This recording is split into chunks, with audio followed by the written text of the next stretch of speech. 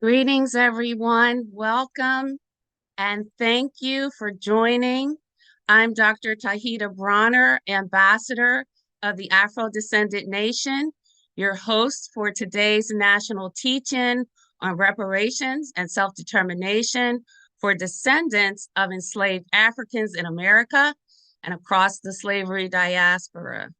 It is under the leadership and guidance of the Most Honorable Silis Muhammad, the Afro-descendant nation is bringing together in solidarity and unity our brightest leaders, scholars, and activists in the reparations movement, some of whom you will hear from today. We have an exciting lineup of legal experts who are fighting for reparations on the international and national level, including the wife of the Honorable Silis Muhammad, attorney Harriet Abubakar, lead counsel for the Afro-Descendant Nation. And we have attorney Malik Zulu Shabazz, who is our conductor and lead counsel of Black Lawyers for Justice. And our special guest attorney, Nkechi Taifa, founder of the Reparations Education Project. We expect to hear from her today, as well as from a few of our pioneers and elders in the reparations movement, whom many of you will recognize. We have scholar activist, Professor James Small is on with us. We'll hear from Ifeah Nwangaza, founder of Malcolm X Center for Self-Determination, and longtime scholar and activist, professor of Black Studies, Dr. Leonard Jeffries. We are hoping that he will log on as well. So we will also hear from our own Dr. Akila Mukaram, president of the Afro-Descendant Nation, and Dr. Melina Abdullah, co-founder of Black Lives Matter Los Angeles, and Sister Kenneth Henry, national co-chair of NCOBRA. That's the National Coalition of Blacks for Reparations in America. We'll also learn from key organizers and leaders in the reparation movement, including Cam Howard, founder of Reparations United, Reginald Muhammad, co-founder of the National Reparations Institute, Prince Yosef bin Aziel, ambassador for the Hebrew Israelite Nation, and Eric Phillips, chair of Guyana Reparations Commission, CARICOM. And finally, we will hear from other movers and shakers and freedom fighters in the reparations movement, such as we have Brother Ramzu Yunus, human rights activist for self-determination, Priscilla S. Till, family member of Emmett Till Justice. That's Justice for Emmett Till Families Foundation. We'll have Ajani Mukaram, Governor General of the Afro-Descendant Nation. Baba Chikuru, one of the panelists for the long-term strategic plan for Blacks in America. And last but not least, Chief Executive Officer of the NGO representing us at the UN called AFRE, which is All for Reparations and Emancipation, Governor General Ishmael Abdul Salam. Co-moderating with me today, we have a powerful sister from PR Media who diligently works with us daily from Black Lawyers for Justice, Sister Khalida Bastet, and we have Brother Robert Stubblefield, who recently emceed our National Reparations Convention at Georgia State University last month. He did a good job, and we're happy to have him back. However, he's having trouble getting on, so we're trying to troubleshoot his link, and hopefully he will be on with us soon. But in the meantime, I want to say thanks to all the webinar attendees for your participation, and please feel free to engage with the speakers by typing in your question or comments in the Q&A box. And time permitting, we will try to answer as we go along and or at the end of the discussion. So I'm going to stop sharing now. And I was going to turn it over to Brother Robert. Let's see. I'm going to try and spotlight a few people. here. We're going to start with Attorney Malik Zulu Shabazz, and I'm going to spotlight him in just a moment. Go ahead. Scotland. I'm sorry. Is this Robert? Oh, this is Robert. Are you on? No, he's not on. He's not on yet. We'll wait for him to come on.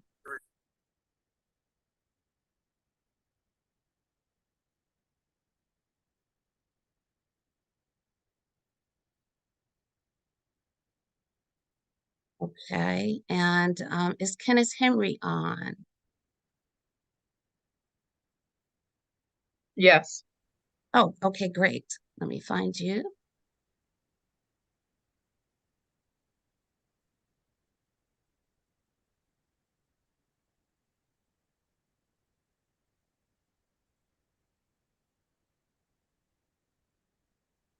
Can you turn your camera on? Kenneth, do you have your camera on?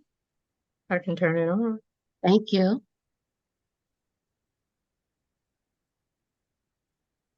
And I'm going to add in Dr. Akila Mukaram.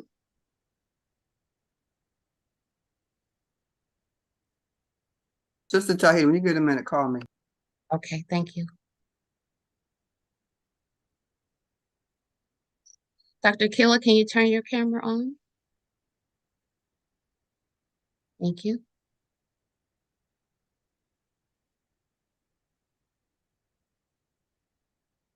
Is Dr. Molina on yet?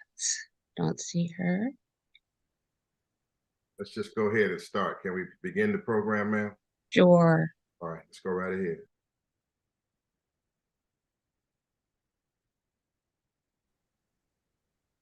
Okay, I'm gonna kick it over to you, Attorney Shabazz. Go ahead.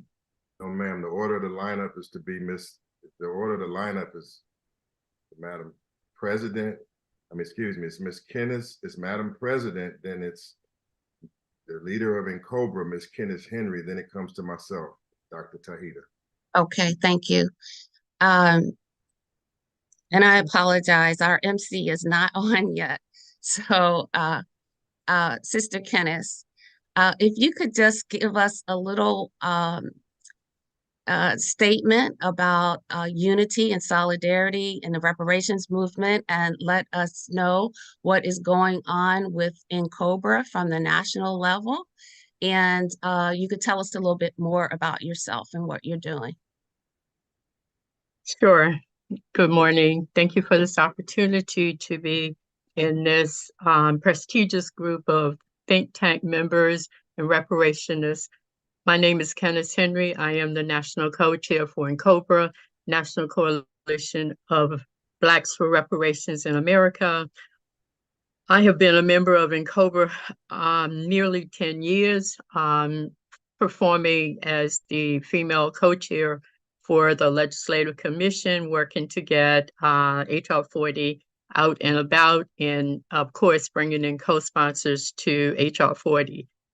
And recently became the national co-chair for the entire coalition.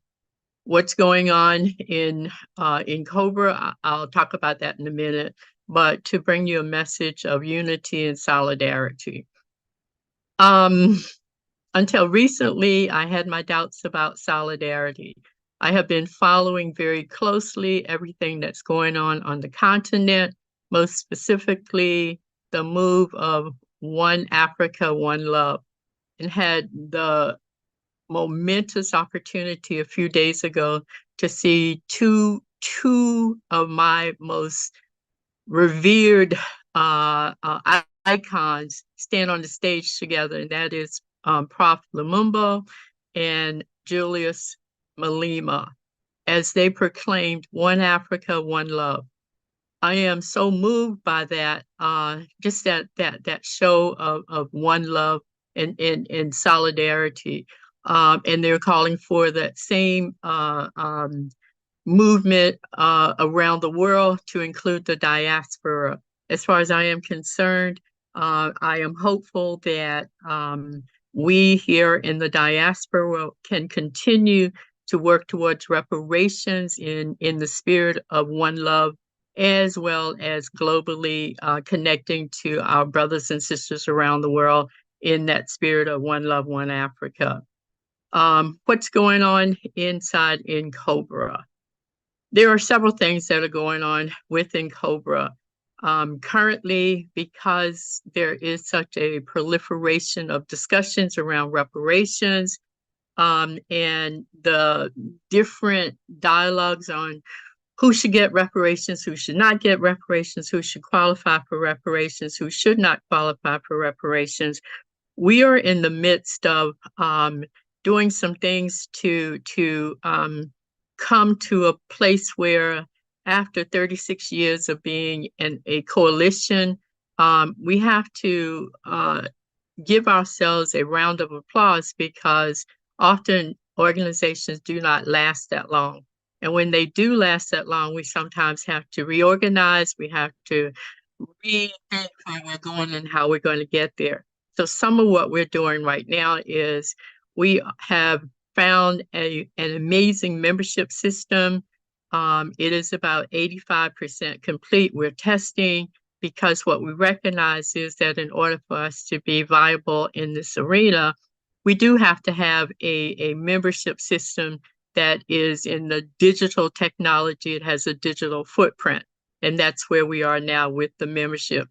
Also, with that membership system, it will allow us to reach our members, our communities who are in the deep southern part of the country, and sometimes they're left out or just totally omitted.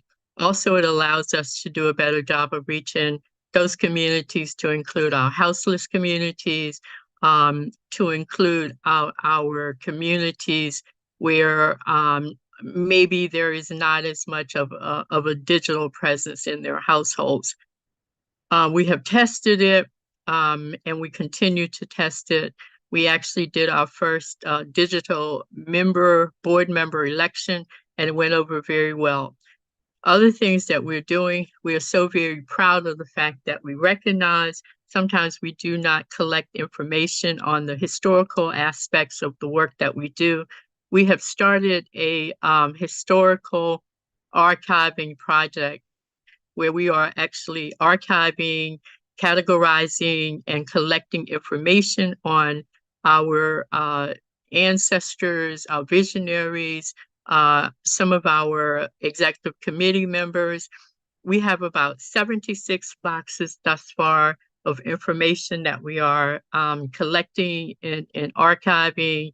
And it's basically on just seven of our many icons in NCOBRA, to include attorney Nkechi Taifa, attorney Adjoa Ayatora, Baba Hannibal Afrit, and of course, Dr. Imari Obadeli and Sister Obadeli.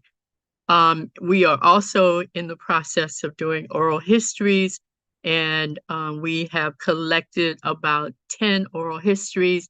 Of course, this is a very long project, and it's something that we're very proud of. And at the end of the project, we're hoping to find some HBCUs that will house all of the work that we are putting together.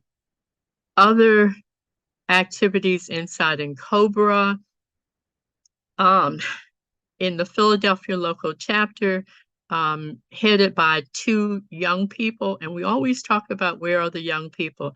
I'm so very proud of the young people who are heading up the Philadelphia local chapter.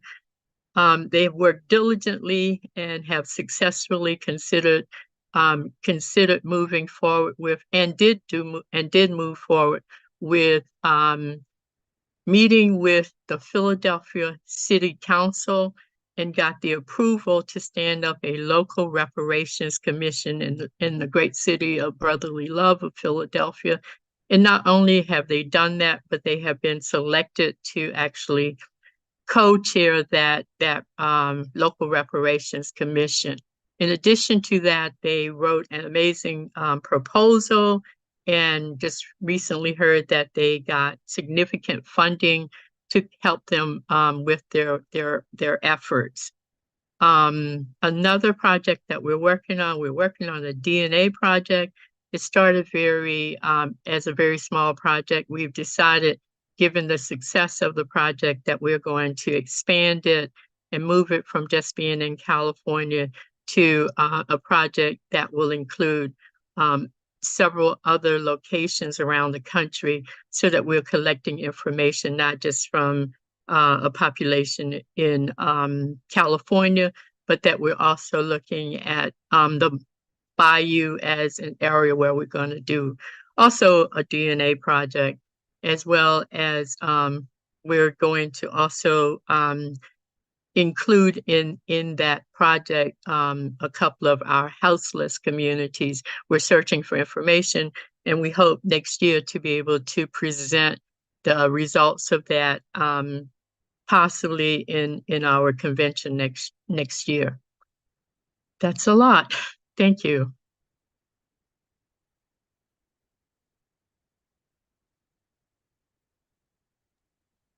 Thank you, Sister Kenneth. I'm going to turn it over to Dr. Kilamukaram now. Would you like, Dr. Kilamukaram is the president of the Afrodescendant Nation, and we'd like to hear from you. Thank you. Thank you, Dr. Tahita.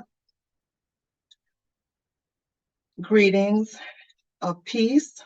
Assalamu alaikum, everyone in our viewing audience, and to our esteemed guests here on the call today.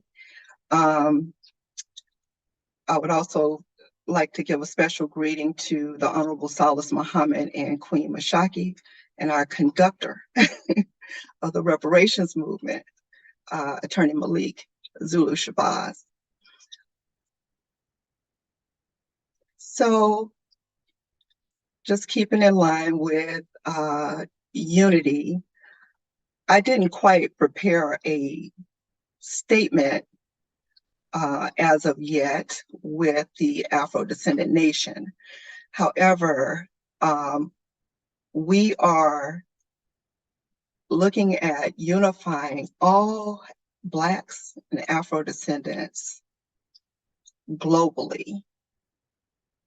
So that includes all of us nationally and internationally.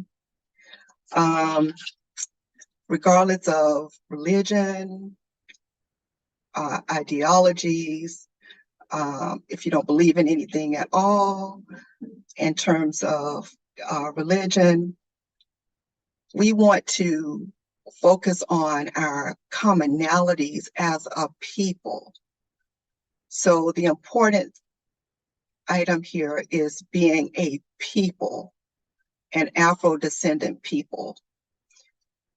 We use our working definition of Afro-descendant, and if we fit that definition, we are all Afro-descendants.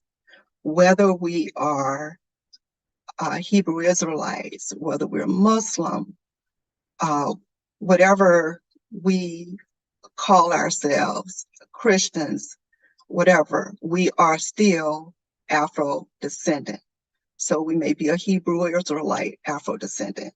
We may be a Muslim Afro-descendant. We may be a Christian Afro-descendant. We may be an Afro-descendant that doesn't believe in any religions at all. But we're unified on our commonalities. I want to share something with you from the Conference on Jewish Material Claims Against Germany. So it states here that it was an umbrella organization established in New York in 1951 by 23 national and international Jewish organizations representing the diaspora of Jewish life in the West. So that kind of parallels to what we are doing here as the Afro-Descendant Nation. We have the National Reparations Convention, which is also a coalition. So this coalition, the Materials Claims Against Germany, of these Jewish organizations, again, both nationally and internationally, they sought to obtain funds for the relief, rehabilitation, and the resettlement of Jewish victims from the Nazi persecution. So they wanted to rebuild their Jewish communal life. And that's something we want to do. We want relief, we want rehabilitation, and we want to be settled in a homeland of our own. That is something that the Afro-Descendant Nation is working on. We're striving to do. We should have a homeland of our own. Are we not deserving, like the Jewish people or any other people for that matter? But first, we have to decide that we are a people and we are an Afro-descendant people. So that is our first call to action. We should self-identify as Afro-descendant and be Afro-descendant people. So our focus here in the Afro-Descendant Nation has always been on self-determination, taking control of our own destiny. We want that for all of us as Afro-descendants. Those of us whose ancestors were enslaved, they were held in bondage, we were destroyed as a people, took everything, including the language. Other people have their language. Our language was taken from us. So we don't know where we came from, what part of Africa or Asia that we came from. We cannot connect all the way back. But we have this great opportunity now to pull ourselves together, to restore ourselves, to bring dignity back to ourselves, to go after our self-determination and reparations for us to be a self-determining people. Some of the things that we are doing now, again, in the Afro-Descendant Nation is we are hosting the National Reparations Conventions. We're looking to have one in the spring.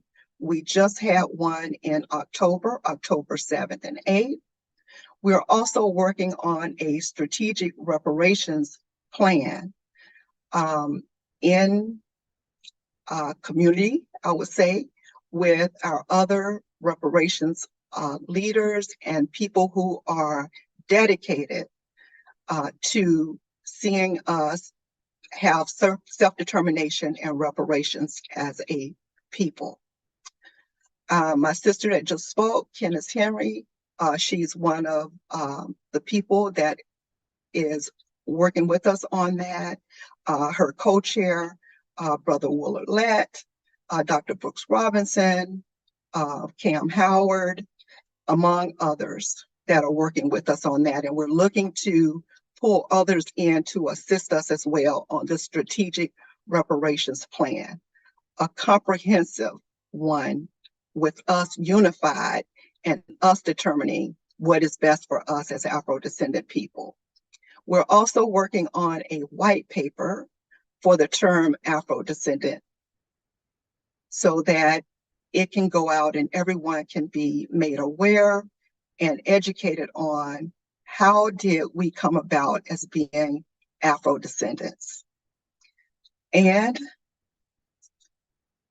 we're looking forward to, as an Afro-descendant nation, obtaining a seat in the United Nations so that our voices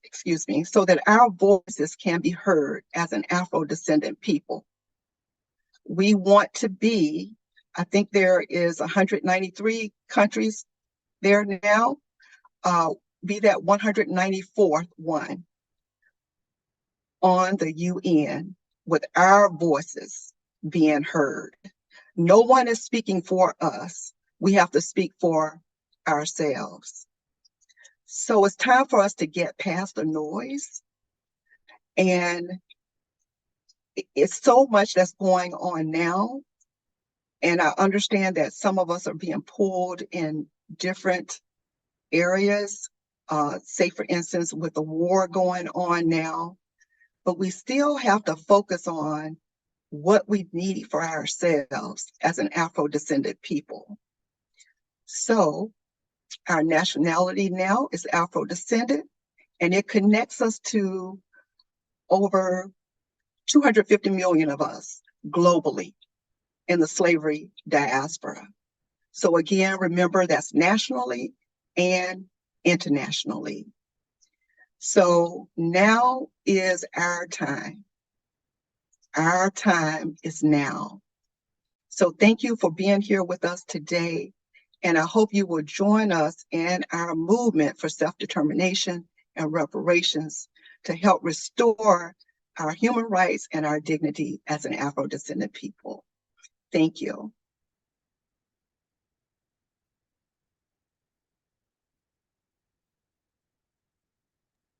Thank you, Dr. Garkila. That was very informative. I appreciate it. And same with Sister Kenneth Henry. Those are very good updates and we appreciate it. I'm going to turn it over to Attorney Malik at this time. All right, greetings. Can you all hear me? Okay, Yes. thank you all very much. I won't be long, but I'm forced to be strong with so many strong, honorable leaders, sisters, and brothers here today. Giving honor to God and our ancestors and to the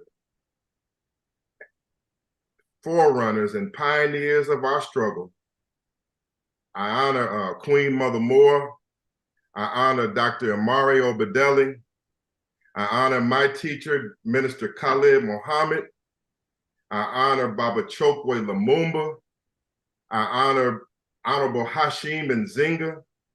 I honor the Most Honorable Elijah Muhammad and the Most Honorable Marcus Mosiah Garvey, Malcolm X, Brother Huey, Baba Kwame Ture, and all of those greats that have paved the way for this important conversation. My name is Malik Zulu Shabazz.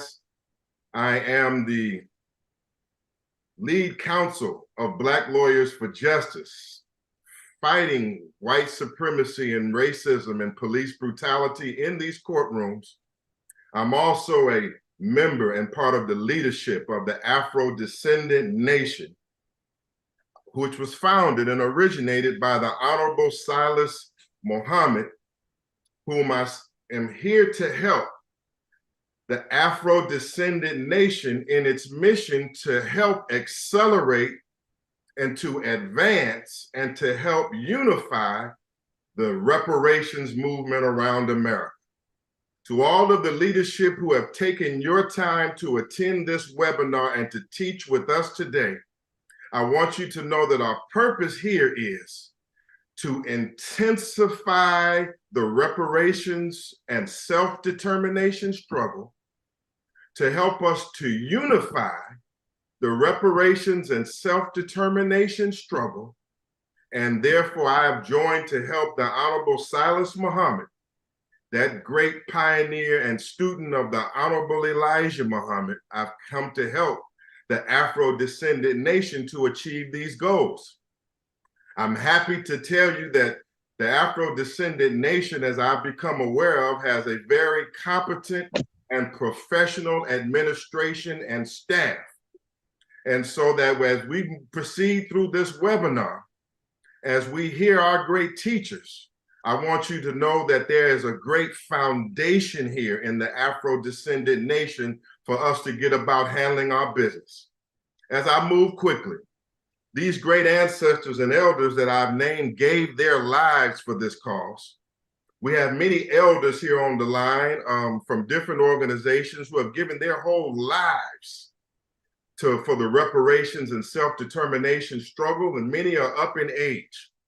I must tell you that I am here, dear elders who are listening, to to give my all into whatever I can do to help the Afro-descendant nation, to help all of us to make sure your valuable years in the struggle were not in vain, that we are in a critical moment in our struggle, that we are in the midst of a wicked nation called the United States of America, that this leadership that is on this phone is perhaps the last moral voice inside of this wicked nation, America, and that we, this leadership that is here today, may be our last chance to assemble for a united front, a common fighting front for reparations and self-determination and our liberation.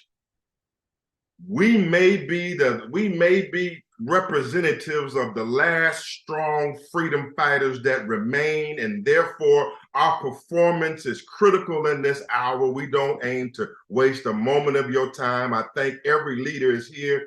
We have invited you because we respect you. We know that you're the best that we have out here in America. So we must build a stronger reparations movement. That is why we're here, to have this national teach-in, coming up off of our national convention in Georgia and coming forward towards the next national convention in March in Washington, D.C., and God willing in New York, Juneteenth. And if it's be the will of this body, Chicago before the Democratic Convention in August. We're moving rapidly around the nation and moving aggressively because the time is short to get justice and the road is high to get justice. I thank Cobra. I thank Black Lives Matter and the sister Melina Abdullah, who we'll hear from in a moment. I thank these great women. I thank the Madam President of the Afro-Descendant Nation.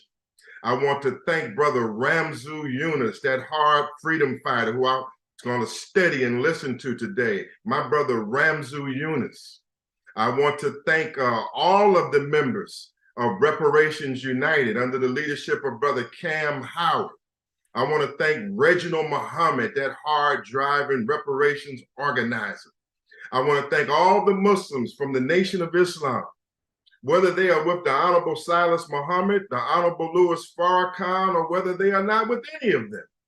Welcome to all the Muslims, all of the Israelites, all of those in the Black nation, the descendants of the, the members or the affiliates of the Republic of New Africa, all of the Panthers. I bring you greetings from the new Black Panther Party and its new chairman, Babu Omowale, and must let you know that the new Black Panther Party and the Black Panther movement is in this process. They're with us. I want to recognize ADOS, American descendants of slaves. And even though they may not be speaking today, we hope to see them tomorrow and talk to them tomorrow, because we must have unity in this reparations and self-determination movement. Unity is paramount. We face too many enemies, too many obstacles, and been over too many hard roads to not be able to get in the same room at the same table and get down in the same fight for full and complete reparations. Like the Honorable Marcus Mosiah Garvey has taught us, I come abiding by these principles in the desire to help us. One God, one aim, and one destiny. Also, up you mighty nation, you can accomplish what you will. It may seem, and our critics may say, that our task is impossible, but we don't see it that way, especially in unity. We must have full and complete reparations for Black people in America. We must be uncompromising and be full of life and energy in aggressively pursuing our goals. We must be willing to compromise with each other. We must be willing to listen to each other, respect each other. We must be willing to forgive each other and heal each other as we move along in this process. And I plan on making myself an example. We also, here in the Afro-Descendant Nation, we're driving as one of our projects now, based on our unity and our desire and our will, that we must have a national vote, a national plebiscite, a national election amongst the 40 million of our people here in America, so that they may register their vote and their consent and register their ballot officially. And we must wage a campaign, a national campaign to get our people to vote for reparations, to accept reparations, and thereby join the reparations movement and gain momentum for the reparations movement. And I want to say this. So they will be talking about the plebiscite today. They will be giving out the numbers to the plebiscite, 877-506-2184. We're testing the plebiscite right now. When you text 877-506-2184, and when you text reparations, you will be text a ballot. The return text texts you a ballot or a questionnaire where you may register your vote and also register in. We are under the Afro-Descendant Nation and trying to work with all of you great reparations leaders to get you all to agree to work together for us to have and to promote a national ballot, a national vote, a national plebiscite around this nation, so that we may gather these millions that we have that have certified through polls that they want full and complete reparations.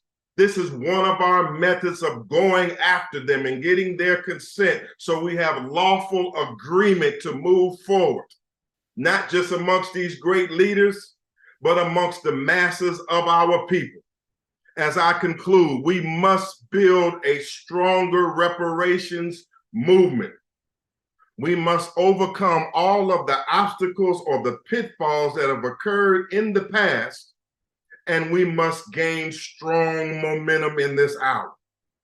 We must also have, as we pursue reparations, we must have full and complete self-determination.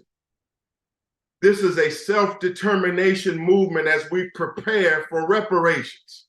So I want to say here that we welcome Black people who believe in having land and are striving for land of our own right now, and that are practicing land acquisition right now.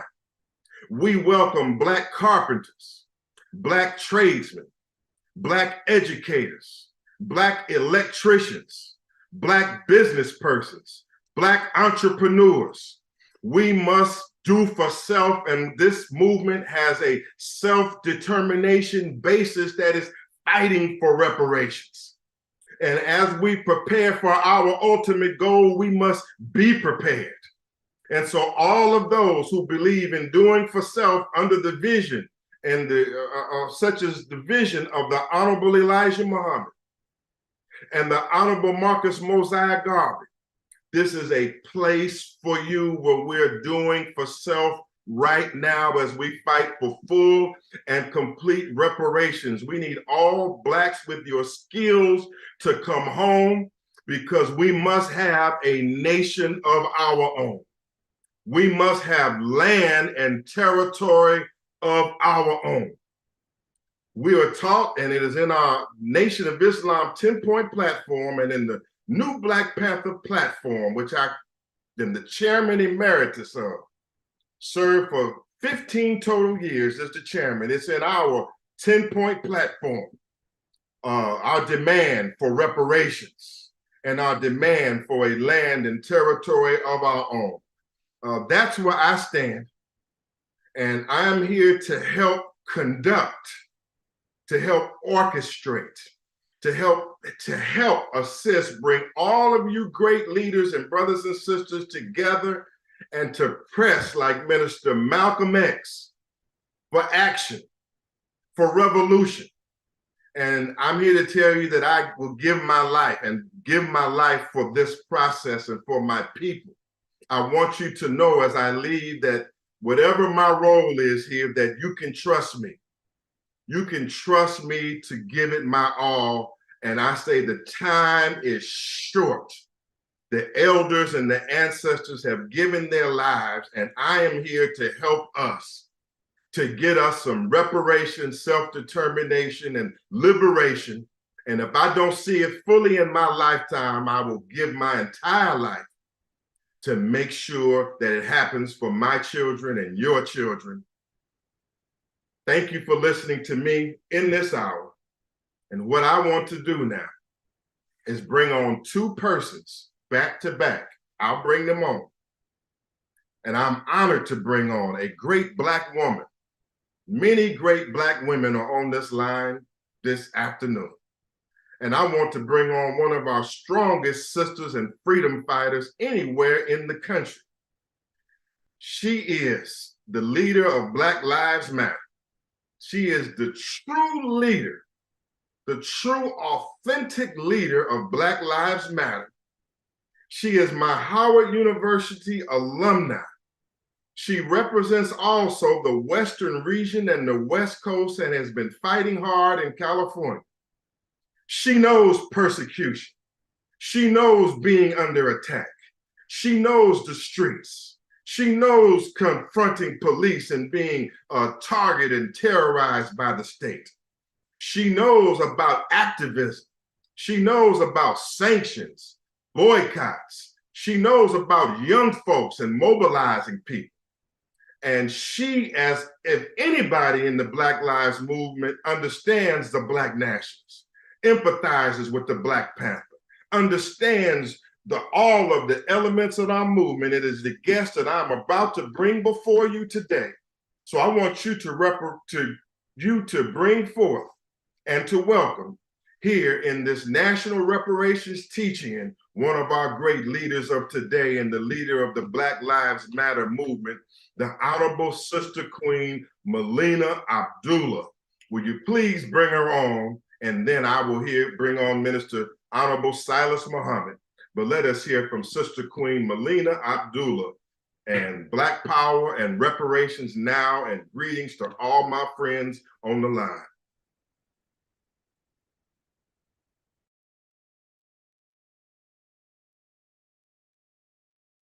Come on, let's let Sister Queen Melina right on in. Greetings. Can you hear me? I think. Yes. Yes. Greetings. Thank you so much, Brother Malik. So as you lifted, we've been fighting alongside one another since our Howard University days, and I feel very fortunate and blessed to have been invited into this conversation. Thank you so much for having me.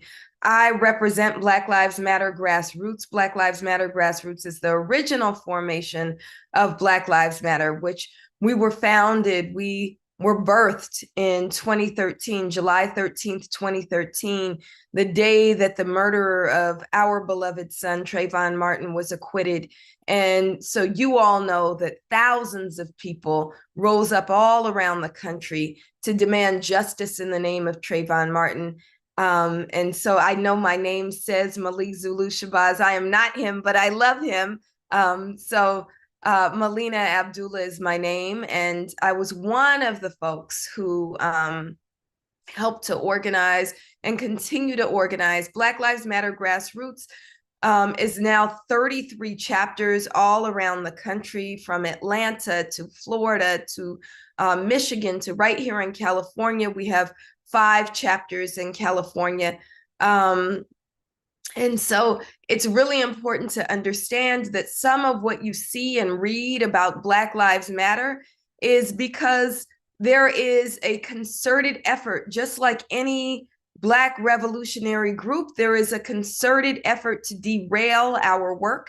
And so about a year and a half ago, it became very, very clear that our resources and platforms and good name were being hijacked, and they have been hijacked. And so anything that you see from blacklivesmatter.com or BLK Lives Matter on social media.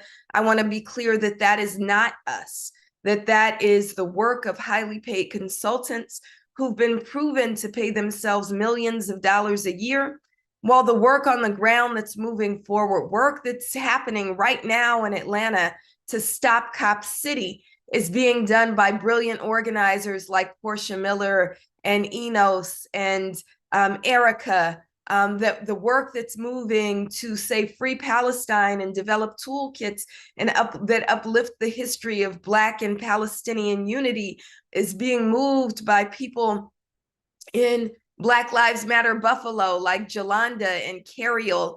And the vision is being moved forward for what freedom looks like in Alabama by people like Cara and Eric. So we want to be very clear that Black Lives Matter grassroots is Black Lives Matter.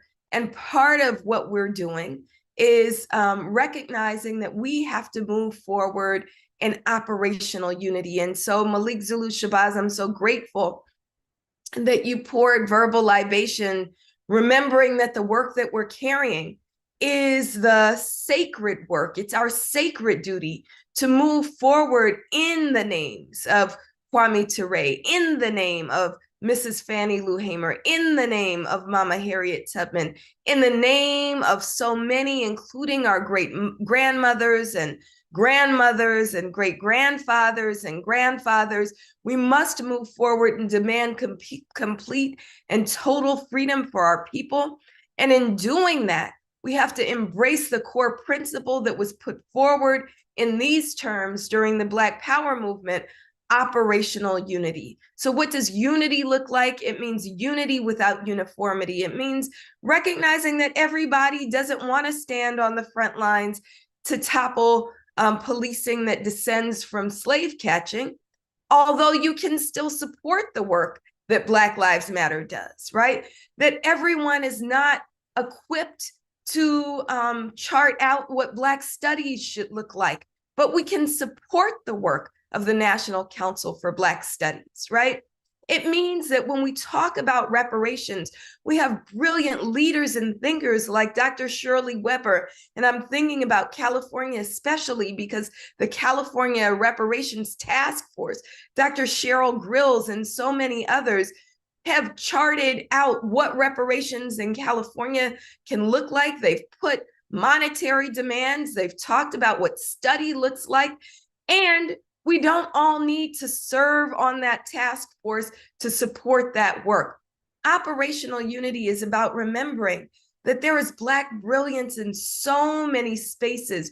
We need brilliant Black attorneys, like so many of you who are on the line. We need brilliant Black organizers to stand on the front lines. We need our young people. We need our elders. We need our prayer warriors. And unity without uniformity, operational unity, means that we as individuals, we as organizations, don't have to lead in every space. There are spaces in which we lead and spaces in which we lend support. And I'll never forget the words of my brother from another mother, Dr. Wes Bellamy of Virginia State University. I was with him just a couple months ago, and he said, we have to support everybody Black who is not bringing harm to Black people. Now, those who are bringing harm to Black people, they put out there with the others. But those, just because we don't necessarily agree with their words, if they are bringing goodness, if they're bringing justice to Black people, we have to support them. So there are spaces in which we lead and spaces in which we support. And that's how we can come together in the way in which Attorney Malik Zulu Shabazz talked about unity without uniformity. We support one another, move forward together, and that's how we can chart our own course. Self-determination is an imperative. We have to refuse to allow our course to be charted by others. They have a plan for us.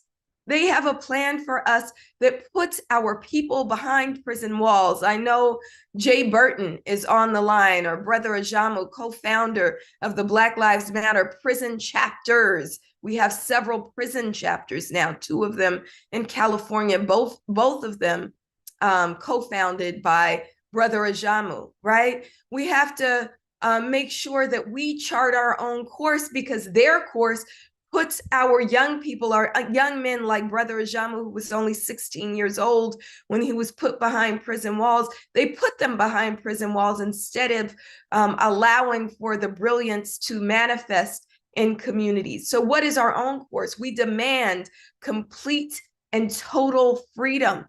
We demand the freedom to prosper and grow. We demand the freedom to imagine economic systems that are not capitalist, that don't say that we are parasites who feed from the work of each other. Instead, we grow and prosper together. And that gives us room to be artists and spiritualists and do the work that really is our sacred duty. And so I know my time is short, so I just want to uplift a couple of additional things. That Black Lives Matter, absolutely, Black Lives Matter grassroots absolutely is committed to working towards reparations for our people. We can't chart our own course without the resources to do so.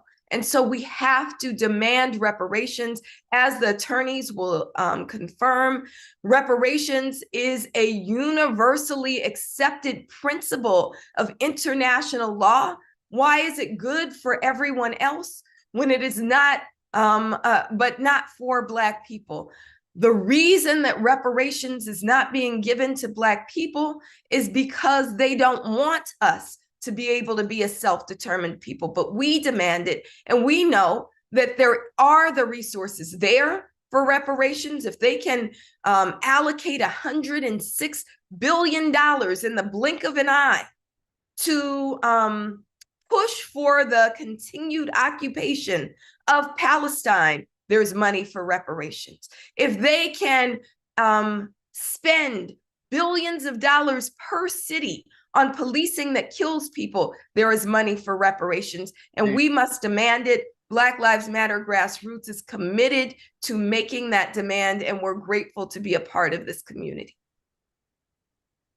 All right, come on, y'all. I know we're not a live audience, but I want to give a black hand, a strong hand for Dr. Melina Abdullah.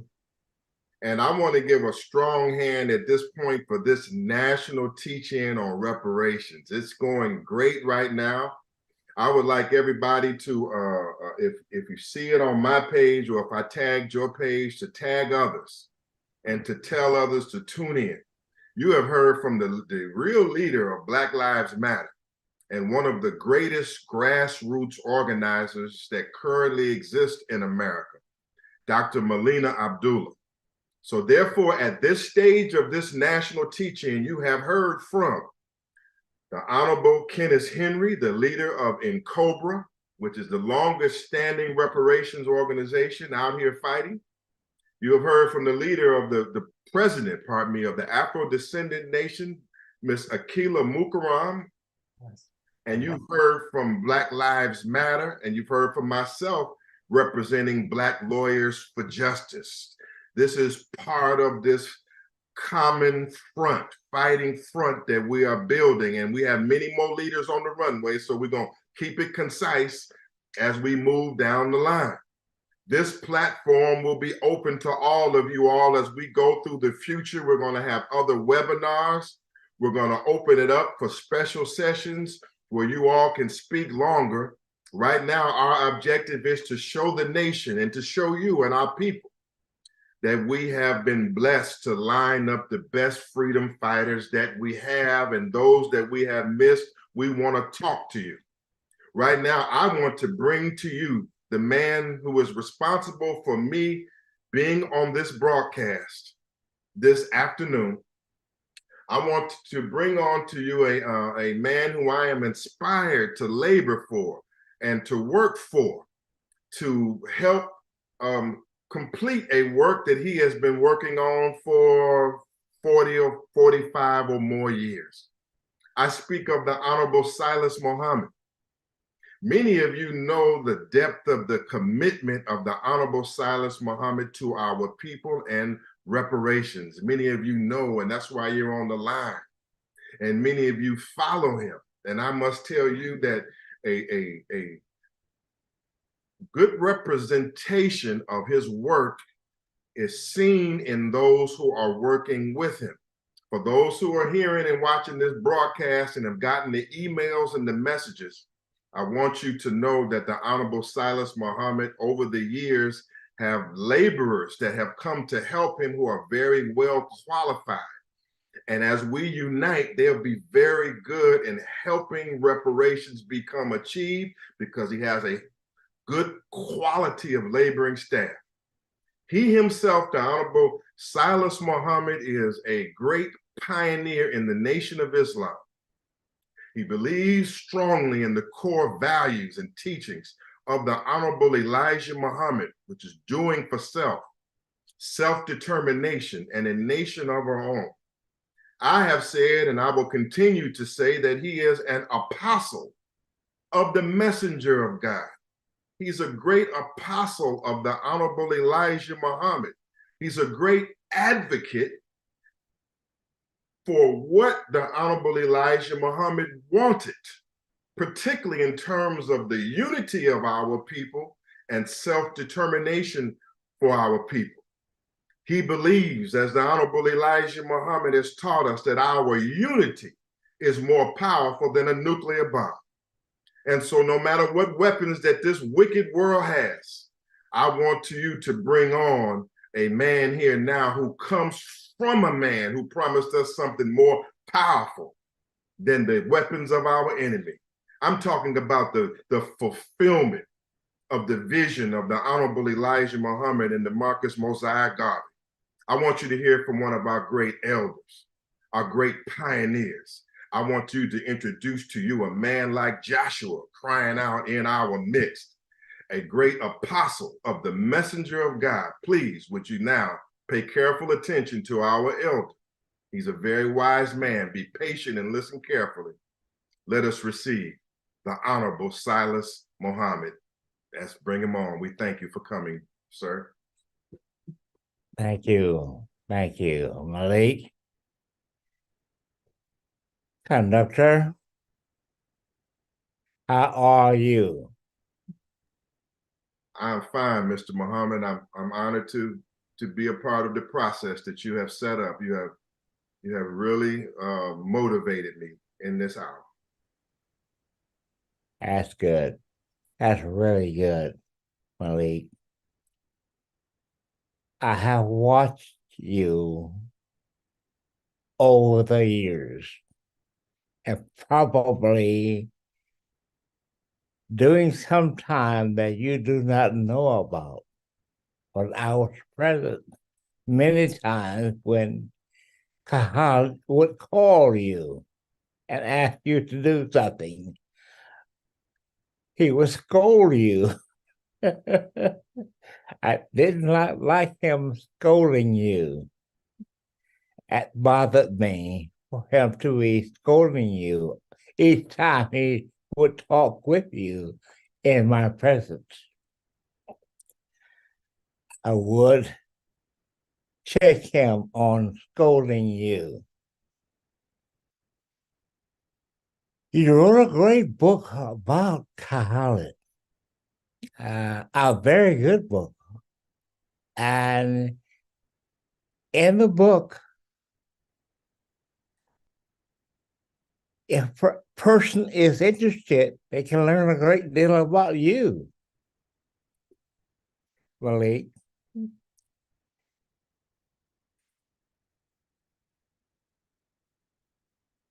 I started thinking about the United Nations somewhere around the latter part of 1970, maybe 1980. I thought about going to the UN.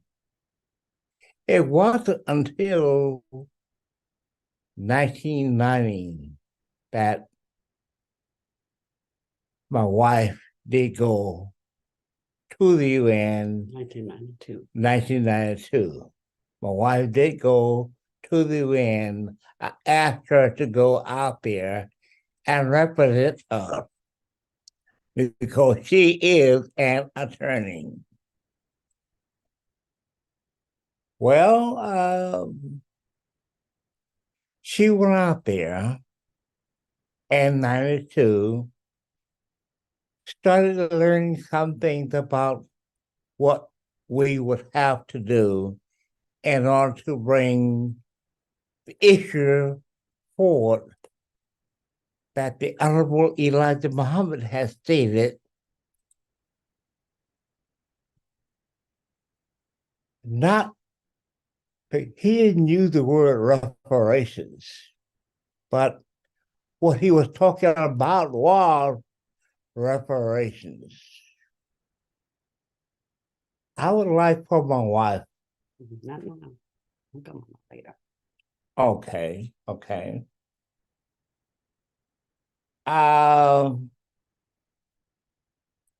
I gave you this piece of information so that you will be abreast of how we came to the name Afrodescendant. It is not that Harry and I chose the name Afrodescendant for you. No, Harriet and I and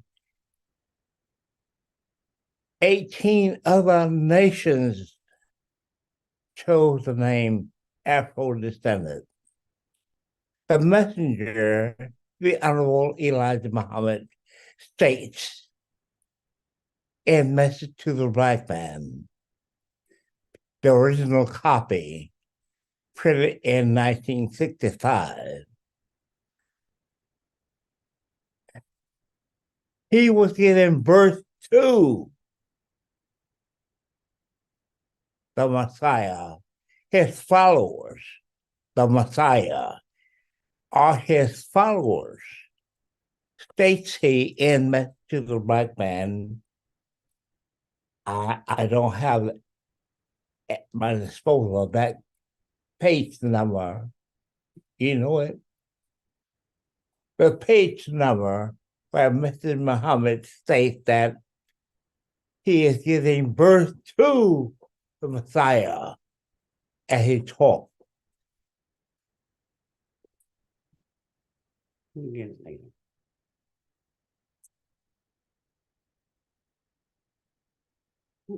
Mhm. Keep on going. Yeah. What? Page 127, paragraph 5th, last paragraph. What page 127, the last paragraph. He states that he is the woman giving birth to the Messiah.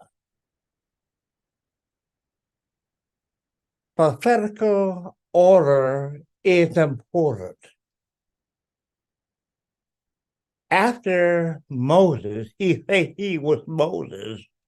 After Moses comes Aaron. After Aaron comes the prophet like Moses. I don't want to get into that. Why did I mention it? I mention it because we have made an error in the nation of Islam. We, the nation of Islam, has erred. I'm trying to correct an error that the nation of Islam has made.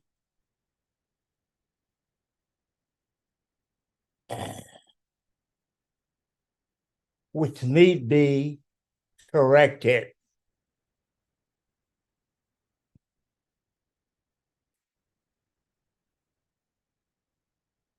I thank the conductor, Minister or Conductor Malik Zulu Shabazz. I think he will be a great conductor of the Afrodescendant nation. My wife, Harriet Muhammad, will explain to you how we came up about getting the name Afro-descendant. The question is,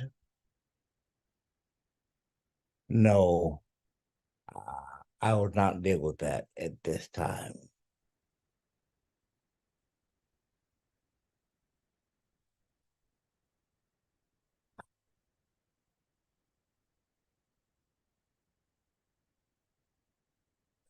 Really, I was not ready to give a talk to you today.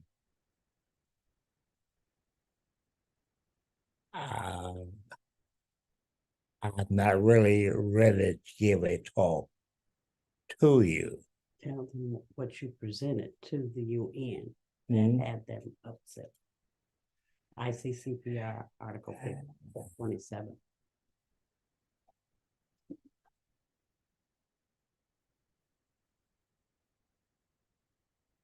No, I don't want to do that at this time. All right.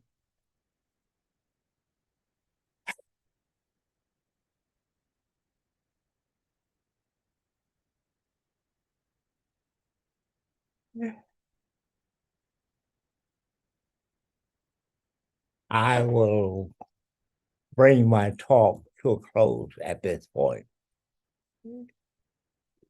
Yes, sir. My dear sisters and brothers, we have been, first of all, we've been blessed to hear from our pioneer and our elder and the founder of the Afro-Descendant nation, the Honorable Silis Muhammad. He has agreed to come on due to my advocating that he come on, so you all can just see him and to hear him. He was not prepared to give a full presentation, but he's here to let you know that, and I wanted him to see that what he started has taken life and this airplane has taken off. So we thank him very much. Thank you, sir, for coming on and giving us your spirit and your presence. And therefore, you give us some of Elijah Muhammad is what you do. Give us a continuation of the spirit of the Honorable Elijah Muhammad, and I really like that. And I get the sentiment as we proceed through these proceedings that we have a direct connection through the Honorable Elijah Muhammad, through you, sir, Minister Silis Muhammad. And again, we welcome all Muslims from everywhere. This is a broad-based coalition. And so let's get right back into the work. All you great leaders who are on, I want you to thank you for taking your time out. Thank you for being patient with us. We want the rest of our leaders to try to stay within the 10-minute or less time frame so that we can move the ball, because we have greats on this line. A great young man I'm about to introduce to you next, but I also see here legends in this reparations struggle. I mean legends. I'm talking about the Honorable Attorney Nkechi Taifa, who is pretty much a qualified expert on this subject matter. I see she's on the runway, ma'am. Thank you for tuning in, and we want to come to you as soon as practically possible, ma'am, because I'm anxious to take my notes out and study, attorney, what you have to say. Also, Ifia Ngwanza, honors to you, Sister Queen Ifia. I'm honored that you would be here. Thank you for your patience.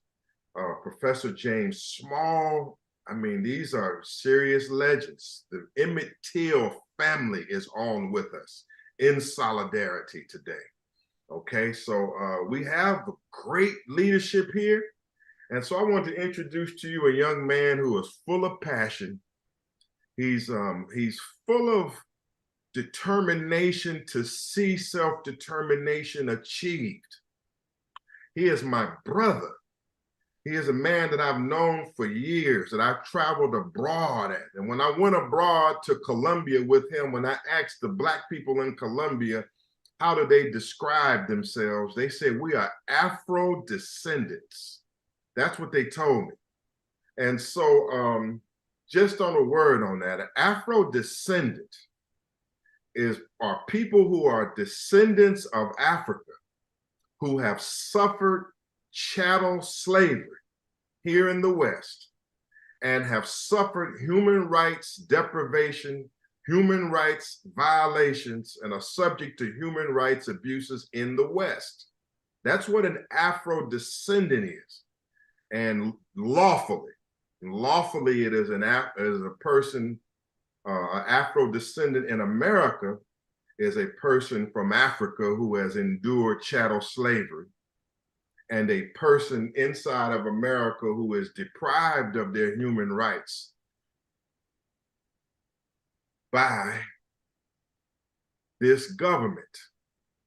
And so Afro-descendant is a legal term, and it does not void any other title.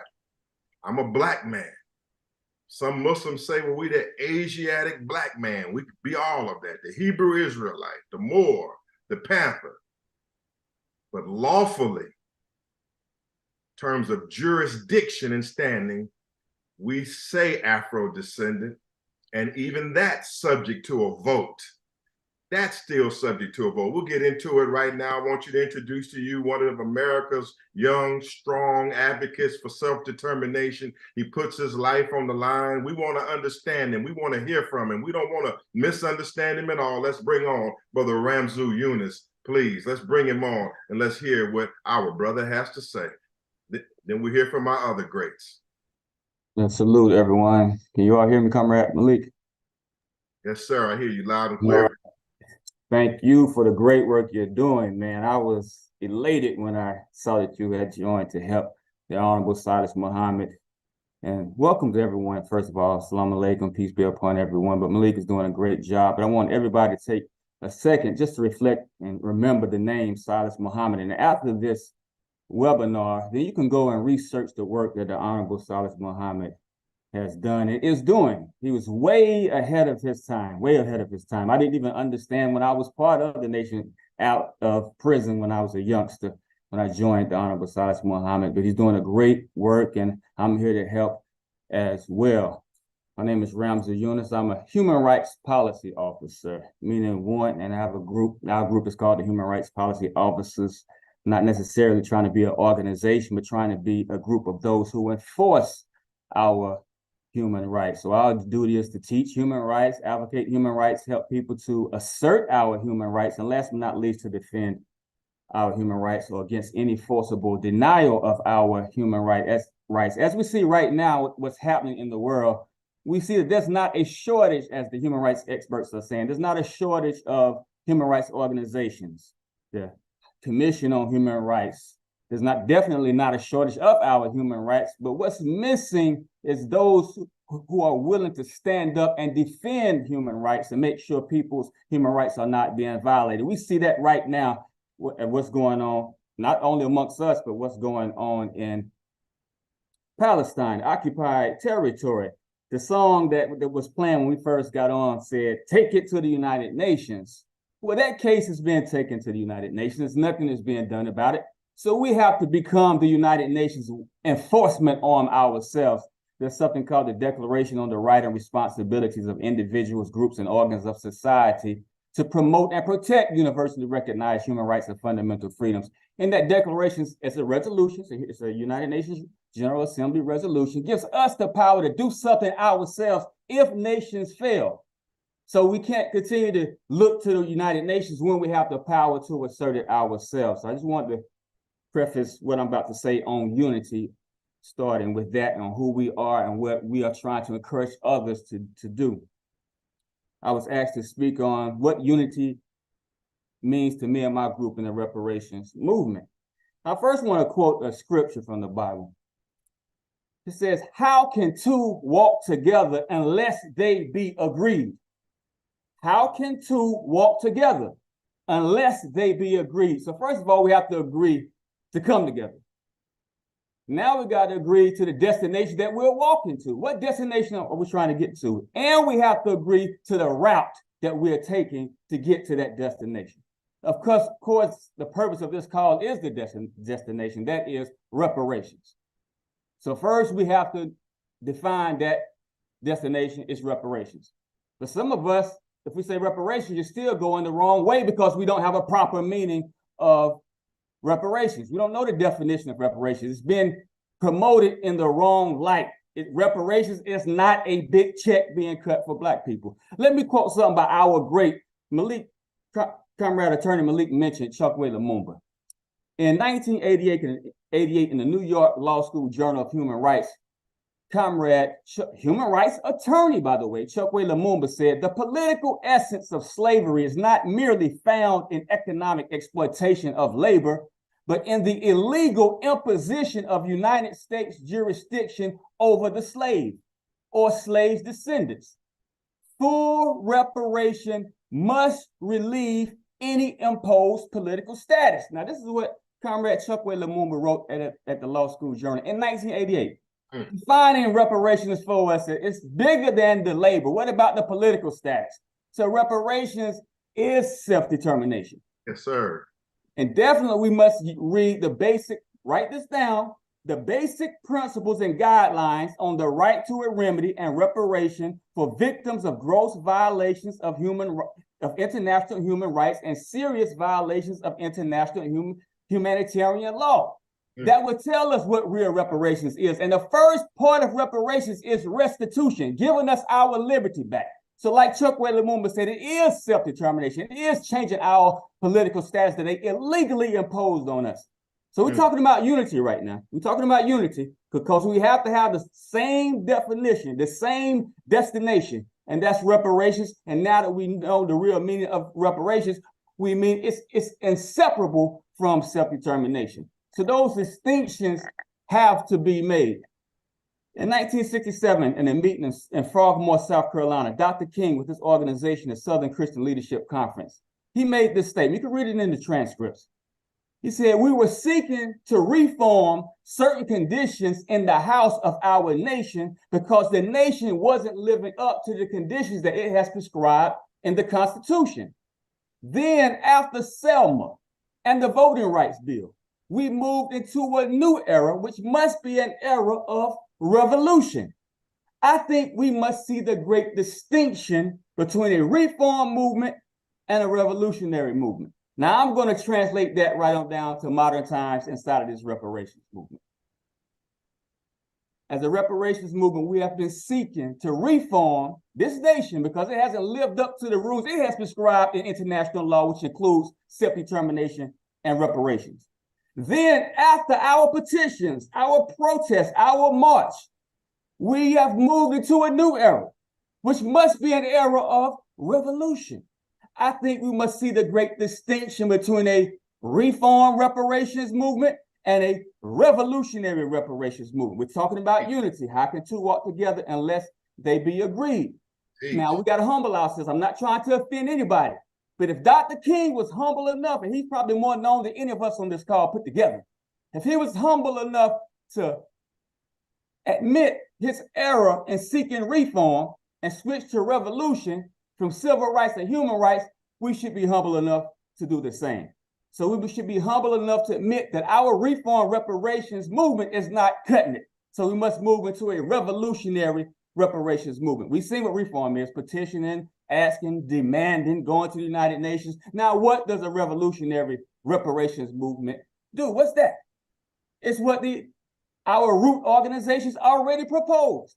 It's what Ambassador Fard Muhammad did on July the 4th, 1930, declared independence right there in Detroit on July the 4th, 1930. Then began building an FOI, a military unit, to assert that self-determination. A revolutionary movement is what the Republic of New Africa proposed in 1968 with their Malcolm X doctrine. Let me read it exactly. It says, I believe in the Malcolm X doctrine that we must organize upon this land and hold a plebiscite to tell the world by a vote that we are free and our land independent. And that after the vote, we must stand to defend ourselves, establishing the nation beyond contradiction. And recently in 2018, it was announced that the Honorable Minister Farrakhan said they're having a vote as well for separation. Because that's the procedure. That's the revolutionary way that our root organizations have proclaimed that we get our reparations and self-determination. It also happens to be the same thing the United States government prescribed in international law, as well as a hearing that was held by a Senate committee in 2016 on self-determination movements. The chairman of that hearing, Dana T. Rohrabacher, I think out of California somewhere, he said that everybody in the United States has the right of self-determination. He said that even if the people of San Diego, if they wanted to become part of Mexico, they have a right to vote on it. And he said, I'm sorry, then it's adios, San Diego. And what Malik just said with the plebiscite, that's how a revolutionary movement asserts the right of self-determination. It has already been laid out for us in a unified manner. But as the Quran says, we didn't become divided until knowledge. Now we got a little bit extra knowledge. We know more than Prophet Muhammad. We know more than Elijah Muhammad. We know more than the founders of the Republic of New Africa. So we're going to develop our own avenues, our own mechanisms. So now we got a bunch of sects, as the Quran also says, celebrating within itself instead of uniting and focusing on the first mission statement that we had. So unity to me, unity to our group is coming together, becoming agreed, walking together, defining our destination first, which is reparations, which is self-determination, knowing the real meaning of reparations and the real meaning of self-determination, which is not the Kwanzaa definition. That's a containment definition. Self-determination means self-government. So once we agree on that, now let's agree on the route. And many of us already come from the Nation of Islam, come from the Republic of New Africa. So the route has already been defined for us. Let's go back to that route and hold the plebiscite vote and declare our independence and defend it beyond contradiction. Yes, and sir. also, last but not least, before I close out, we don't have to, we do have to agree on the route, but one other thing we have to agree on, the speed. We're gonna get to that route. Do you wanna get from here to New York in 17 hours? Or you wanna get to here to New York in a day? You wanna walk to New York and take 5 months or whatever? What steps are we gonna take and how fast are we gonna take it? The path is already laid out for us. We got to stop relying on the system. That's a reform movement, relying on this system when we have a right to just hold the vote, declare our independence, and boom, we are repaired. Last statement, Joe Biden gave us an alley-oop, but Negro leaders didn't see the alley-oop he gave us. He, of course, on purpose, he didn't give us an alley-oop. Joe Biden signed something called the New Atlantic Charter, months after he came into office, the New Atlantic Charter. It was a commitment to the Old Atlantic Charter. The Old Atlantic Charter, point number 3, says, we wish to see those who have been forcibly denied. We wish to see self-government and sovereign rights being enjoyed by those have been forcibly denied from. That's us as Black people. So the president he just signed for our reparations, but it's something that we have to implement. Yes, sir. So not wait for them. So that's our unity. That's my statement for unity. We must be agreed on what reparations is and the route to get to that reparations. And that route definitely must not continue to rely on the system that damaged us in order for us to be needed and repaired in the first place. Thank you all for listening. Love you all. Salute. All right. Sisters and brothers, man, if you can, let's just give a warm Black hand to Brother Leader Ramzu Yunus. Brother Ramzu Yunus has a passion, he has intelligence, he has the vision, and he has that desire to see things happen now. I share that spirit with him. And so, sisters and brothers, we've heard from all of those that are with and organized with Brother Ramzu, man. We welcome y'all. Y'all are sisters and brothers, and we're trying to put these pieces of the puzzle together, a common fighting front for the cause that we say we are so dearly for, reparations and self-determination. Very good, Brother Ramzu. Thank you, everybody else, for hanging in here. We're going to move on fast now. And I want to bring on another attorney at war, longtime freedom fighter, and a Black woman that I have a tremendous amount of respect for. I haven't been able to work with her as closely as I desire, but I've studied her intently, and I would hope that in the future I would be able to work with her closely. She has, as I say, I consider her to be an expert on this subject matter due to her experience as well as her knowledge.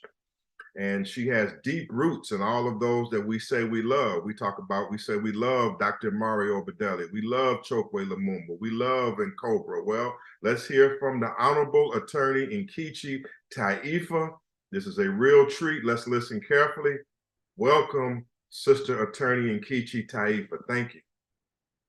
Thank you so very much for inviting me. And how are you, my brother Malik Zulu Shabazz from Howard University School of Law back in the day? Thank you so very much for this illustrious convening that you have. I want to do as you did in your earlier remarks, acknowledge my reparationist ancestors from Belinda Sutton Royale and Callie House, who are historical, to Queen Mother Otley Moore and President Imari Abubakari Obedeli and Attorney Chokwe Lumumba, my contemporaries whose feet I sat under and whose shoulders I stood.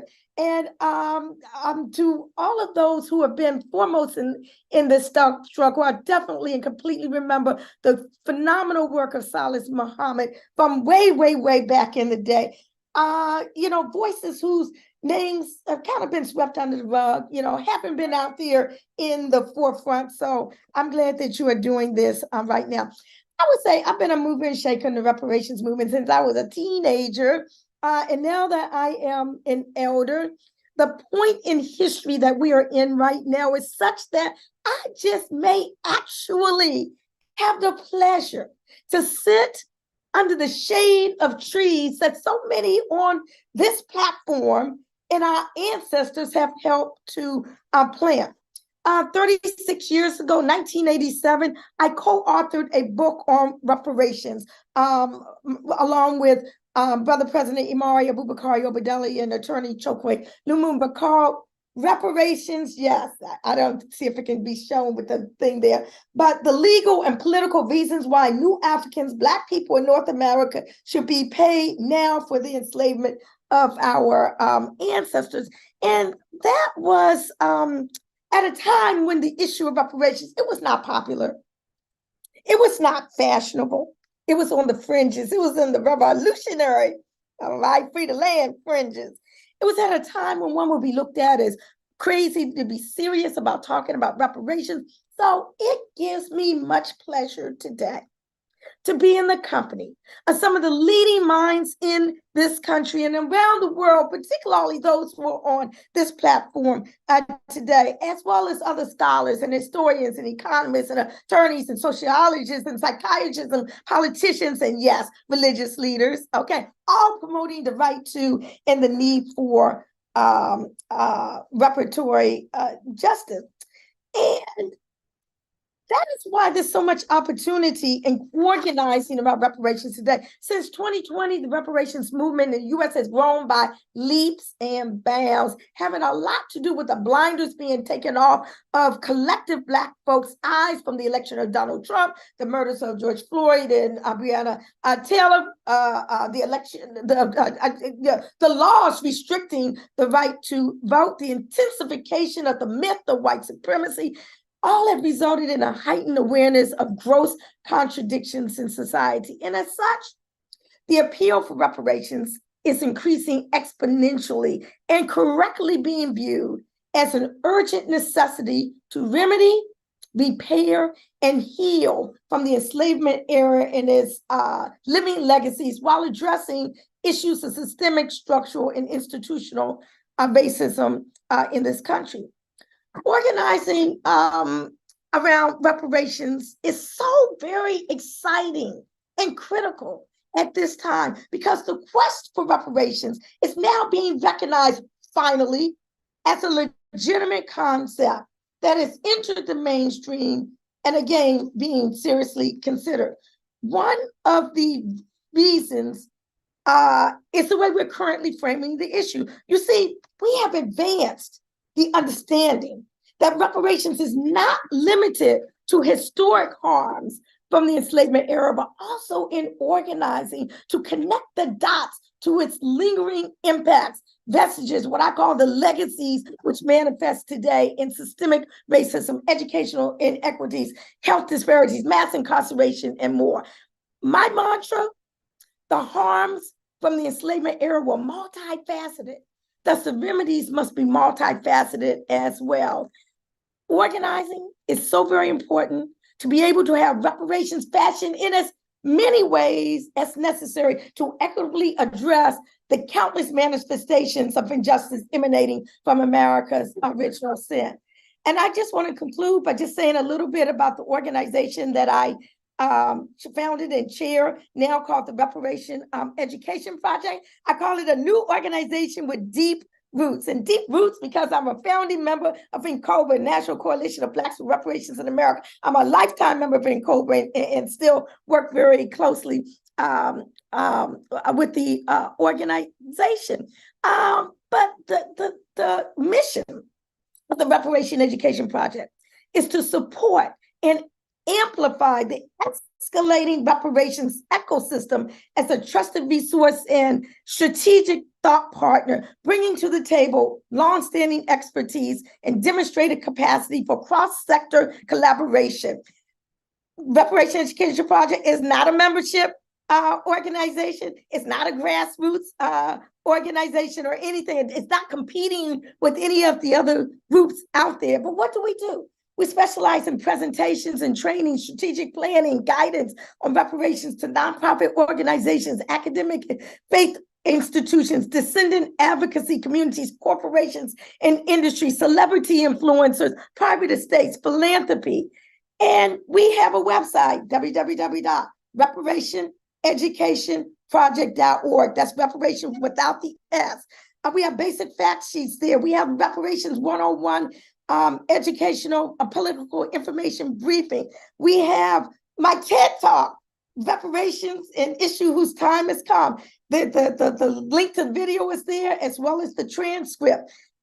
We have my current book, Reparations on Fire, How and Why It's Spreading Across America. And in the appendix to that book, once I found out the book from 1987 that I co-wrote with Brother Imari and Brother Chokwe was banned in this country, I, as the living survivor of author of that book, have in the appendix of Reparations on Fire, I have the text of that book. So just in concluding, Reparation Education Project also has a monthly webinar called the Reparations Movement Monthly Meetup, RMMM. We meet the last Tuesday of every month virtually. Again, it's to connect names to faces, all that jazz. We have a reparation information thought series. The next one is this Tuesday. The theme is Shaping Narrative, Spotlight on Reparation Book Authors. Folk can register for that webinar at www.nbcit.org/events. And then lastly, we provide technical assistance upon request to legislative bodies, as we know there are reparation commissions and task forces all over the country just popping up. And we provide technical assistance to them, as well as continuing the promotion of HR 40, either legislatively or via executive order. Again, thank you for inviting me, and I look forward to the rest of the discussion. All right, sisters and brothers, wherever you are, let's give that presentation a strong hand. Thank you, attorney. It's an honor. And very happy to see your reparations education project. That fits perfectly into this segment here, because we know that education and information is the key to every struggle, and particularly this particular revolution here. Very important. We're happy we could just give you this platform. And if we will work hard for other platforms for you, ma'am, to help educate our people. Thank you so much for taking your valuable time out. That's the Honorable Nkechi Taifa. So you all see now Reparations Education Project. We have built-in education component by experts. As we've heard, we have great activists, organizers. They're all at the table here. We're all at the table, and we're all being heard from today. Everybody is getting out their positions today. And this is part of our sharing and unifying, laying this foundation as we move forward. And with that being stated, we want to now, we're talking about here, as we move, because we have other greats here on the line, but we're talking about here now for the strategic plan, that there is a long-term strategic plan that comes from the Afro-descendant nation. And Brother Chikuyu Lukata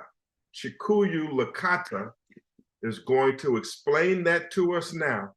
And then after that, I see we have Attorney Harriet Abubakar, the great attorney, freedom fighter on the line down here, and Professor James Small, Governor General Ajani Mukaram, and attorney, pardon me, she's not attorney, I don't think she's attorney Ifia in Gaza. She might be though. Okay, I wouldn't be surprised. Anyway. I am an attorney. I've been an attorney for almost 45 years. Pardon my ignorance, and that just makes you that much more awesome, because you just doing some awesome things. We want to move this program so we can hear from these greats. So Brother Lukata, can you come on now? And thank you, greats, for being patient through this important process. Go ahead, Brother Lukata. It's on, the floor is yours, my brother. Thank you. Thank you, Attorney Zulu Shabazz. As a member of the group that developed the 100-year plan for elevating the quality of life of African people, I just want to say, Abarize in China, which is good afternoon. While our group did not start off as a quote-unquote reparation group, our work was and is healing and repair centered. With over 400 years of collective efforts toward improving the lives of African people, this group of elders and a few youngsters all understand the critical importance of framing the African future in the principles of the Nguzo Saba, the laws of Mayat, and the philosophies of the Adinkra symbols. Within that mental framework, we came together to outline the long-term strategic plan for Black America. It was within this mental framework that we endured each other for 19 months in order to put together the plan that would elevate the quality of life for African people to unimaginable heights. It was within this mental framework that we overcame some major and minor disagreements to forge a document that can all Africans. We are presumptuous that the national teach-in on reparations and self-determination for African people is built on that same framework. We are presumptuous that reparations means healing and repair of African people, and self-determination means Africans controlling our lives and our community. So African reparations agitators seeking to uplift the quality of life for my people, as Margaret Walker Alexander would put it. In terms of what our organization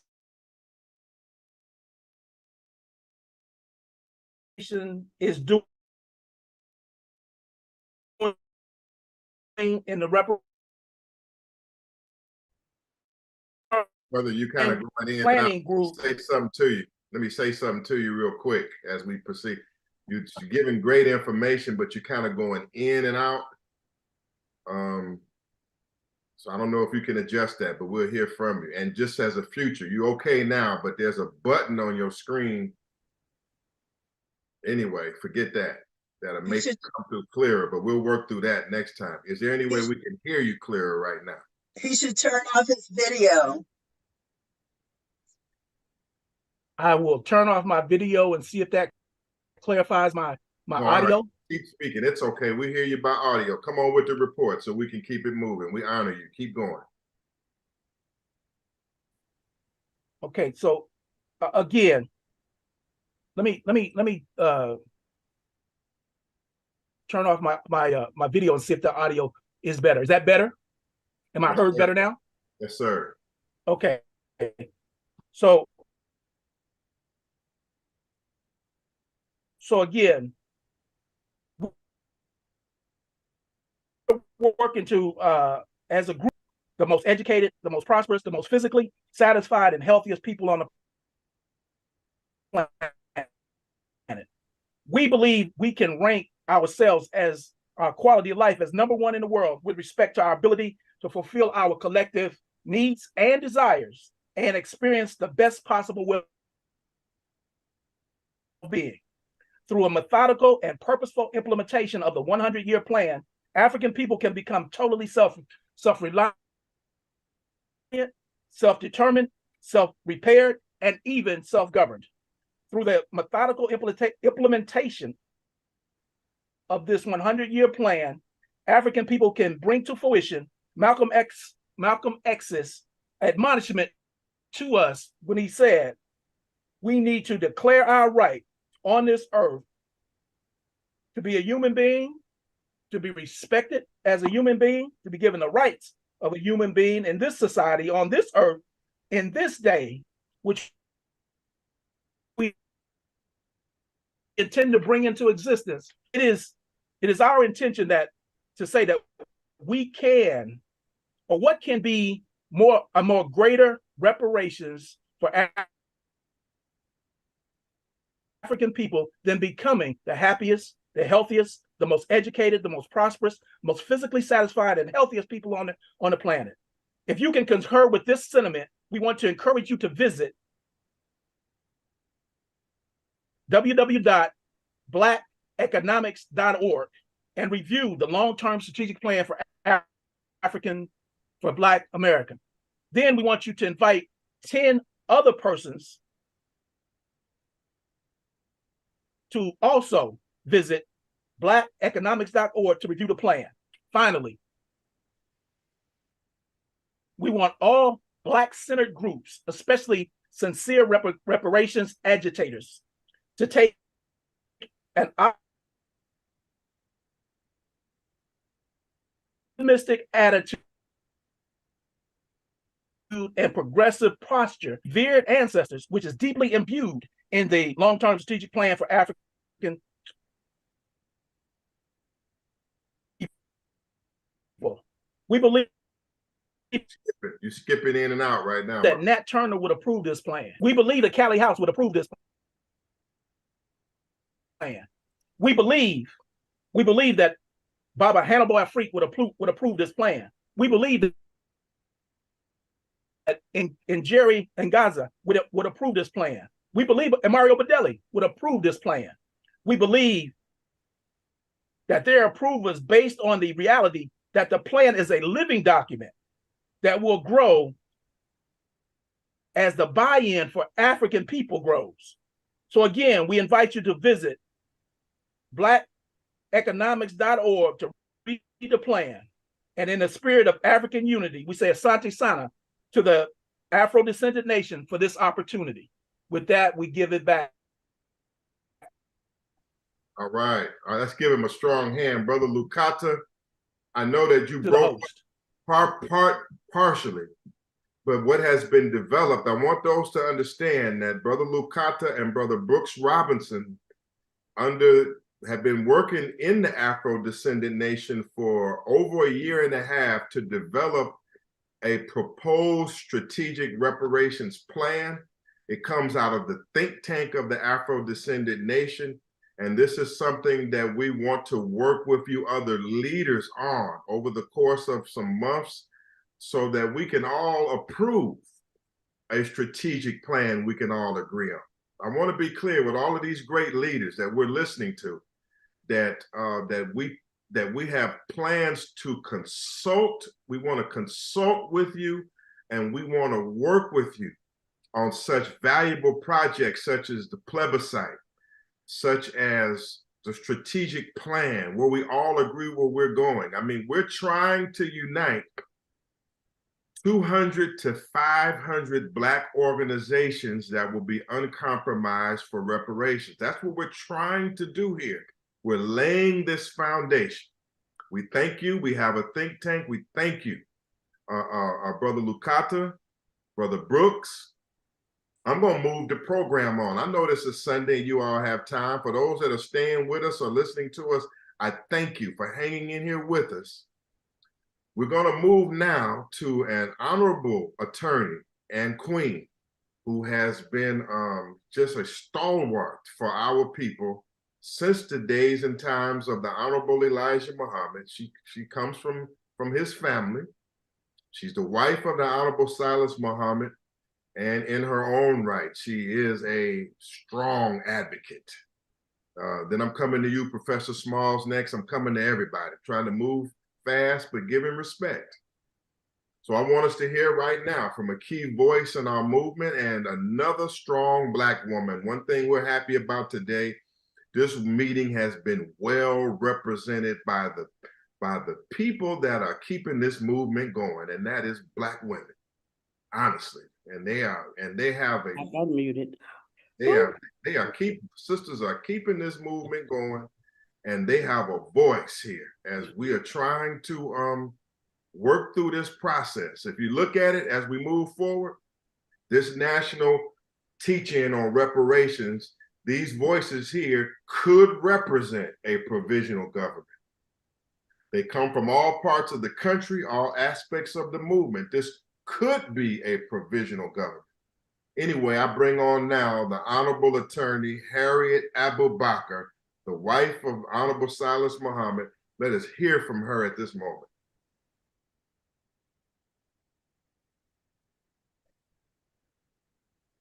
Lead counsel for the Afro-Descendant Nation, Sister Attorney Harriet Abubakar. You have the floor, ma'am. Assalamu alaikum. Can you hear me? Wa alaikum salam. We can hear you clearly. All right. To all of our viewing participants today, I greet you all. And I want to remind you that in terms of what we're trying to do, it's not just the national effort here, it's an international effort. We are organizing ourselves in unity in the United States, it's true, but not just for our purposes only. We're doing it for the entire slavery diaspora. And I never knew as a child how my destiny was being shaped for future things that I was to do. It just so happened I lost my parents at a young age. And because I was the girlfriend of Akbar Muhammad, the Honorable Elijah Muhammad took me under his wing and treated me as if I was already a daughter-in-law. Now, we hadn't married yet, but that's the way he was with me. And I really appreciate all of the love and teachings I got from him while still a teenager. One of the incidents after we did marry, that's Akbar and I, was an incident that occurred in New York City. I don't know what was going on. I don't think we ever knew. But the Jewish people had blocked the boats that came in from Egypt and would not allow them to unload their wares. So they went to Malcolm X and they asked him to help them in this situation. He did. He closed down Harlem for a while. And with that kind of pressure on them, all of a sudden, the Egyptians were allowed to unload their wares. From that developed an idea by the Honorable Elijah Muhammad and Malcolm X to put together some kind of unity agreement between us as a people so that we would get to know each other better. So my husband at that time, Akbar Muhammad, and I were asked to move to Cairo, Egypt as cultural attachés between the Muslims in the United States and the Egyptian government. And at that time, it was known as the Jumhuriyat al-Arabiyyat al-Muttahida. And as that, we served about 2 or 3 years. It was a good start. I didn't know it was preparing me for the future, but during that time, I was able to learn how to act as a cultural attaché on an international setting. Later, as my husband, the Honorable Elijah Silis Muhammad, mentioned to you earlier, I was asked by him to approach the United Nations and connect with the United Nations. Now, I did not know anything about the UN.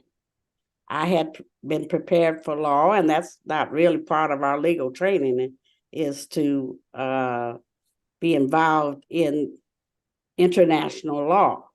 So everything that I was to learn about international law, I had to do by being over there. So my husband, Silis Muhammad, sent me to Geneva for that kind of training. I didn't know up from down about the United Nations, but I did learn.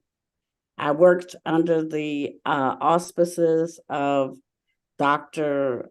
Joseph Cly. Some of you might have known him. And then I also worked under an NGO status. That's one of the things you have to be heard over there, called CURE, Caucasians United for Reparations and Emancipation. That was later changed to All for Reparations and Emancipation. Now, what does that do for you over there? It gives you the right to have consultative status. And as such, with consultative status, you're allowed to speak and be heard before the working groups and before the council in the United Nations. And once we got this status and we learned how to lobby and how it's done, it was interesting because they put me under the guidance of he was a Dutch attorney at the time. And he told me, Harriet, if you want people to take you seriously in the United Nations, you are going to have to continue to deliver your cause for 7 years nonstop. If you don't do that, no one's going to pay you any attention. So I said, well, all right, that's something we can do. And we got started on that. Sometimes I was under Dr. Cly's NGO status as Iram. And when we got started, I was under CURE's NGO status. But we got into the mechanism of the United Nations and how it works. And my husband had thrown me out there, and we got everything set up for him. And he made his first intervention, that's what they're called, in 1997. What he did at that point in time is point out to the United Nations that with their international covenants on civil and political rights, Article 27, they had basically left all of those of us who were part of the slavery diaspora without any human rights protection or recognition. And they paused, they looked at him like, what are you talking about? So he began to explain to them. And Article 27, so that you'll know, says, in those states in which ethnic, religious, or linguistic minorities exist, persons belonging to such minorities shall not be denied the right, in community with the other members of their group, to enjoy their own culture, to profess and practice their own religion, or to use their own language. He pointed out to them how they were in error in that human rights law, because during slavery, all of that had been deliberately and systematically wiped out with all of those of us who were slaves. This was not wanted by the slave master. It had no meaning to them, and it was not recognized. Our culture, our language, our mother tongue was all deliberately and systematically destroyed. So if it was destroyed, then how can we have what you consider to be something that all nations on the earth have, human rights? He pointed out to them that we don't have human rights to be protected.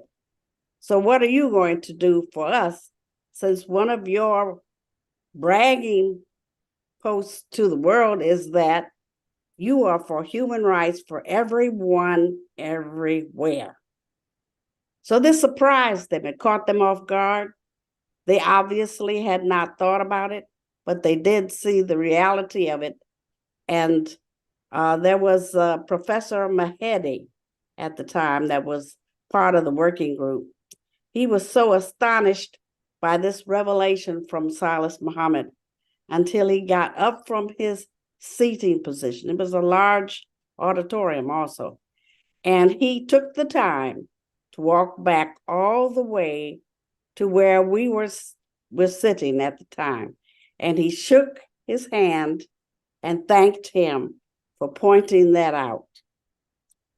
Another working group leader that pointed that out was Professor Ide from one of the European nations. I think he was from Norway.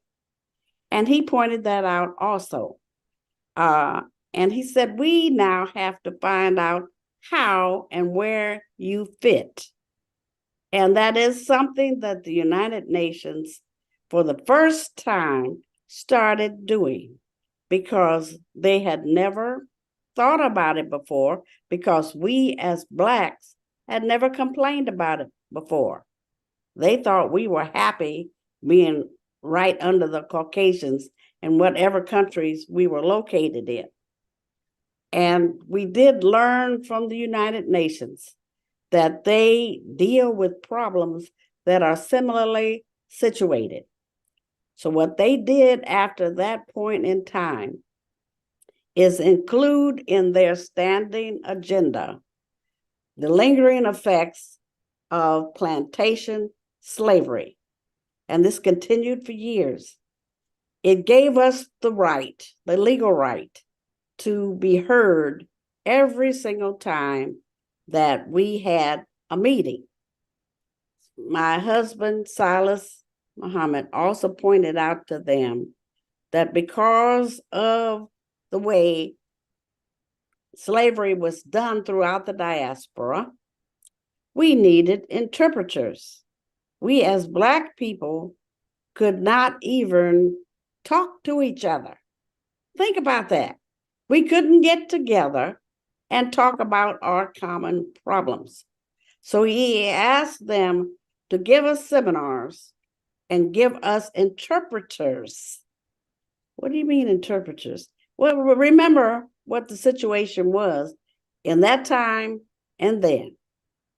The Brazilians, who was the largest number of people in the African diaspora, they were over 70 million then, way outnumbered us in the United States. They were comfortable with Portuguese. Then you had all of the Afrodescendant people throughout South America, and they were comfortable with Spanish.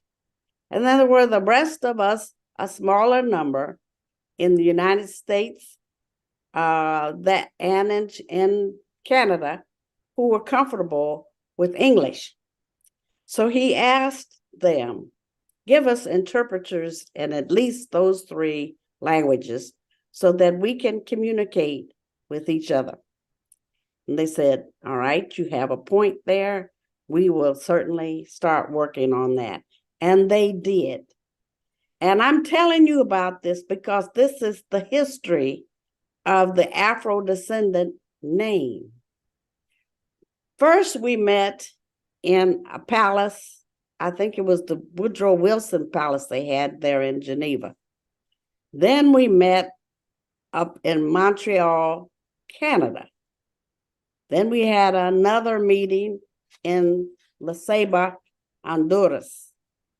Again, keep in mind, these were countries, these were seminars that were set up under the auspices and protection of the United Nations.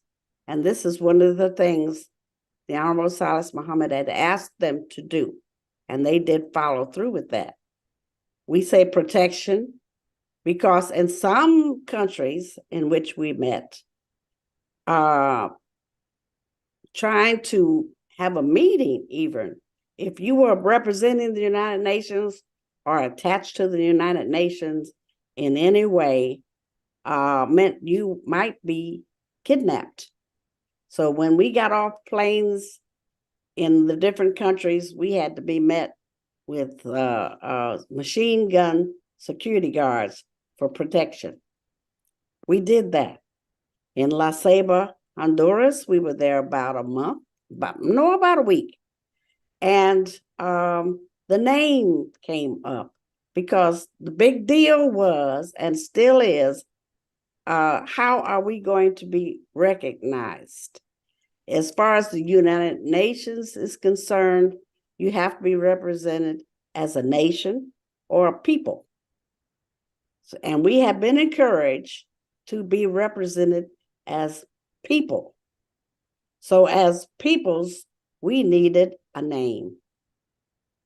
We debated, we talked about it for a whole week. Those of us who are from the United States, we had been taught by the Honorable Elijah Muhammad that we were lost, found people. We discussed that in La Ceiba. That did not sit well with too many of the people that were there. Also, we discussed other names.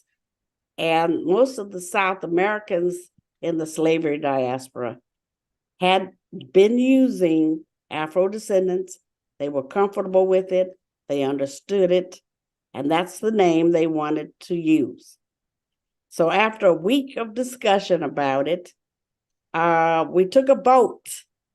And I want you to know this, those of you who are leaders in the United States, that this Afrodescendant name was not forced down anyone's throats. It was one of the first times in history where we as Black people were allowed to name ourselves. We took a vote on the name and we decided to be known as Afrodescendants. This was done by representatives selected by the United Nations from at least 19 countries that were part of the slavery diaspora. Remember that, our people here in the United States, because this is not one of those situations where the white man is forcing a name on you. This is something that we did as Black people with their protection. And we decided on the name Afrodescendants. It was discussed by Brazil, who was uncomfortable with the Portuguese, that they wanted to add something. So a discussion was taking place. And most of this came under the guidance of Professor José Bengoa from Santiago, Chile. When we met in La Ceiba, Honduras. Brought that up. Then we went on to another country, Chincha, Peru. Another entity picked by the United Nations because it had something to do with the slavery diaspora. That's something, I've been told to wrap it up. The time is up. But let me pass this on right quickly. Our people have been forced to dig an 11-mile long tunnel underground into a hacienda in Chincha, Peru. That's why they chose that place. But there we finished up more of our meetings. We discussed a definition, and everything was going along too smoothly, I guess, because that was our last meeting. After that, the United Nations closed down the Human Rights Department and opened it up with a council. Now, why did they do that? And with that, I'll pause and we can get back to other things. Thank you. All right, sisters and brothers, very important historic information. Let's give the Honorable Sister Attorney Harriet Abubakar our love for that presentation. Honor you, ma'am. And I want to tell everyone here that you all are valuable leaders and scholars. And therefore, I think where the Afro-descendant nation is headed is that we're setting up platforms where our people can be continuously educated. And so all of these greats will have extended platforms and times to get further into this more valuable information. Today, everyone is giving a kind of a synopsis or a preview on what their organization brings to the table.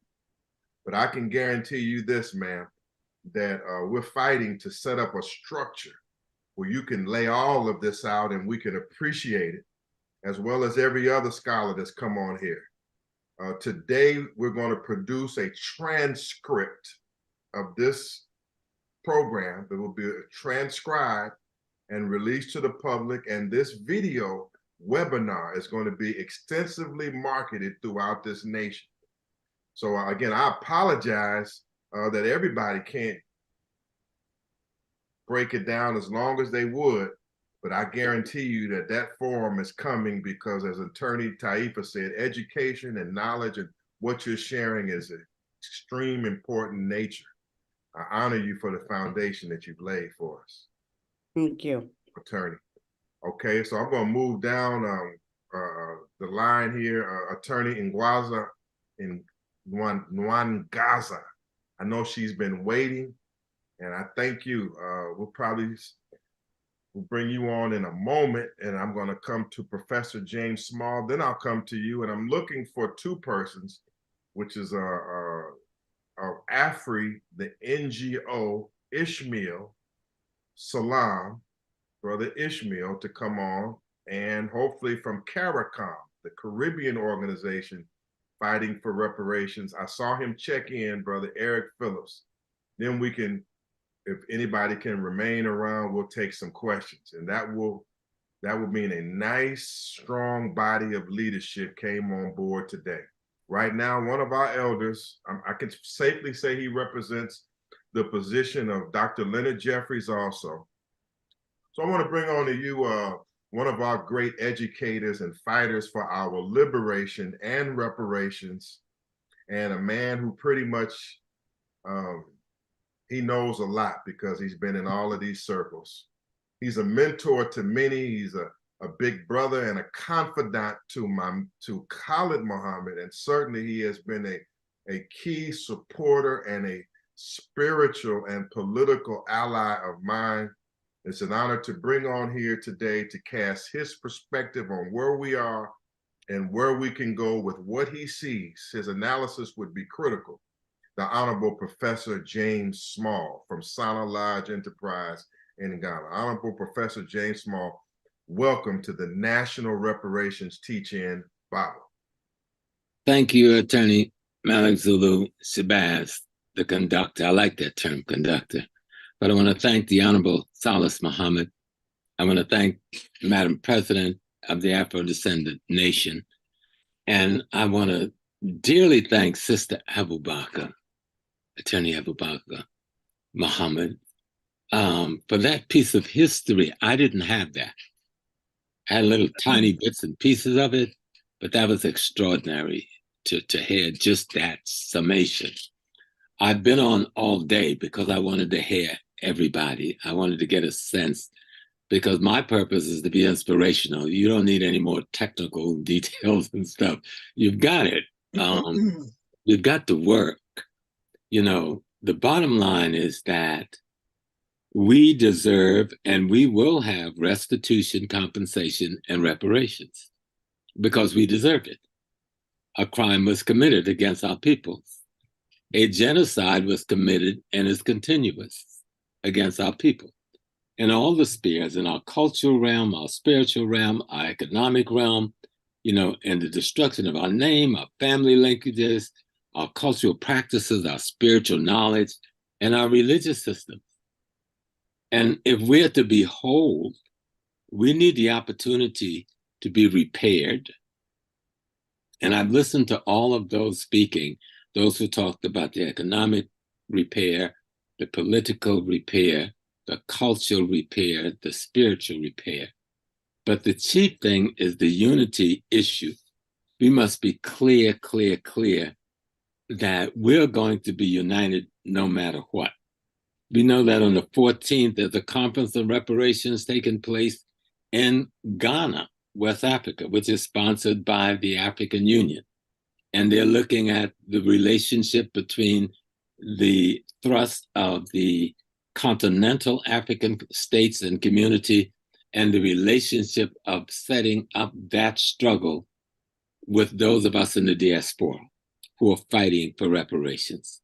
So we know that this reparations movement, we know of the CARICOM movement, we know that it's worldwide. Multiple other African states are thrusting, Kenya and others, forward with their reparations performance.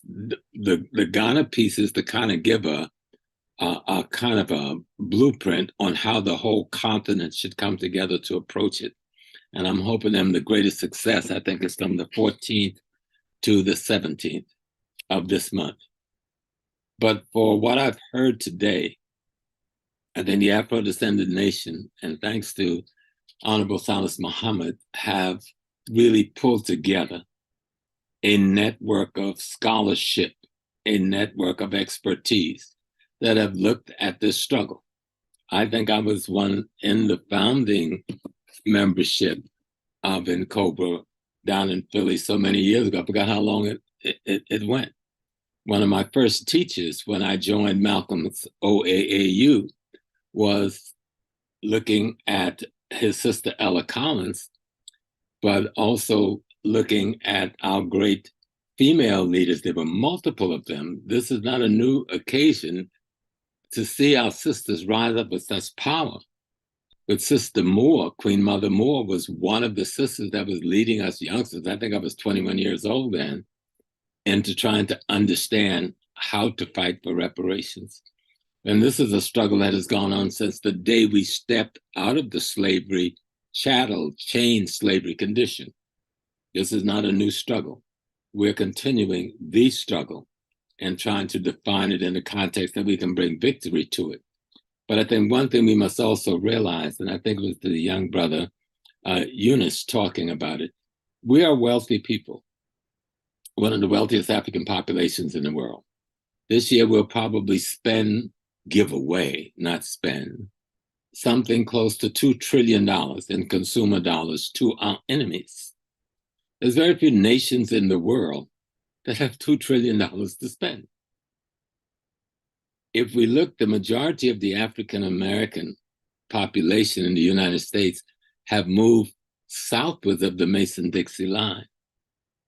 And we still own millions of acres of land that is ununited in our relationships.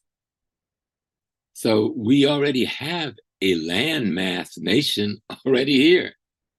And we certainly if we take in the real estate ownership across the United States, because you don't have to be contiguous to be a nation in terms of real estate relationships.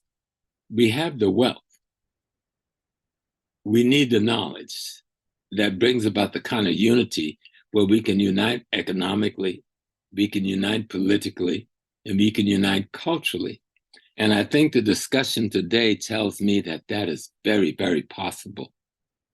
That is very, very possible. And we have the resources necessary to function as a nation right now if we can come to the realization of the political unity, the economic unity, the cultural unity. And when I say cultural unity, I'm talking about all of those spiritual and religious systems that we are part of, that at the end of the day, there's only one God in the universe.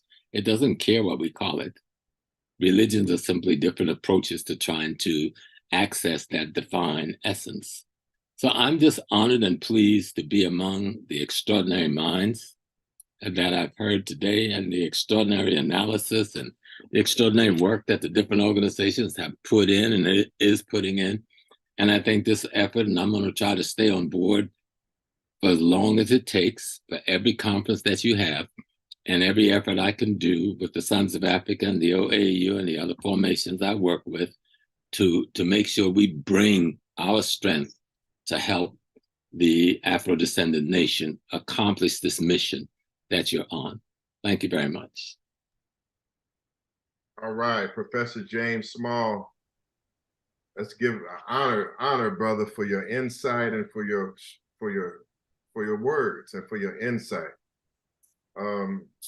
Sisters and brothers, this is a great afternoon. We're in the process of two things here, just like we said from the beginning. Our objective is to help to unify the reparations and self-determination movement. We must intensify the struggle and the level of progress that we're making humbly. We have to be more aggressive in getting towards our goals. And we're achieving some of them now by listening to each other, by getting to know each other better, and by being on the same platform. We're in that stage right now. At the same time, we're talking with these activist organizations, Black Lives Matter, those with Brother Ramzu and others, because we understand that that there's going to have to be a serious organizing, and there's going to be a fight. That we must understand that as we get to know each other better, as we move around the country, our convention is coming to Washington, D.C. at Howard University in March. If it be the will of this body, we could go to New York for Juneteenth. And certainly we're waiting to hear from Mr. Cam Howard. I know he got off a plane, and the Chicago people want us to come there ahead of the Democratic Convention next year. This means that we're respecting the freedom fighters that are in different regions, and we're trying to give everybody a chance to meet them, and to, if we can get on board with each other, we will, as part of this ground laying process. So in relationship to that, I want to bring on to you a great elder and freedom fighter from N'Cobra and the Republic of New Africa, also the African People's Socialist Party, and revolutionary attorney in her own right, Attorney Ifeanyi Nwangaza. Ifeanyi Nwangaza. We have to get that Gaza in there right. It's not a coincidence. She's very passionate about human rights, about our people. She's a revolutionary, and she's very, very passionate about Gaza in this hour. And I just say a short word on that means to let you know that we're up against a hard enemy. We should tell no lies and claim no easy victory. We're dealing with a government here that uses the United Nations when it's to its strategic or tactical advantage, but disses and ignores the United Nations when they desire, such as in the case of State of Israel committing genocide and bombing the Palestinian population. In that case, the United States disregards the will of the United Nations blatantly and boldly. Many contradictions here, but that's the story of our lives as Black or African people. It's nothing new. We just tell no lies. We claim no easy victory. We in for a tough fight, but we're prepared to be involved in a tough fight. And so I want to bring to you now Attorney Ifia Mwangaza, the Executive Director of the Malcolm X Center and a longtime elder and freedom fighter in this movement, man. We're happy to hear from you and then our final speakers, but we're honored to give you the floor and thank you for your patience. It's my honor and my privilege to be here with you all today. And I say, first of all, Hotep, Shalom, praise the Lord, Assalamu alaikum, free the land, and what's up? I express my appreciation to the sisters and brothers and give many thanks to the Afro-Descendant Nation leaders and organizers for this convening, this gathering, and the affirmation of the principles of operational unity, unity without conformity, and with respect for spiritual and gender diversity. I am a proud daughter of the Garvey movement. My parents were Garveyites. I was born in the struggle. I'm a South Carolina-based civil and human rights attorney and have been since 1978. A historian with a particular emphasis on African and New African history. Probably the first ever such degree, master's degree from Temple University, even before the program that exists today was formed. In fact, I had to create my own curriculum. I am the founding director of the Malcolm X Center for Self-Determination and the Malcolm X Community Radio Network, a veteran of the 1960s Student Nonviolent Coordinating Committee, Atlanta Project, which under the leadership of William Bell Ware authored the original Black Power position paper, which was first resisted and later popularized by Kwame Ture and Mukasa Ricks. It laid the foundation for the 1968 James Foreman Black Manifesto presented at Riverside Baptist Church, the foundation for today's Black Lives Matter movement. I'm a co-founder of NCOBRA, National Malcolm X Grassroots Movement, Black is Back Coalition, and have represented our political prisoners, prisoners of war, and exiles at the United Nations since 2001. I began my international work as a high school student under the auspices of the Church of the Lord Jesus Christ Apostolic Faith, headquartered in Philadelphia, Pennsylvania, with churches and broadcasts throughout Europe, Africa, and the Central and South America. There was a point at which at no time could you go in this country where you would not at least once a week hear that broadcast. My first assignment was to audit the orphanage school and parish in Liberia, Monrovia, Liberia.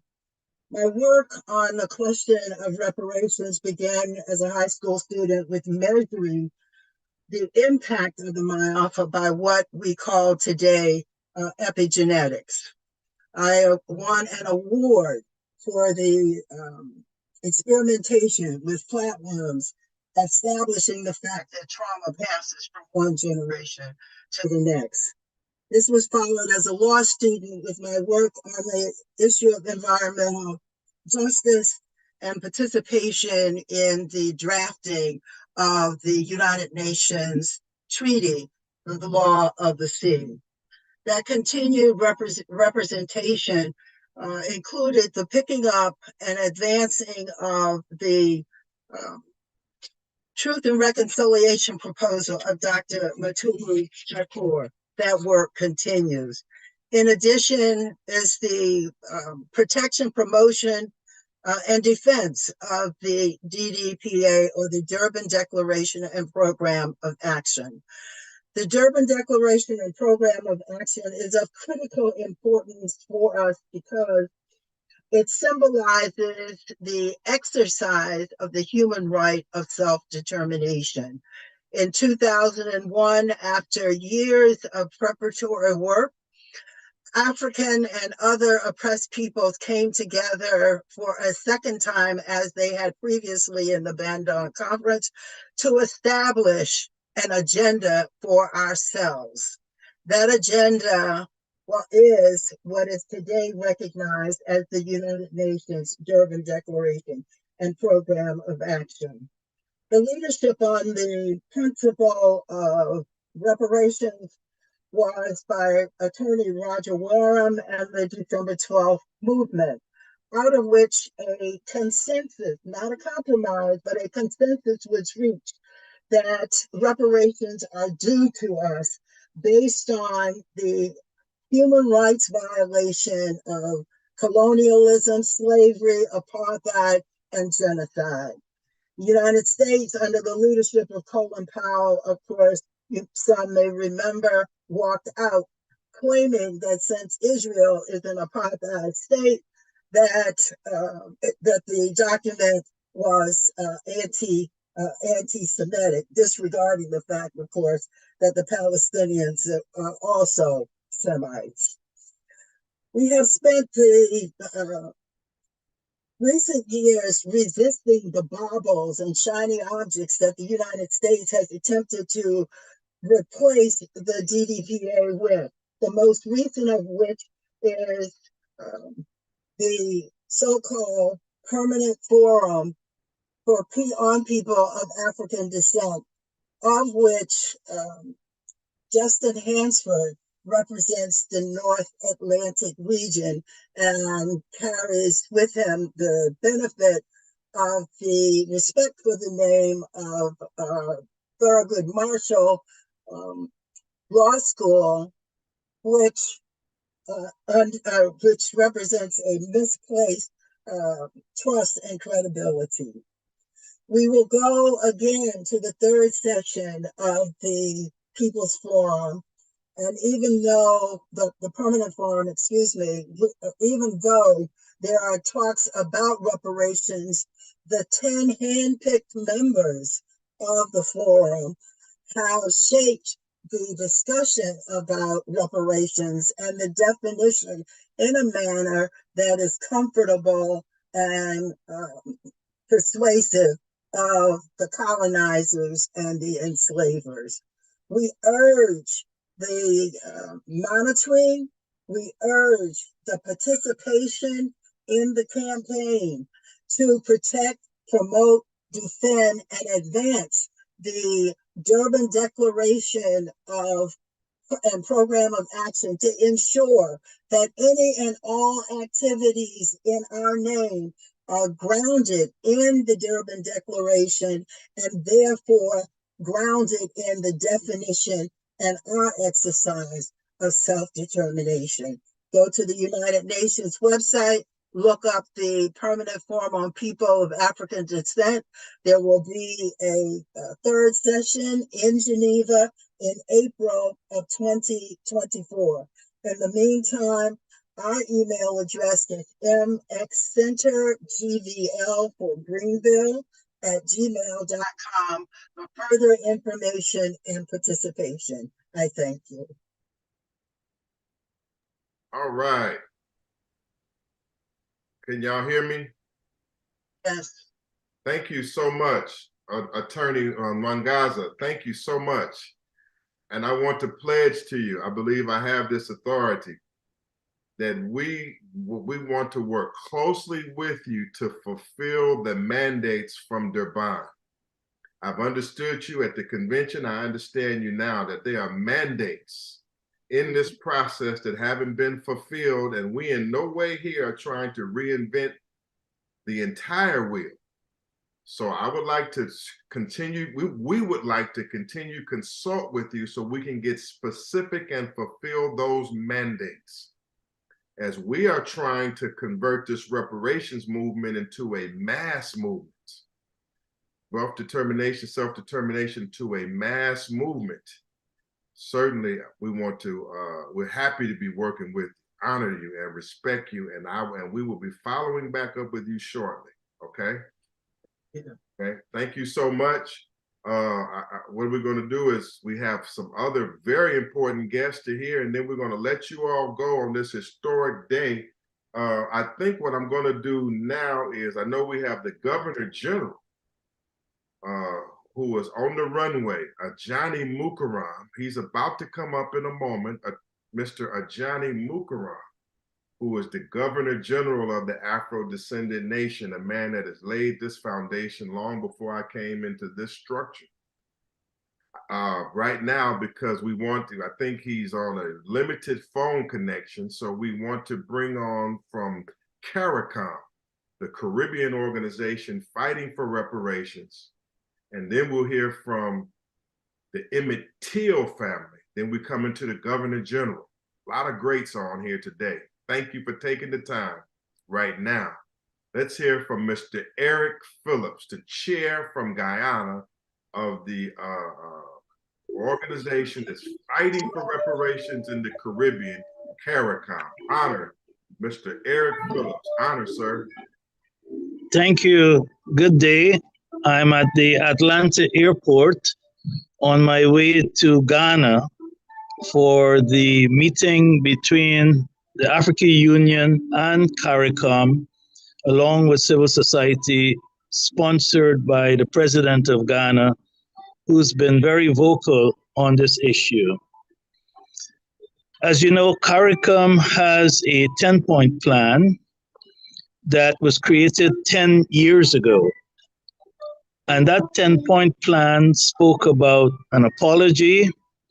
It spoke about an indigenous development program, because the CARICOM initiative deals with native genocide as well as African slavery.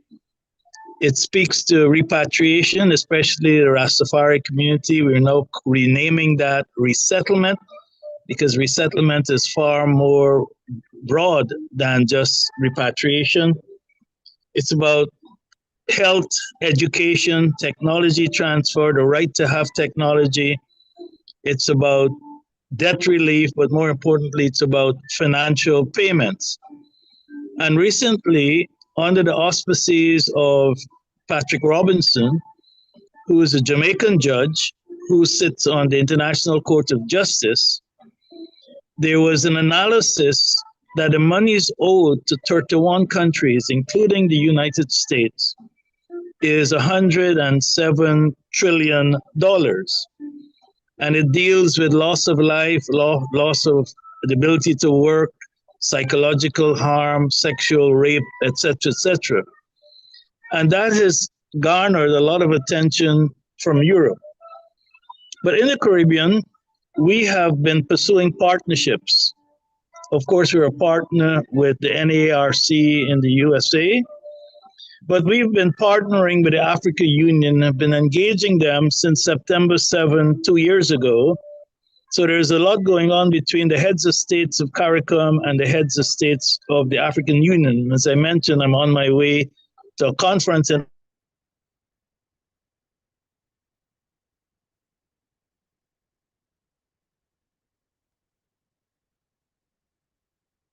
You got a little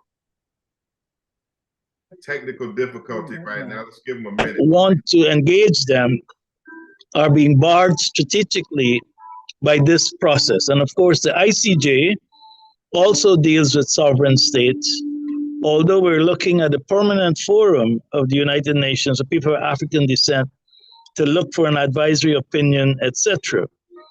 But we've been engaging the African Union, and just 2 weeks ago, the African Export-Import Bank had a conference in Guyana, second annual conference, and they've put aside $1.5 to $3 billion for trade between Africa and the Caribbean.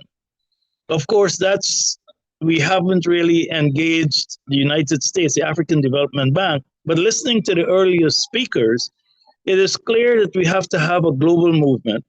It is clear that Africa has to be involved. It is clear that the USA has to be involved, the Caribbean has to be involved.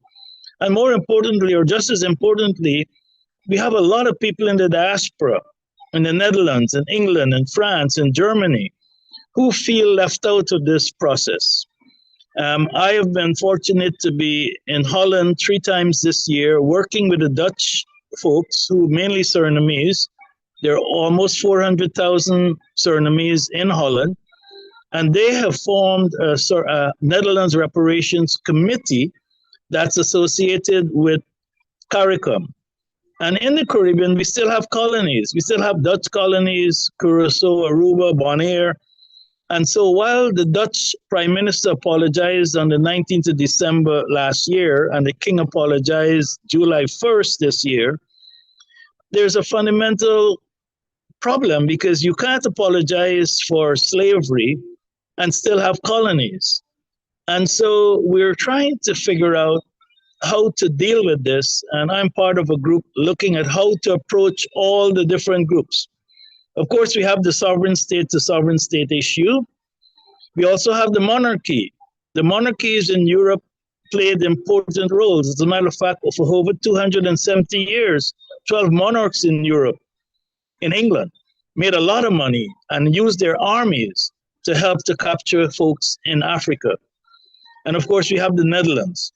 But we also have the church. We also have banks and institutions of that nature. And we also have families who are coming forward to apologize. In August this year, we had the Gladstone family in Guyana. We hosted them. This was the family that was the largest slave owner in the British colonies and received a lot of money, and now they've come forward to apologize. And they are trying to determine the terms and conditions of what they want to pay. And so I'm part of a group looking at how to prevent that, because you can't be a criminal, because it's a crime against humanity. You can't be the judge, and then you can't be the jury to say what it is you're going to give us. And this is a real horrible trend, because just last week, Lloyd's of London reported that after 18 months of a study, they found that they were major providers of insurance to slave ships and slave owners, etc. And they came up with this idea that they're going to pay £12 million to help to improve the people, well, bring more Black folks in the UK into the insurance industry. And then they're going to provide £40 million to the American Development Bank and the African Development Bank for something. I don't know what the something is. But here is the danger. They're trying to define what it is they want to pay. And the £12 million is the way we see it, and I'm going to be discussing this in Ghana. That's corporate social responsibility. That's not reparations. What they have done with the 12 million is foolish. It's not reparations. What they're trying to do with the 40 million is to escape paying billions of dollars that they should be paying.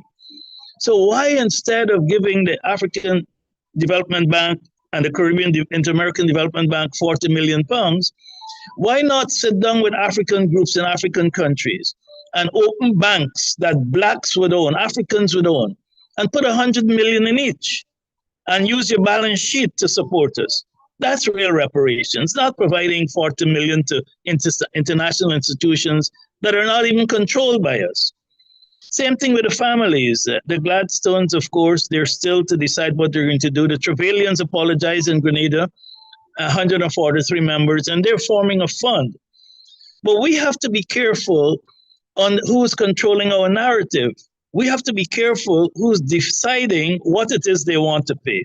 We have to be careful on the sums. And more importantly, we can't look at it just from a CARICOM point of view. We have to look at it holistically. For example, when the Dutch apologized in 19th of December last year, there was nothing that came out of the United States. Yet the Dutch owned slaves in New York, New Amsterdam at the time. So we have to start working together collectively, holistically, civil society and governments, so that we don't get picked apart piece by piece by groups who have no interest in providing reparations. Reparations also has to be self-reparations. I'm just cutting this because I don't know how much time I have. We in the African community, we have to start loving each other more. We have to start buying from each other. We have to start going in joint ventures with others. We're not. The church has gotten us so bent out of shape. We're denying our own spirituality. Our children are changing their hairs, whitening their skins, because the church, in a traditional sense, preached about white superiority. It was the Catholic Church in 1452, that passed the Dum Divorces, the first papal bull that encouraged slavery. It basically said, if you're not Christian, we can enslave you and take all of your properties. And today, as a matter of fact, the Church of England apologized and they put up £100 million. Now, this church has billions of dollars.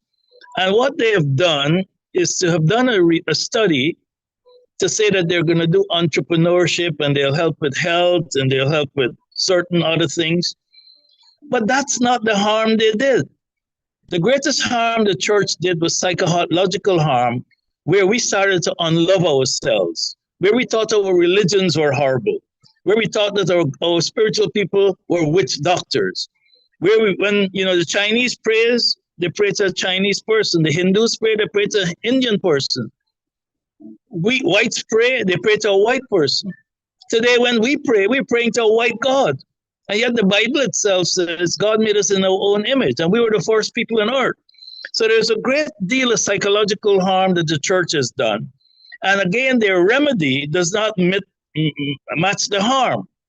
They're trying to do entrepreneurship and they're trying to do a lot of impact investments with us. But we really need the church to decolonize their Bible, to decolonize the language, to start to support our spirituality, our African roots, our faithist roots. Because our ancestors, that's where our ancestors are. Our ancestors weren't Christians or Muslims. That's because the Arab slave trade went on for 13 centuries. The Christian slave trade went on for 4 centuries. So what I'm saying collectively is that we need to sit down and think through these things. Think through how the diaspora becomes stronger. Because in Guyana, we have a state, we have a sovereign state. In Jamaica, we have a sovereign state. In the United States, you do not have a sovereign state that you control. You're a minority in that sovereign state. And so the things they need to do, even HR 40, they don't want to do because there's no interest. But coming back to a point I was previously making, the self-healing. We have Kwanzaa principles.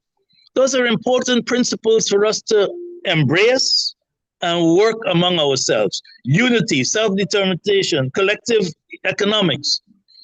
These are the things that we're not speaking about. We're in many silos and we're doing a lot of good things. But we need to look at this holistically. We need to be all in the same room. That's why the Ghana conference is so important, even though it's limited to its extent in that more civil society should be involved. But we need Africa. We need the Africa Union. We need the sovereign states. We need the US to have a strong reparations movement that is vibrant, and it is. We need the church to play its own role. We need civil society to play its role. We need to be looking at sustainable development. How do we create the type of wealth that is sustainable? And one final thing I'd like to say, which might be controversial, I think we really need to look at what's going on in Gaza, because that's a colony. And we were colonized in the Caribbean for a long while. And Africa was colonized after the Berlin Conference. And when you look at the folks that we have to negotiate with for reparations, you look at COVID, how they left us to die. We have no interest to them. So we have to be very careful in understanding who it is we're dealing with, how we're going to approach them, and how we come together as a collective to fight for reparations. I know I'd like to say a lot more. I know there are many other speakers. I'm at the airport. I'm open for questions, but that's all I wanted to say. And I must congratulate the coordinators of this event. We need to do this every 2 months, every 3 months. This is a living event. Reparations is life. It's not something you do part-time, because there's so much happening, so much the church is trying to do in terms of 100 million pounds and tricking us, so much Lloyd's of London is trying to do, so much universities are trying to do. We have to hold them accountable, but we have to define the narrative. We have to define what we want as reparations from them. And we also need to be very focused on self-reparations, which is how we heal ourselves. Thank you. You are most welcome. You are most welcome, Mr. Phillips. I mean, you have opened my eyes, and I want to thank you so much. We want to thank you for coming on here and representing and updating us on what's happening in the Caribbean. We thank you so much. And I want to say that for every entity and every movement that has attended this meeting, that have come to the Afro-Descendant Nation, that what we're doing is at the service of other organizers and movement that come here. You've given us your time in Cobra, Attorney Taifa, everyone. In turn, the Afro-Descendant Nation and whatever we're doing is at the service of your organization. And this is going to be very important. Sir, you have outlined, you all are in another stage. You all are getting reparations payments, and you seem to be dealing with how they're being paid, who they're being paid by, and for what purposes, to ensure that our narrative is not stolen and that we're not shortchanged or chump changed in this process. I want to let you know that I'm going to be, and we are going to be reaching out to you further for official action. As we're always available. Stronger here. Thank you. I know I'm going to see Nkechi and Ghana and others. We need to have these types of movements. And I was very interested in the previous Black economic,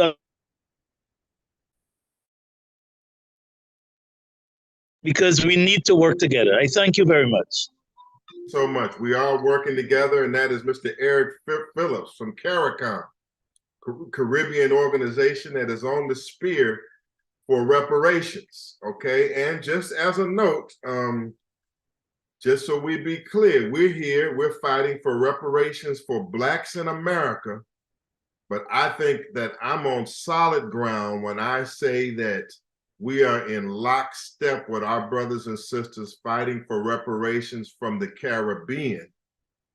And that I believe that I'm on solid ground when I say that there are 2 billion Africans in 144 countries across the planet, and that these governments, these churches that we're fighting, these banks that we're fighting, these families that we're fighting, they are international and multinational entities, and that we must say that the power of 2 billion of our people and many millions in the West, if united, would certainly have an impact on these entities that owe reparations, because they are multinational. And we are a Pan-African people, and if organized, we can punish the entities that have punished us for so long. Thank you. We will follow back up with you right away, not only with these forums, but for strategic action. We're here to produce action, and we honor you, Mr. Eric Phillips. You have helped make this an historic conversation and an historic moment.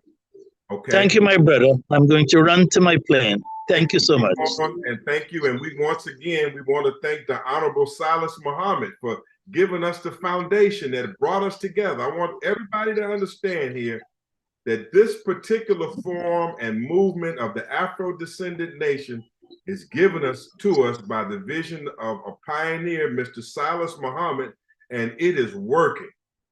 It is working in this hour. We have a long way to go, but we're laying a good foundation.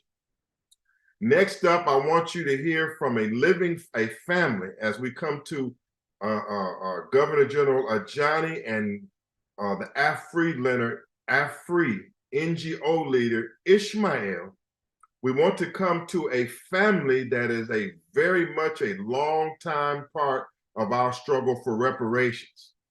A family that represents the great martyr Emmett Till, and Emmett Till is a symbolic of the Black Holocaust and all of the lynchings and the murders that we have endured for so long. And this family and the struggle of Mamie Till Mobley is a key part of our reparations struggle. So I want you to now to welcome another strong freedom fighter and Black woman who is running for the United States Senate in the state of Mississippi for 2026.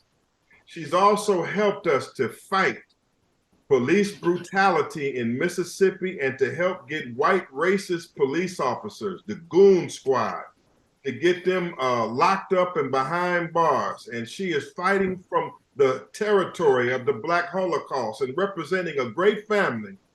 Please hear now from this reparations platform, the Honorable Miss Priscilla Till, representing the Emmett Till family. Please welcome her.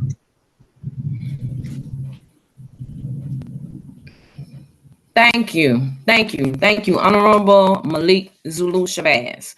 As you all know, he represents our family as our attorney here in the state of Mississippi.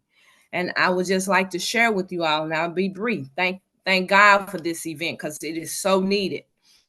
I would just like to say Mamie Till Mobley was a staunch supporter of reparations. She was here May 20th, 2002, meeting with the National Reparations Convention Committee here in Jackson, Mississippi, on behalf of the murders of many Black men and women, the financial balance Black people need here, especially starting in the state of Mississippi, and the unpaid labor that we've suffered for so long here in this state, as well as all over America.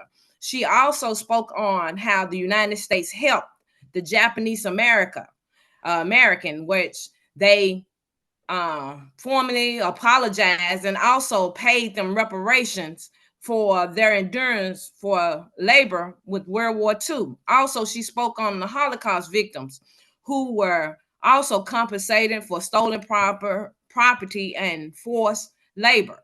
She also spoke on the Native Americans that America negotiated with them as far as giving them money and land and resources. So I just want to know, what does America plan on doing for us? We still have lynchings here in America, especially here in the state of Mississippi, where they just found a young Black male body parts all over a county, and no one has yet to arrest any of these men that are known to have been following him. We are still dealing with the police brutality of the man that Malik Zulu Shabazz represents here in Mississippi, who will be sentenced. But there is so much injustice here in the state of Mississippi that we need to start in the state of Mississippi, because Mississippi held the highest lynchings in America. So we can address Mississippi. Look at what happened to us on Tuesday with the voting. At 9:00 a.m., November 7th, 2023, we ran out of ballots at 9:00 in the morning, 11:00 at some polls, and didn't receive ballots till 3:00 that evening, and they were the wrong ballots. 2023, we are still dealing with voter suppression. So you tell me if we don't need to be coming together to fight for reparations. I am here for it. And thank God that you all are on the line listening to this, because we are in dire need of help in the state of Mississippi. They have stolen the election. I don't know if people are aware of what actually happened in the Emmett Till story, but you had United States senators involved with the getting J.W. Milam, Roy Bryant acquitted of a murder, of a kidnapping. These two men that sat beside the president at the time in 1955 were allowed to obstruct justice, come to Mississippi, and use it in a court of law in Emmett Till's kidnapping trial. I'm here for it. I stand on the legacy of Mamie Till Mobley. We are definitely staunch supporters of reparations, and whatever you need of us, we are here to support it. Thank you. I honor you. I'm telling Yes, you, sir. brothers, this is a very inspirational meeting. I thank everybody for taking your time to listen, but I think that we understand that history is unfolding. This is a major leader and from a major family in her own right, has waited hours to come and join this lineup and has joined this coalition. We honor you. I know that the Emmett Till family would be very much respected in the reparations fight, and we will be in close coordination as we step forward. You're very important. You all have connections inside the White House, and you all have a name that commands respect. We honor you. Not enough I can say about that. We're moving forward. I want everybody to understand, especially my action folks, Brother Ramzu, direct action man, Sister Melina Abdullah, direct action Black woman, new Black Panther Party listening, direct action people. We want y'all to stay ready. Right now, what we're doing is very important. It's called consulting with our leaders and hearing from our leaders all over the country so we can line up our forces for the battle to come. And we thank you so much for this chance. We're going to move here now. They have asked me to. They've asked me to bring on, because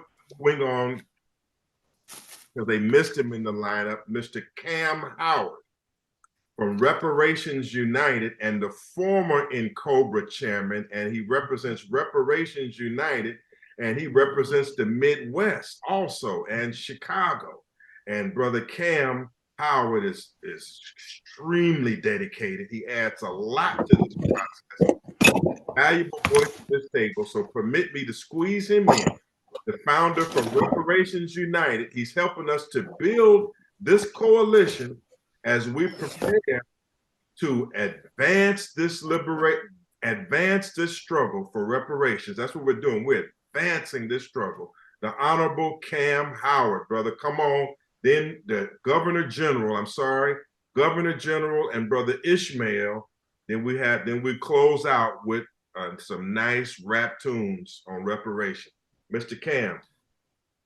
Thank you, Brother Minister, Brother Malik Zulu Shabazz. Okay. And I want to thank everyone like Dr. Smalls did and for the opportunity to be here. And I'm honored to and extremely appreciated to be amongst this list of national leaders of reparations. There's too many people to acknowledge, so just, I really appreciate this opportunity. This is a teaching, so I have a lot to share, so people can get their notes or whatever, because I have a lot to share. We were first asked to talk about what we see as unity. When I was with NCOBRA, I started an educational project called Reparations 1, 2, 3, which I think are the foundational principles of unity. And it comes out of the Durban Declaration and Program of Action that was spoke on earlier today. And I think these are the basic principles that we all should be united around. And number one is that crimes were committed, crimes against humanity, which are the gross level of crimes that a state can commit against its civilian population. And so in 2001, of course, at the World Conference Against Racism, the international community declared that enslavement, colonialism, apartheid were crimes against humanity. And those crimes consisted of three periods in America: the period of enslavement, the period of apartheid, which is called Jim Crow, and this current period we live in, post-1965, which I call the neo-apartheid era. Number two in Reparations 1, 2, 3 is continued impact or injury.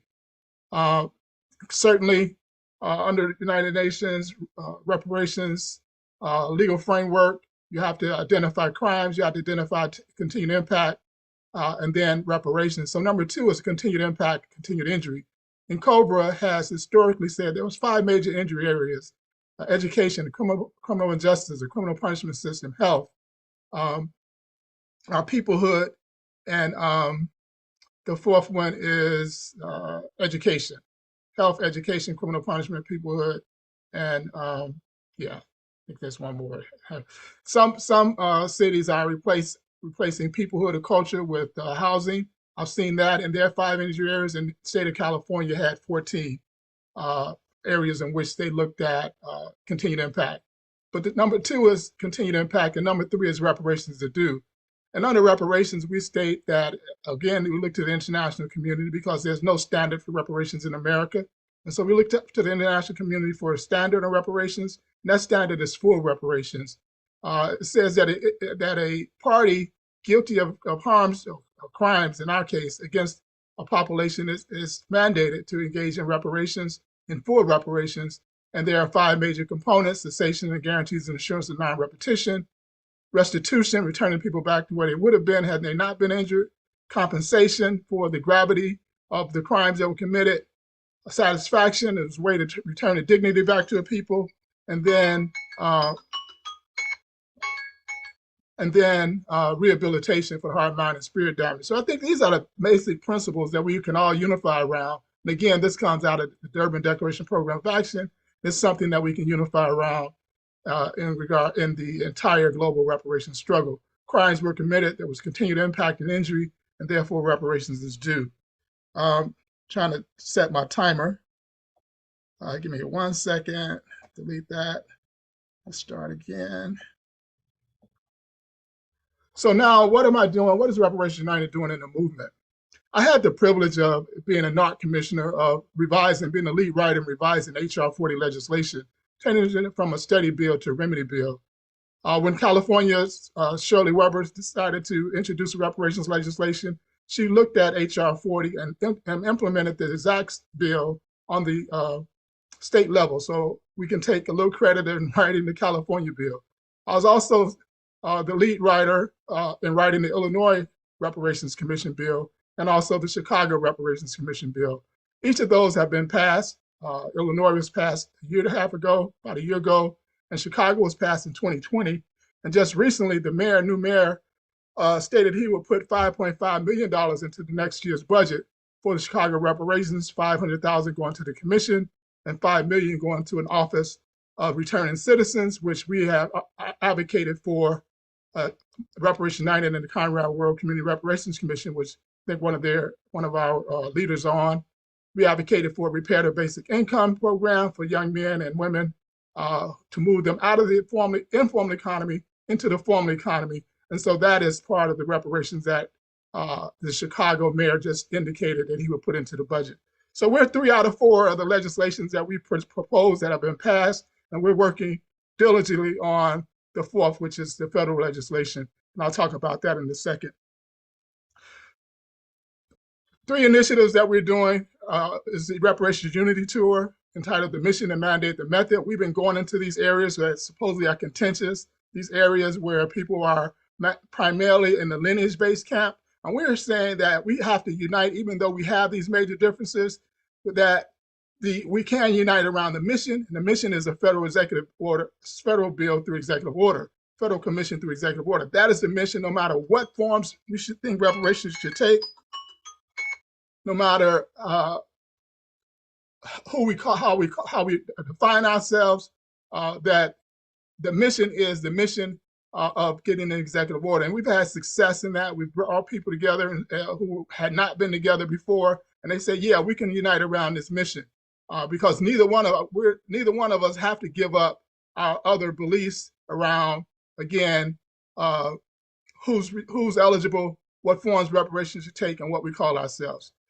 The second action that we're doing nationally is we teamed up with a major law firm, as well as Howard University School of Law Movement Law Clinic, to revise the slavery disclosure ordinances that have been on the books for about 20 years in some cities and some states, but they haven't been enforced. So we've drafted a model bill called the Slavery Disclosure and Redress Ordinance, which mandates these non-governmental complicit actors in the enslavement and harm of our communities to engage in repair right now in our communities. All of the energy in the country right now has been around governments, state governments, local governments, federal governments, but we know there were corporations, institutions, and families who are also complicit, and that this slavery disclosure ordinance, slavery disclosure and redress ordinance, is a way in which we can bring justice, we can seek and demand justice from these entities as well. So we'll be rolling that out in November, December at the Evanston National Reparations Commission,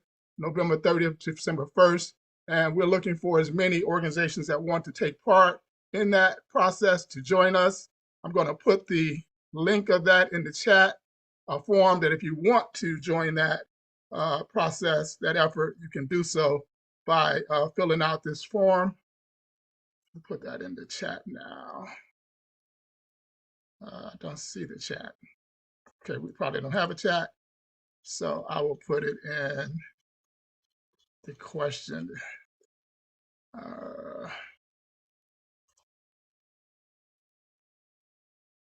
Okay, we don't have a chat. Okay. There's a QA room here. Okay. There's a QA room here. If you all can take note of what he's saying. There's a QA room with 28 questions right now. And as soon as the presentations, whoever will be remaining, we will answer questions. But go right ahead. This is okay. So the next, I wanted to put these two links in. Maybe I can send them to someone. They can put the links out.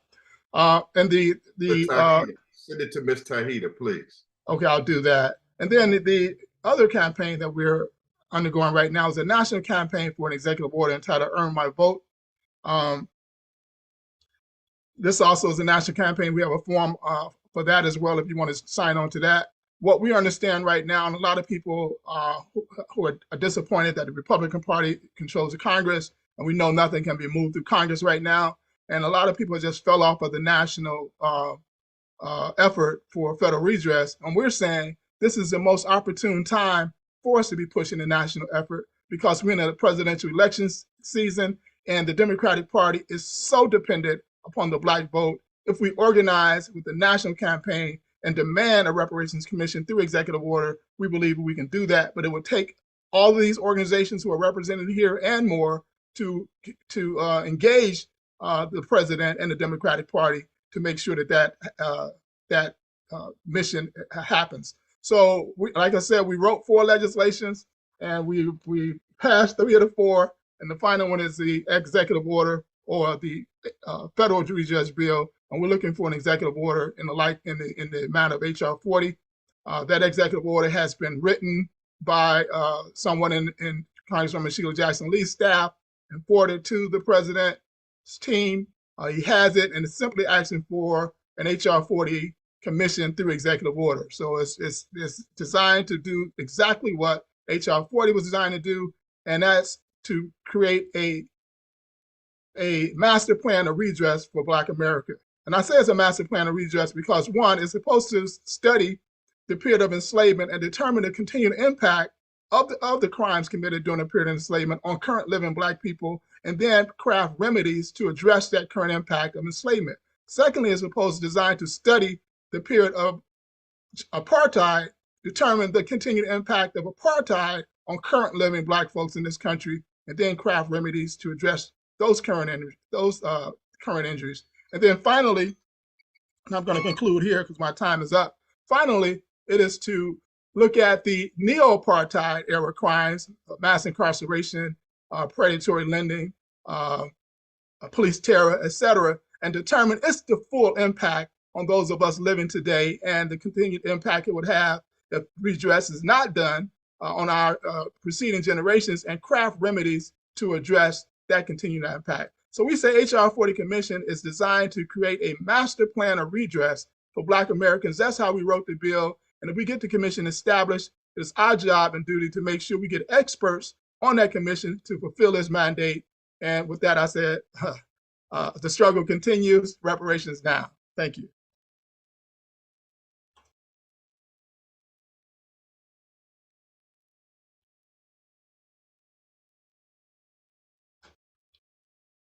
Or I can keep talking. Thanks, Cam. We appreciate it. And please, you, Dr. Tahita. Yes, sir. Thank you. And please send the links to me, and I'll make sure that they get distributed. Great. Thank you. Okay. You have my email address. I do. Okay, great. Sending it now. All right. Attorney Malik is gone, but what we're, I guess he's coming back. But in the meantime, we have speakers from the Afro-Descendant Nation. I think we want to bring on Brother Ishmael Abdul Salam, Governor General. And I'm going to spotlight you in just a minute.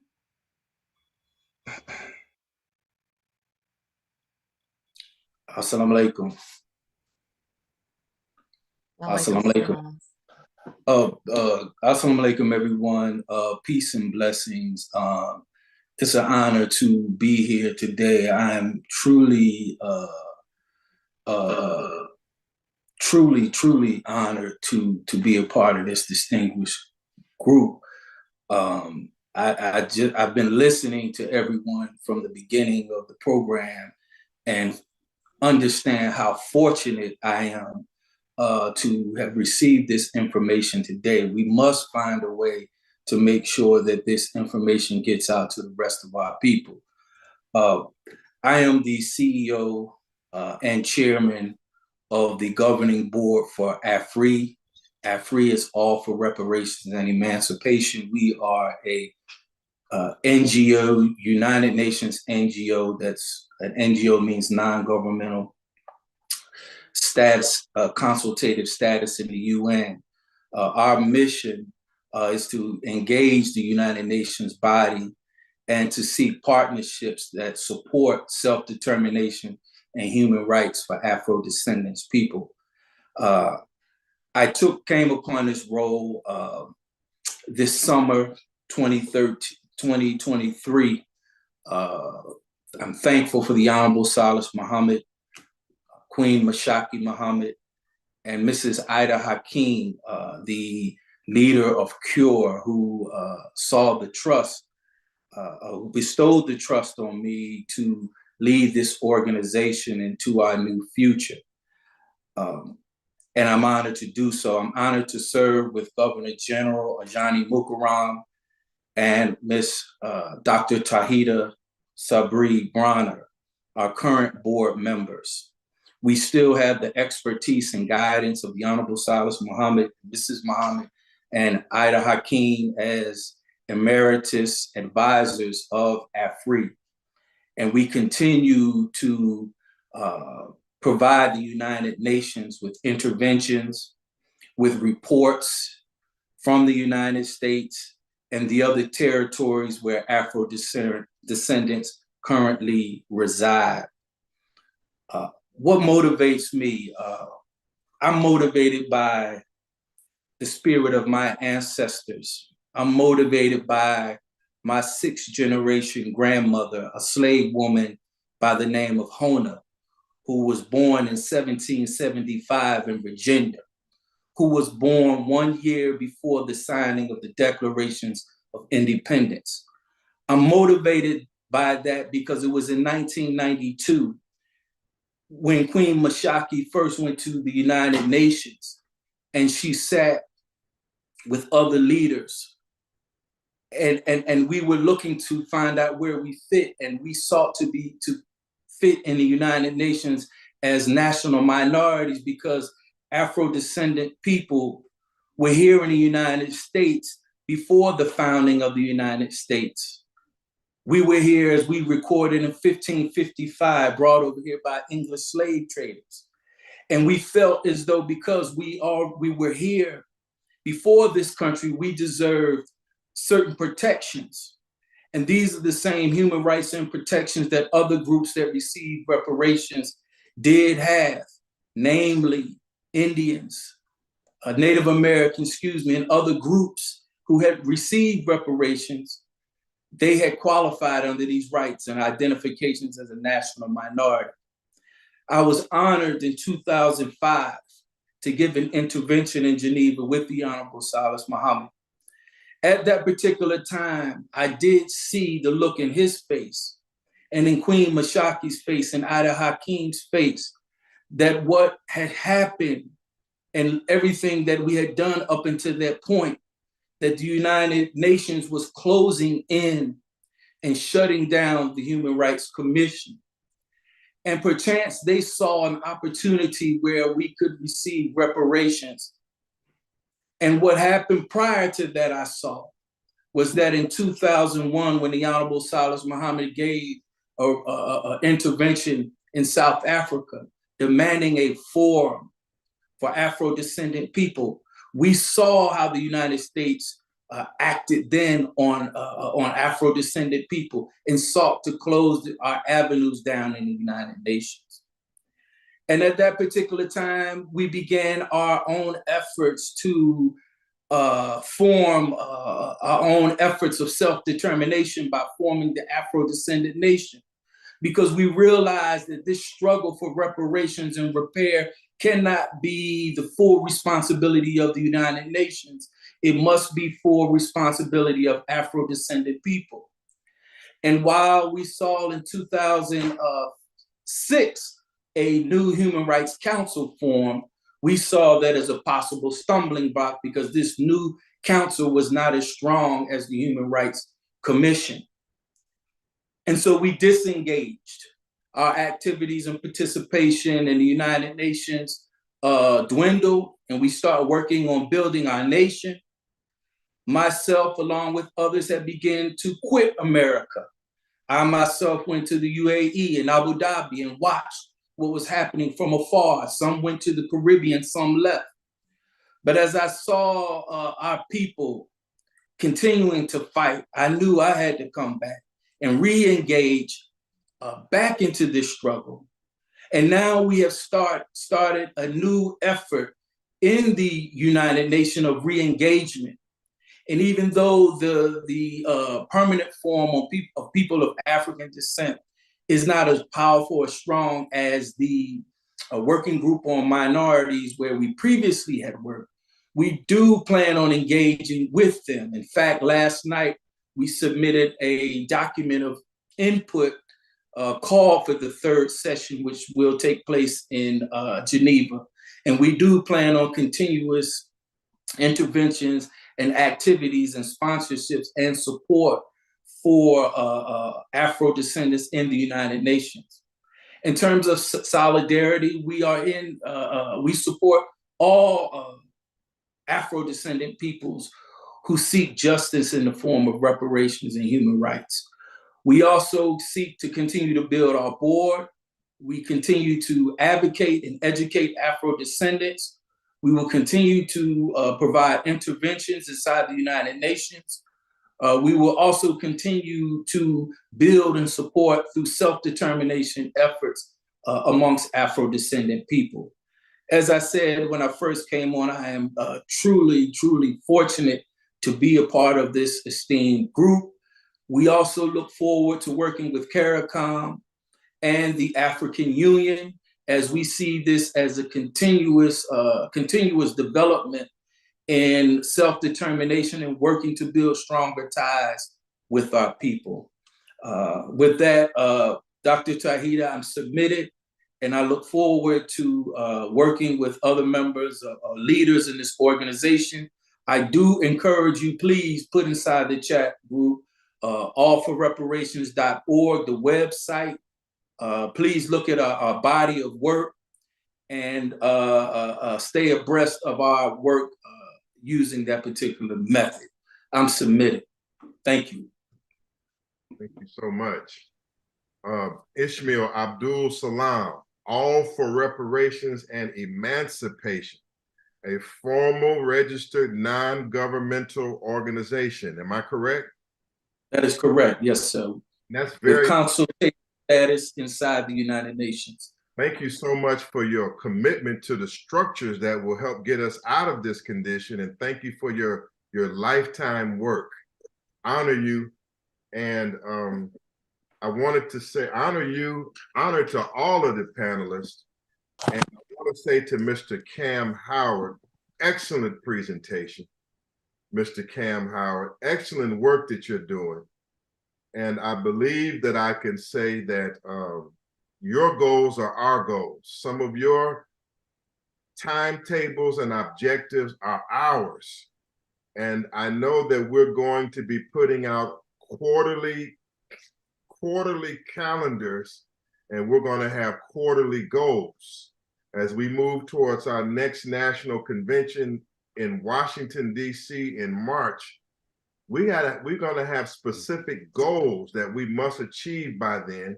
And Mr. Cam Howard, as well as others, but you have articulated some key goals. And I want to say to you, Brother Cam Howard, that I'm going to want to be talking with you closely to let you know that your efforts are our efforts are your efforts. And that goes for everybody else that's fighting for this cause. Brother Ishmael, thank you just so much for what you presented and what you have in place for us. And so at this point in time, I'm going to bring on the Governor General of the Afro-Descendant Nation, a man that I respect and I admire, a very capable spokesman for this cause and a very loyal man to not only the Afro-Descendant Nation, but to the Honorable Silis Muhammad, one of our foundations that we stand on here. Honorable Governor General Ajani Mukaram. Let us hear from our brother at this point in time. Thank you, Attorney.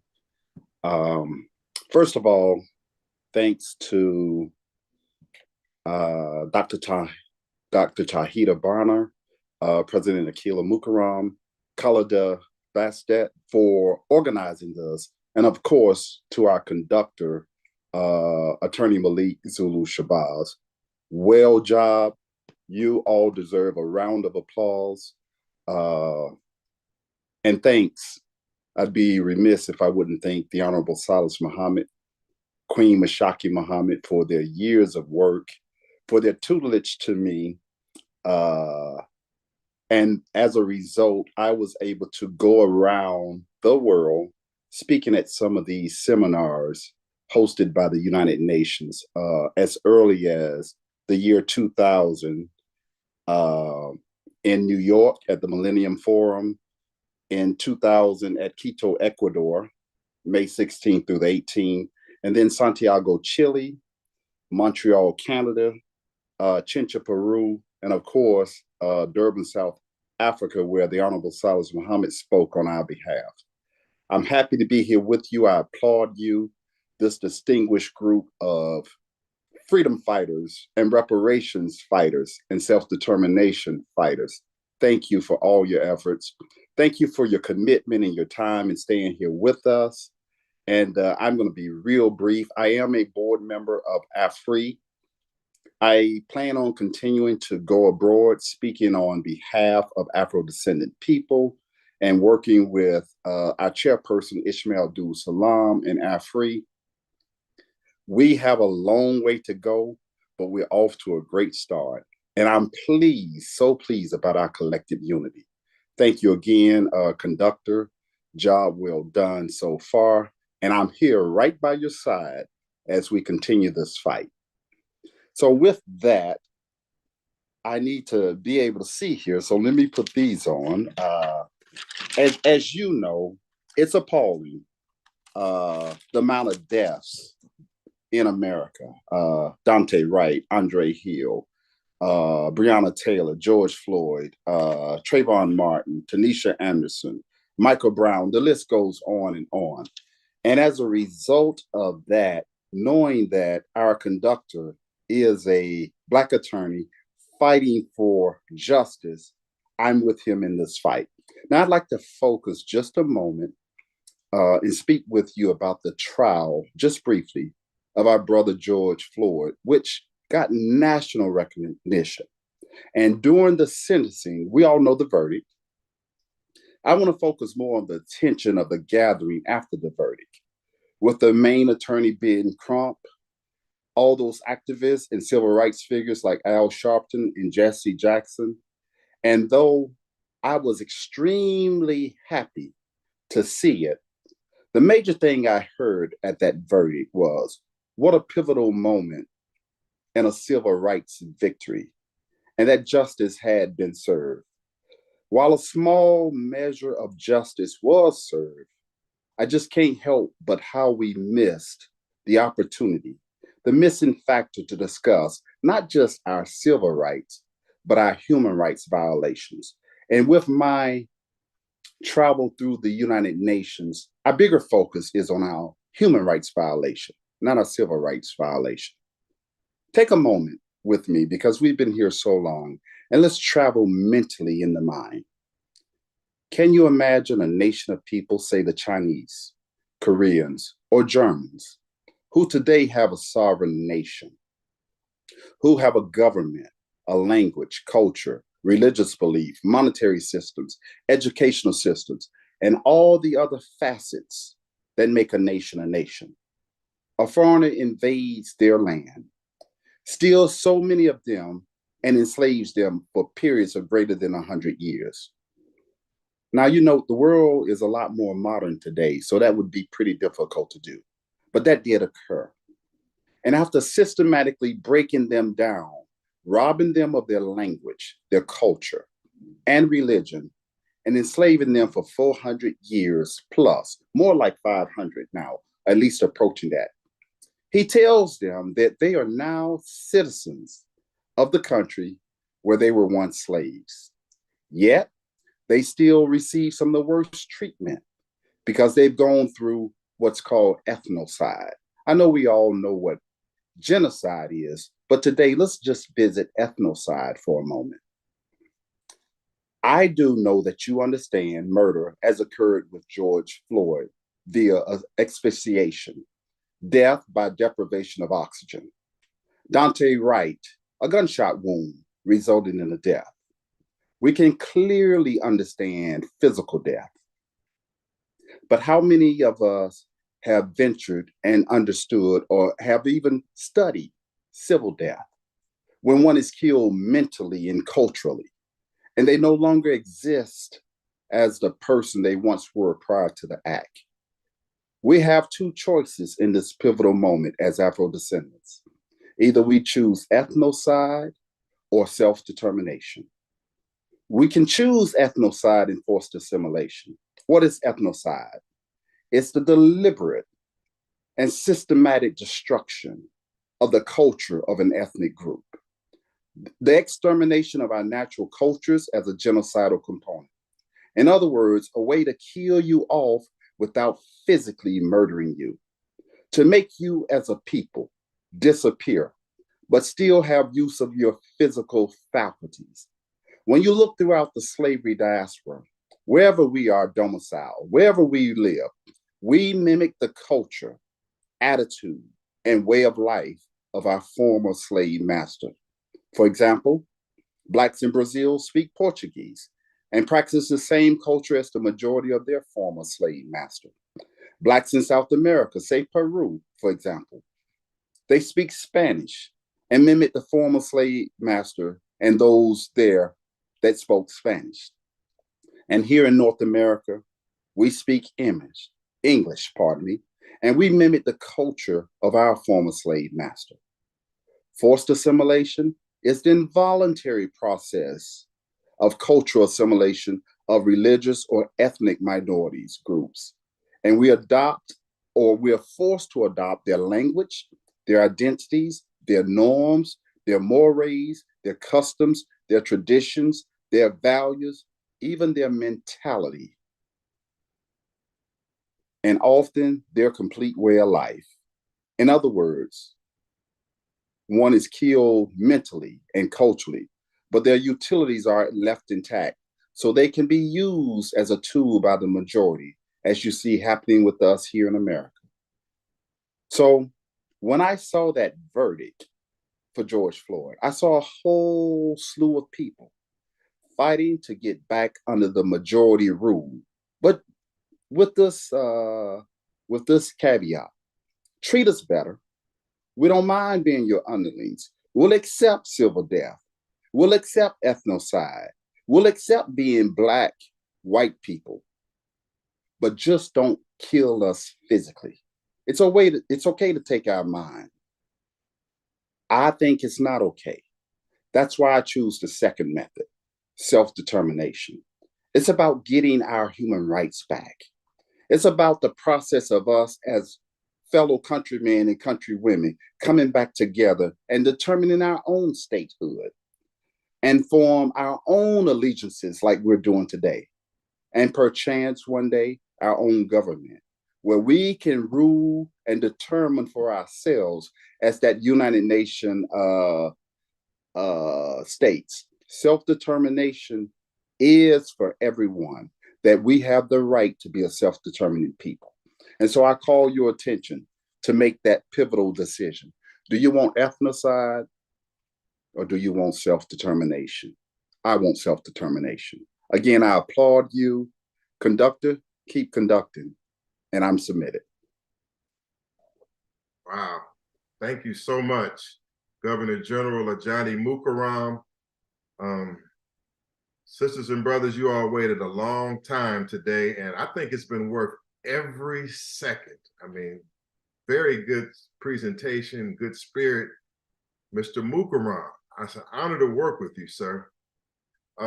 Sisters and brothers, I think this meeting and gathering speaks for itself. And as we close, as the last couple of presentations, I want to thank the ambassador, the sister ambassador for the Afro-Descendant Nation, who has been key in organizing this, Dr. Tahita Bronner. Dr. Tahita is, she's excellent at helping move this process forward in every way. We honor you, ma'am. You're an honorable person. And honors also to Sister Khalida Bastet, who is my assistant, who has joined in the Afro-Descendant Nation to help us. She's going to talk to us in a moment about the plebiscite, the vote that we are attempting to get all of the leaders to sign on to as we move around this country. She's going to tell you details about it and how it's helping us from an analytical perspective, so you know that we know what we're doing here. I want you to have confidence in us. I want to say to every leader that spoke that your ideas and your plans are respected, and that we as an organization, we're going to get right back with you to make sure that the goals and the timetables and the things that you're fighting for in reparations, that you receive our support. I speak to in Cobra, I speak to AFRI, I speak to Reparations United, I speak to Nkechi Taifa, I speak to Brother Ramzu. In reference to what the Governor General said, we're happy to say that the police brutality movement is going to be joining in with this human rights movement. That part of the reason why I'm here and other freedom fighter attorneys are here is because, and Black Lives Matter, specifically Black Lives Matter, that in the police brutality movement, that we will not be allowed it to be limited to civil rights, and that we will be working to get the police brutality movement fully integrated with the reparations movement. Along those lines, we like to say that Black Lives Matter, in its positive sense, help transform the police, that this is an organization or a movement that helped transform the struggle against police brutality. And I want to say that if we organize right, and if we're open and flexible and strong enough, that these coalitions and what we're doing can absolutely affect the reparations movement and the struggle for justice in America, because we need to see it, hear it, and feel it everywhere. So expect the police brutality movement, expect the stronger ones from Black Lives Matter and others to come to be a part of the self-determination and reparations movement as we get stronger and go forward. I say join the Afro-Descendant Nation, join it. I recommend this to persons that are serious about reparations and self-determination. As I said as we close, if you are a Black carpenter, Black educator, Black skills person, you believe in doing for self, if you're a self-defense advocate, if you're about nation building right now, we want you to join in with the Afro-Descendant Nation. They're going to put the information in the information boxes here where you can find it on Facebook or wherever. Join it. this is a movement. Stay in your organization, but join in with the Afro-descendant nation. And that's what I strongly recommend in this hour. If you have your own organization, that's no problem. Just join in with this coalition. That is what I have to say in this hour. I want to bring on to close us before we take Excuse me, Attorney Malik. Yes, Ms. President. Our brother Reginald Muhammad is on. Okay, we certainly will do that. Okay, so sister. Thank you. Thank you, ma'am. You're welcome. Our coalition, it takes time, but it takes time out of respect for the fact that this is a coalition with many important players. And again, our objective is to build a common front so we listen to all of these great leaders, because these digits are coming together as a powerful fist.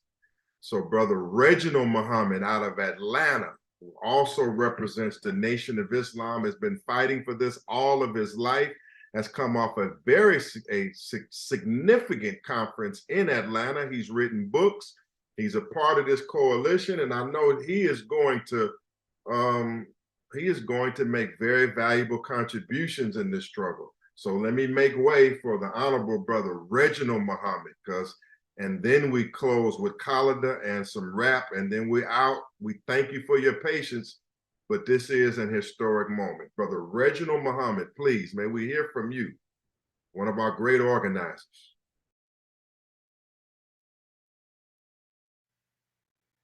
Brother Reginald, can you turn your camera on? We see you, Brother Reginald. Can you turn your camera and microphone on? If he needs a moment to get it straight, we run to Sister Khalida, we come back to Brother Reginald.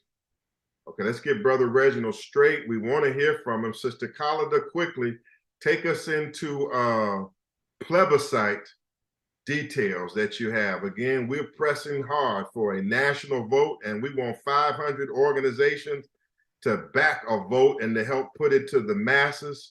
We want a campaign to get these votes and signatures so that we can have all these contacts. So all these contacts will be valuable for the battles ahead. Sister Khalida, help us while we get Brother Reginald ready to broadcast.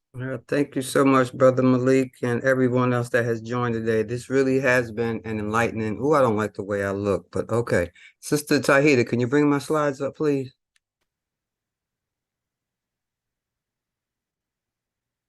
What Brother Malik is speaking about is we have a national database that is set up keyword specific. First, let me go back to this. This is the actual plebiscite, the Declaration of Self-Defense for Black Peoples and Organizations. It's self-explanatory with the whereas the definition of what the plebiscite represents. On the right side of that is the actual plebiscite vote on self-determination official ballot, which are just 3 questions. 1, do you declare your right to receive full and complete reparations? Let me back up because we changed that. Let me go back and read the other way. Take that off. That's why I don't want this. Go to my findings, please. Because we reworded the questions. What this is showing is since the National Reparations Conference in Atlanta, early September, these are numbers that have come in to the 877-506-2184 number, indicating people who have taken the actual time to complete the 5 questionnaire plebiscite questions. There were 213 total engagements. All of them were complete. Since I need you to scroll down, what you see here on the left side are the actual states by numbers. And I'll have to give it to, I guess, Brother Reginald. Georgia's showing out. We have 50 respondents, which I think is a great number. The map itself is showing us which areas of concentration that we have garnered their attention thus far. What this database will do for us is it will keep an actual record of contact by text messaging, whether it's the plebiscite or as we move forward and want to recommunicate with our contacts. Any other information, any upcoming meetings, seminars, webinars, this is our, again, ADN National Database. Sis, you can scroll down to the actual questions. I'll read those real quick for the brother. Again, so excuse me, because I want to determine what we reclassified. Question number 1 from the original ballot. We are now asking number 1, do you self-identify as an Afro-descendant? And as you can see under the multiple choice, 201 persons says yes. The second question is, do you declare your right to receive full and complete reparations? You gotta scroll with me, sis, as I read, okay? Okay, and that was 97 responses. Majority of everyone has answered yes. There were, out of the 200 plus responses we got, there were less than maybe 10 people. I was more concerned about the very first question about self-identifying. So less than 10 people out of over 200. I think we're on a good track. The third question is, do you declare your right to self-determination? You have your right to have complete control over your affairs as a people and to govern over ourselves. 197 participants said yes. Ballot question 4 is, do you declare your right to independence and your right to establish a state or territory of your own? I'm sure that's the same 197. Let me get to the last question, please, sis. Question 5, do you declare your determination to unite and defend your people and stand and fight for what you have affirmed in this vote? Majority of the answers are yes. So with that being said, again, this is why this number is important for us and my role and responsibility in assisting the committee, assisting Brother Malik, Sister Tahida, and everyone is we have to push this 877-506-2184 number so that we can stay in close contact with those persons who are taking the time and want to be interested. And just FYI, since we've been on the webinar this morning, I've received 15 responses already. So what that says is the more we communicate this information and get it out to not just the state, as Queen's sister said earlier, this is an international fight. So we have to get this information out to everyone. That way we can stay in communication with persons. The plebiscite will speak for itself. As the attorney said, it's going to serve as our quote unquote national vote, and it will serve as an official vote. That I submit. Are there any questions on that? I don't like the way this thing looks. Come back to the questions. That's Miss Sister Khalida Bastet. And she's working with the administration of the Afro-Descendant Nation to help take our ideas and make them into reality. I see you, Brother Reginald. Okay, so she's showing you, brothers and sisters, that our plebiscite and ballot system works. It works to vote, and it also captures the information from the voter so that they'll be a part of our database and our movement. This is just a sign. Once we get consent from you leaders that I will be working diligently for up till we get to Howard University in March, once we have all the organizations officially on board, we want everybody to embrace the plebiscite as their plebiscite. We want 5 million votes. That's a sign that we need 5 million votes. I'm about to go on. Hold down that noise. Somebody leaking in on me. We seek, I don't think that I'm out of my mind. We seek 5 million votes. We seek to convert the fact that it is said that 95% of Blacks support reparations. If it's 40 million of us, we're saying that one thing that we must do, there are many strong actions we have to take, but we have to get 5 million votes in hand, 5 million participants in our movement, then we can get down from there. 1 second, Brother Malik. Sister Tahida, could you bring that map back up real quick? I just wanted to point something out to the brother's point. Okay. Because the areas that we are quote unquote lacking per se, yeah, see here the low numbers. So to our participants and our audience, this is what we're saying. These numbers here, they may show low numbers now, but with your help and assistance, this is where we can increase these numbers. Again, Georgia is coming in as a very close #1. Surprisingly, New York is not far behind it, Texas. So does this indicate that Georgia is ready to really be full throttle in on this? If we were to start a strong committee, me personally, I'd target in on Georgia because it seems like they're ready. My point is, again, to the brother's point, to gain that, achieve that rather, that 5.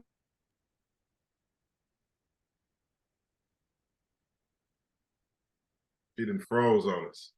I think she froze on us. 5 million. Sisters and brothers, we won't belabor it long. 5 million votes is what we seek. And therefore, all of our efforts in whatever we're doing here is ultimately going to loop back around to gaining 5 million votes. And I do want to say this as we move to Brother Reginald Muhammad, that this movement specifically, we got to get 5 million votes, and I would have an objective of raising for us $10 million. I mean, we need $10 million in goodwill funds to carry out these plans. And that's a low number. Okay, but these are some of our goals. We need a $10 million budget to support what we plan on doing so that we can achieve it.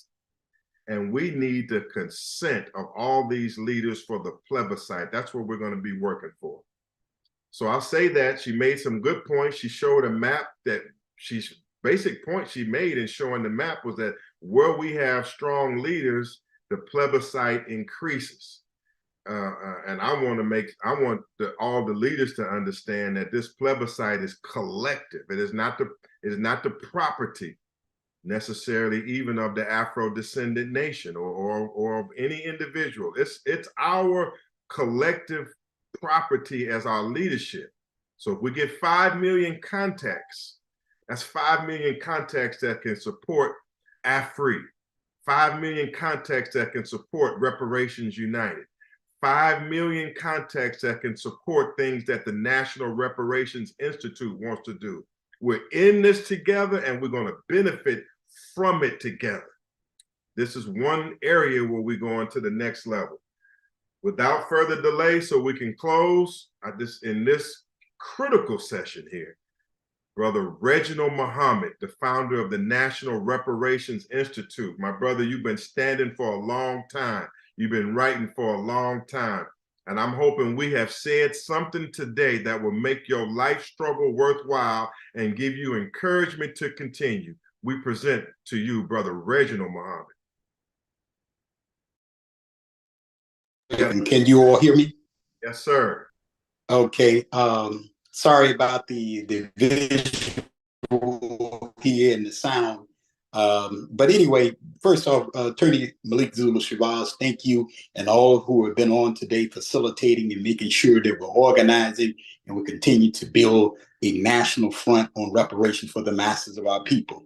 Thank you all so much and for allowing me a few minutes here. I want to certainly thank the Afro-Descendant Nation for all the great body of work that they are doing and have been doing and that we're all benefiting from. And again, I want to thank you all who participated last week at the National Reparations Indaba, the third Indaba. We had a success at the Atlanta University Center. Just want to let you all know my solidarity and support and continued support around this effort. And we'll be talking with each and some of the individuals here on the line today in the up and coming weeks of what else more that we can do. And remember, we're at your service. We're not competing with any organization. We have to have a policy center and think tank where we do research, writing, and advocating and activist work every day of the week, that we are up and about as far as complete reparations for the masses of our people. And I just want to again thank you all and let you know that we're on board and we're doing the work and anything that we can do to help organize even further, because our objective, number one, is to help consolidate the movement. Number two is to control our own narrative. Number three is to make sure that we implement the National Reparations Declaration. And then four, make sure we utilize the collective culture model. And some of what you all are doing now across the board. That is part of the collective culture model, that we will actually secure reparations for the masses of our people. And I thank you all. I look forward to talking back with you all. We're headed to Ghana for the International Conference on Reparations next week. And we hope to bring you back a very good, strong report from the Pan-African leaders and those who are coming from around the world to assemble in Accra, Ghana. Thank you, Attorney Malik. We'll talk with you later. Hopefully my broadcast has been a little shaky here, but I've been moving around trying to get prepared to make some other moves as far as reparations. Thank you all again for your time. Thank you for your attention. Assalamu alaikum. Alaikum salam, sir. Very, very good pledge. We thank you so much. We're happy to hear you're headed to Ghana for that reparations conference. And certainly I'm going to brief with you, and I know we want to support you, certainly. And maybe we could send a delegate with you. I don't know. I have to talk with the ADN leadership. It's last minute, but I'm not opposed to helping somebody from the Afro-descendant nation to be there in Ghana with you, as we want to be in the places where we need to be to forward the movement. If not, brother, we have no problem relying on you. We are a team. We are a team, and we honor you for taking the pioneering stand. Know that I will be, and we will be, but I will be contacting you personally within a few days so that we can plan further. Okay, sisters. Well, brother, we're gonna continue to organize, and thank you all again for all your valuable work, because again, we're pulling from all the organizations, because all of y'all have a great body of work and that we have all benefited from. Me personally, and again, we were invited to be in Ghana, so we're going to be praying and working to get there. We made the arrangements, and again, we'll bring you back a full report of what has transpired, what the agreements were. But our people across the world now are organizing and understand complete reparations. If we're talking about the restoration and the transformation and the elevation of Black life, economically, politically, socially, and educationally and culturally for the remainder of the 21st century that is sustainable, we're talking complete reparation. Thank you all again, and I look forward to Attorney Malik and all the Afro-descendants, those who are building and developing. Let's continue to do the work. Thank you. You're welcome so much, Brother Reginald Muhammad. And before our final cultural presentation, again, I want to thank every leader that has taken time to come on, every scholar and teacher that has either remained on and took valuable time out on Sunday. We pray we haven't wasted your time, but we have laid a foundation. We have laid a foundation for the future. Everything that you hear from us from this day forward will represent progress that comes from this day. We will not be at the same level the next time we come forth. We will be on a higher level or a stronger level as we move forth in this process. Lastly, we want to hear, we got to have culture. We have to have culture, and we have to be able to reach the young people. So we have many more areas to go through. I want to thank Afro-descendant Ali. I want to thank Brother Sharif. I want to thank everybody that's laboring for the Afro-descendant nation and pushing it. Push this 100 times further. Share this broadcast everywhere. We're going to put this broadcast everywhere. We're going to put the transcription of it everywhere. And this specific meeting, everyone must know about it and study it for its historic importance. So here now, to close us out before we take some questions, let us hear some music, some culture, some rap from one of our great rappers in our midst, rapping about reparations, that strong warrior and my brother Kamal Shabazz. Come on, man, and rock that mic and fire us up. We're doing all that talking, but give us some music, Black man, before we get into these questions on this great day we're having. Peace, my brother. Peace, brother conductor. Can you hear me? Yes, sir. All right, all right.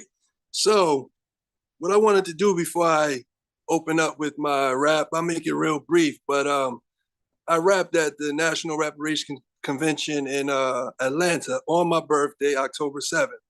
And after I did my performance in the convention wrapped up, there was a little controversy. I won't get too much into that, but the controversy, one thing led to another, and I ended up on a podcast, and I was speaking of the convention and things that happened and didn't happen. And I just wanted to make a few corrections, if I may, because I feel like it's very important. I said I was speaking on the Honorable Silis Muhammad, who I respect highly, and I salute to the lost found nation of Islam, in which in the podcast I kept saying the lost nation of Islam, and I knew better because I met the Honorable Silis Muhammad in 2018, thanks to you, my big brother Malik. And also, hello? Okay. Yeah, there was another correction I wanted to make, in which my great uncle, the Honorable George Edwards of the original Black Panther Party, passed away last year. And as I was speaking of him, I said he was the last Panther standing, in which I knew better, but in rushing to get my answers out, I said that statement, in which I know a lot of the original Panthers. And I want to salute any of the original Panthers watching today. And, you know, moving forward, let's build this Afro United Nation that we talk about. So I'm going to do my reparations anthem, and I'm going to close out and hear the message. And it's going to be a cappella, by the way, because I don't have no music in the background, but hear the message. Hey, yo, coons and buffoons belong in cartoons, dragged in dark rooms and stabbed with harpoons. We're here for reparations, prepare for separation. If you're sick of this, come here and get some medication, accreditation. For all our blood, sweat, and tears, we made reservations. For over 400 years, you owe us. So show us the money. It's time you pay a fee to the African American descendants of slavery. That's on God. Hello? I come with proof like some hard liquor. If I declare war, hope you bring your trump cards with you. You raped our sisters, and that was our queens. Me out some jokers, prepared to feel the wrath of the king. See, I'm an African king, not T'Challa. I'm Eric Killmonger. We might be cool 1 minute, the next one I'll steal on you. A real monster, filled that'll steal from you, to make a profit and send it to Emmett Till's mother. Salute to the Till family. I seen you up here earlier. Let's work together. I'm gonna go to the second verse. Our ancestors ain't died for us to sleep. Wolf of Wall Street feeding on you hungry sheep. That's deep, like holy water in the pool. Some suckers just want to 40 because they the stubborn muse. See, the #1 rule is you can't be a toothless lion. If all you do is crying, then ain't no use in trying. See, we look stupid fighting each other. Our brothers, it's like a mother loving white man's under your covers. Secret lovers, what we discovered, we never recovered from all the trauma. So now I'm Jeffrey Obama, Barack Obama, or Colin Osama. Let's get our act together and kill this drama. Salute to everybody on the podcast today, on the broadcast, I should say. I'll see you in DC, Howard University in March. Reparations National Convention coming to a city near you. Peace. Peace, peace, peace. My brother, Honorable Kamal Shabazz, he's just given a taste and he's with us all the way. And I can tell you, brother, that culture is going to be a major part of this movement, and that what you're doing is going to be extremely valuable. And I thank you for being with us and staying with us. I stay with you all the way. Okay. All right, sisters and brothers, we're getting ready to wrap up on this great day. I'm in the question and answer session. I don't know who's left. I see some names up. I know we didn't wore y'all out today. I don't know who's available to help answer questions, but if anybody on the panel is available, I'm going to go through the questions and take some. And if you're available to answer, then you all can help answer, because I would prefer not to try to answer all of these questions. But I'm going to defer to my guests first, if you all are still on. And I thank you all, okay? And then we'll close on out. And may I pose one question from Elder Ajabu from earlier, brother?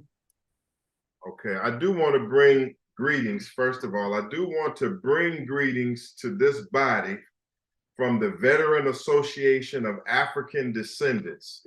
The Veteran Association for African Descendants is fully on board with us. Yes, ma'am, you can submit his question first. Thank you, brother. Our brother Elder Ajabo is asking, are we open for the land for our nation to be land on the African continent? Okay, I would like one of our leading reparations advocates to answer this. A question has been asked, when we asking for land, are we open for that land in terms of reparations to be part of this equation, land in Africa? Or would that be confined to the repatriation movement? Who would like to, what leader or presenter would like to tackle that question? Oh, this is Mommy P. I'd like to respond to that question. Go right ahead, ma'am. I think that a part of that question is one that we have to have a community discussion about. One, two, I think that it's one of a wide range of questions that for which there has to be a community discussion. I think that we must, in the pursuit and preservation of operational unity, must recognize the fact that there are at least three major tendencies in the African community, one of which is to establish an independent state. In some instances, particularly in the case of the Republic of New Africa, that would be in North America. There is another tendency in our community, which for repatriation, and that may be on an individual as well as a collective basis, and thus the negotiation of land in Africa.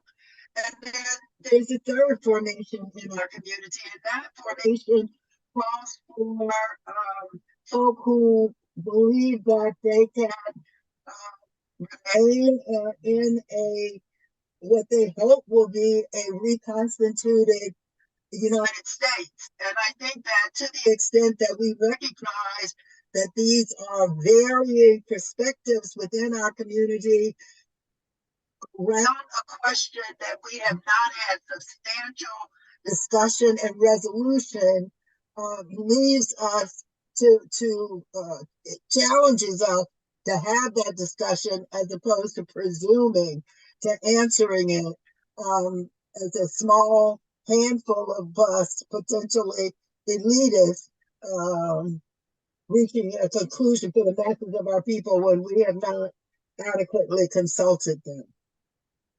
I yield.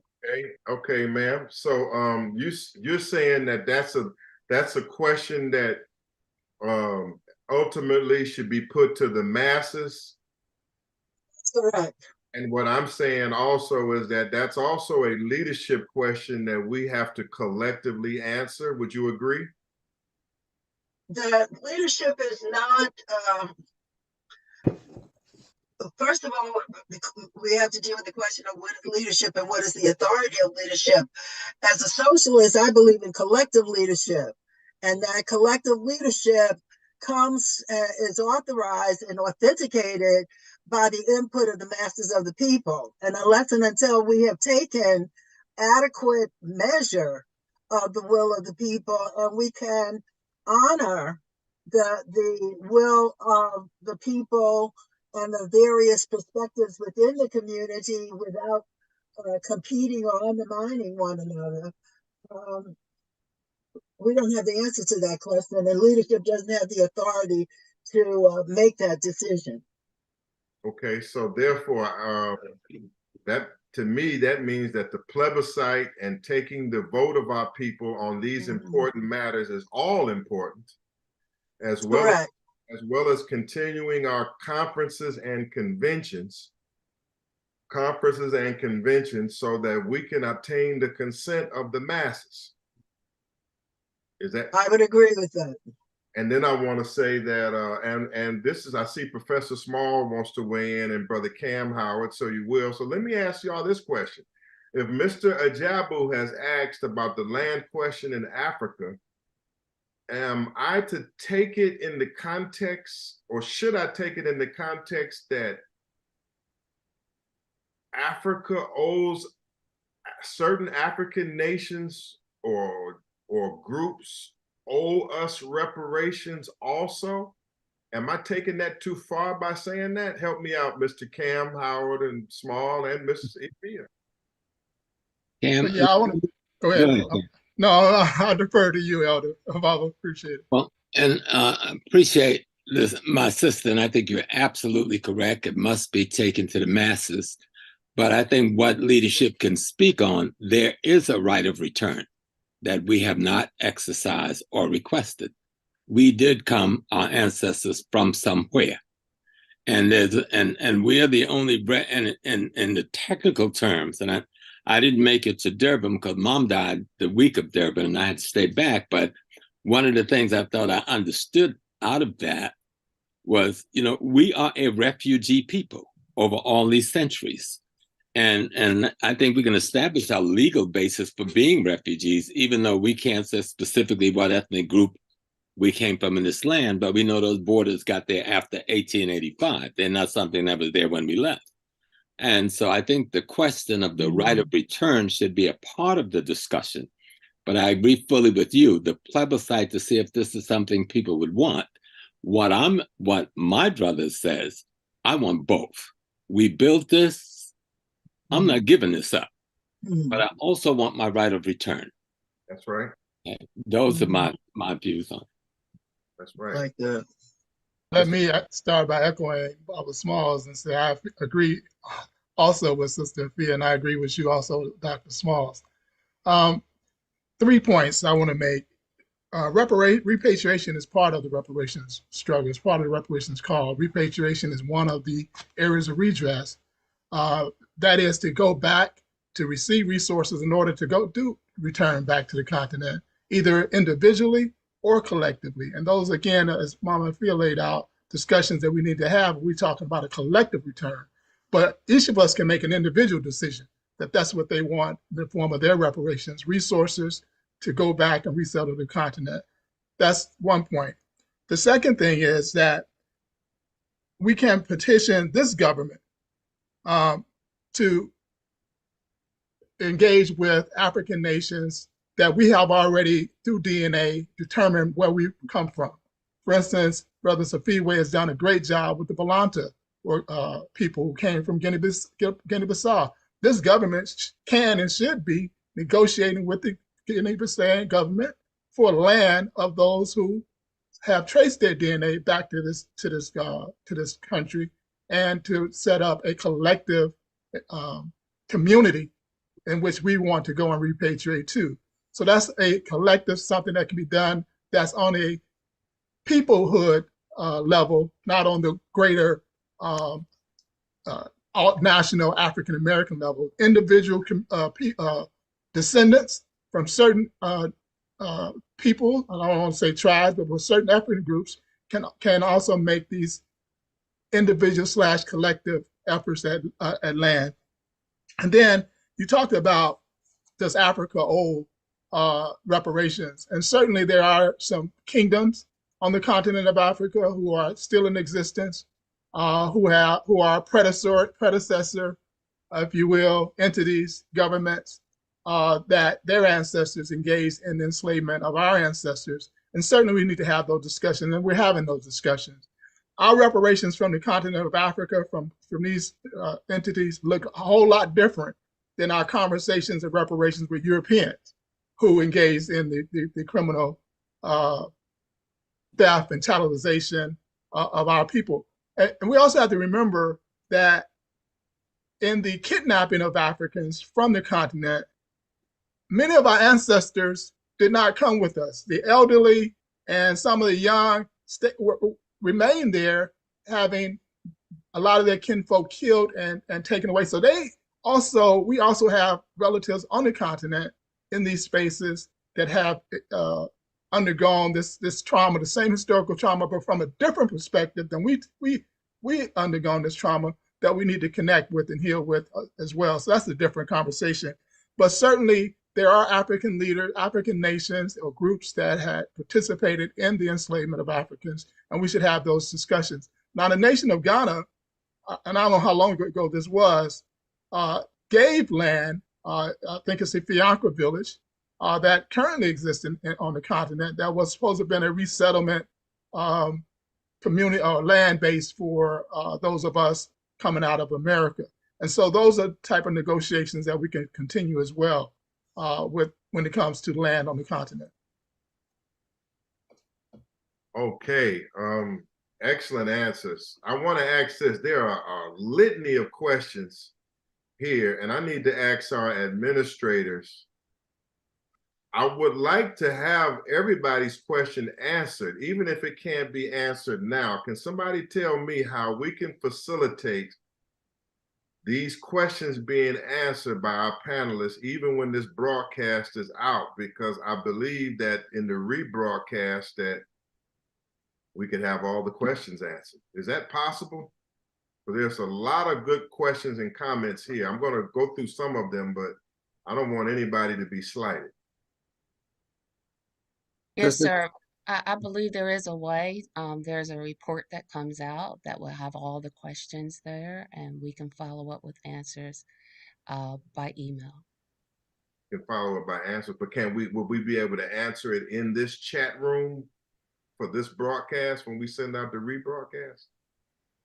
I'm not sure. We'll try. About the answer to that. Okay. Okay, we're going to try to answer everybody's questions, and if not, we're going to find a way. If you put a question in, that means we know who we have contact with the questioner, right? Yes, sir. Okay, then we're going to strive to, some of us going to have to answer these questions, because these is people that believe in our movement, and if we answer their questions, they'll be stronger. Okay, let's go to some others. You all have been reading the questions. I'm scrolling, so I defer to you all first for the most prevalent questions. Sister Tahida, do you see anything? I see a lot, but let me let you pick. Okay, I think I'd like to go to Brother Hubert Bass, who is part of the Afrodescendant Nation and has expressed interest in joining our government and helping us out. He has a lot of background as a city councilman and alderman, and we would be absolutely delighted to have him come into the government. And so I saw his question a little while ago, and now I don't see it. Oh, here it is. Actually, he has a couple of comments in here. Let's see. There's 100 in here, and so it's really hard to find.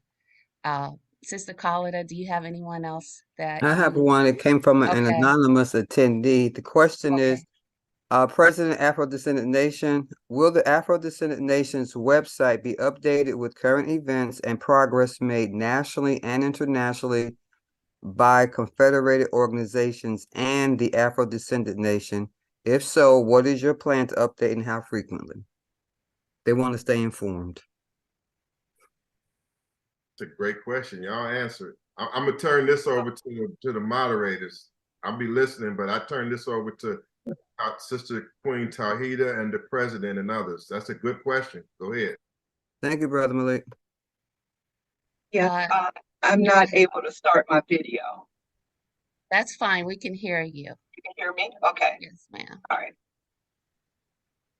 So, to everyone and the person that asked the question, yes, there are plans to update. I have been looking for someone to be able to have control of that. So if you are interested or know someone that is interested in being able to keep it updated, we would appreciate it. I personally cannot handle that on my own. So we need others to come in and be a part and help carry this load. Remember, this is not just us, but this is for all of us. It's collective, it's inclusive of all of us. So I don't have a date that I can give you as to when it's going to be updated. I know that we are diligently working to find someone to carry that piece of it for us, to keep everything updated, to make sure that we include information that needs to be included there on the website. Again, if you have anyone in mind that would be interested and that's committed to working and making it a priority, because that is what it's going to take to make sure that we keep the Afro-Descendant Nations website updated.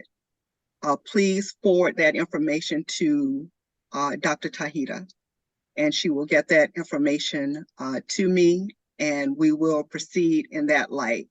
So once we have someone, then at that time, the person that is responsible for it can be able to help us decide on a good timeline as to when things will be updated. Thank you so much for your question. Thank you, Madam President. You're welcome. Thank you. I did find the question from Brother Hubert. It says the question is to any attorney. Now that we have a legal self-determination identity and government, is it our goal for nation-state sovereign immunity? And if so, what are the beginning steps or next steps and appropriate timeline? Can this be worked on while the plebiscite vote or during the plebiscite voting process?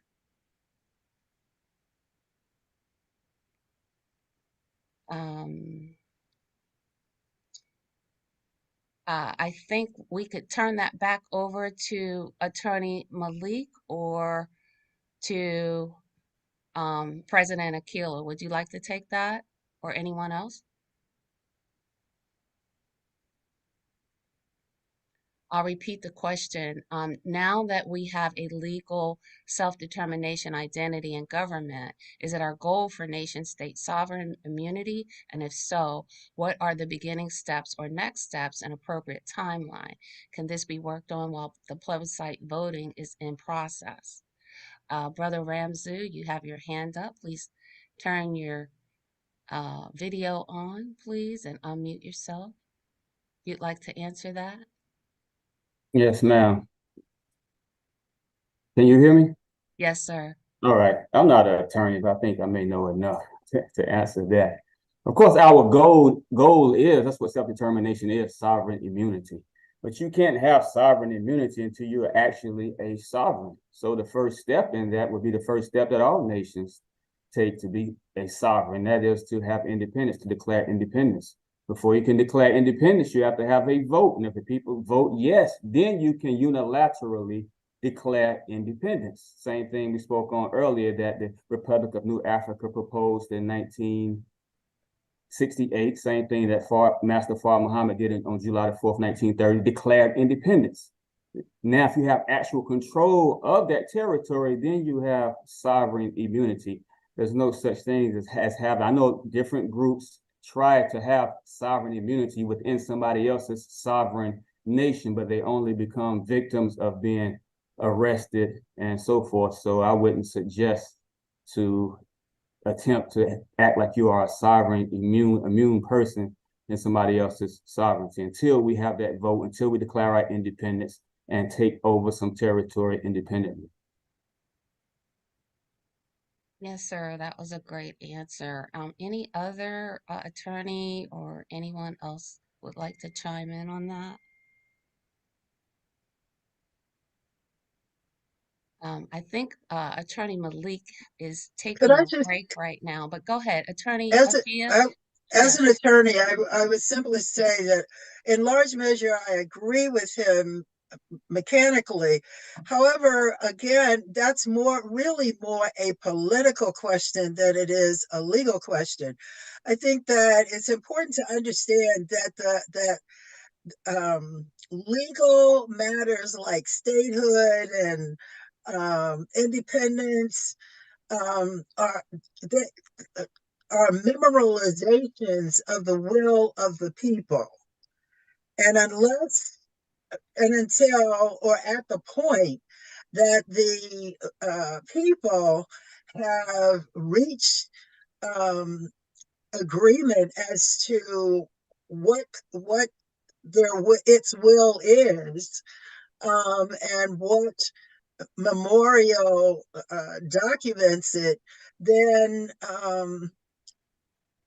anything else winds up being an intellectual exercise and lacks the authenticity and the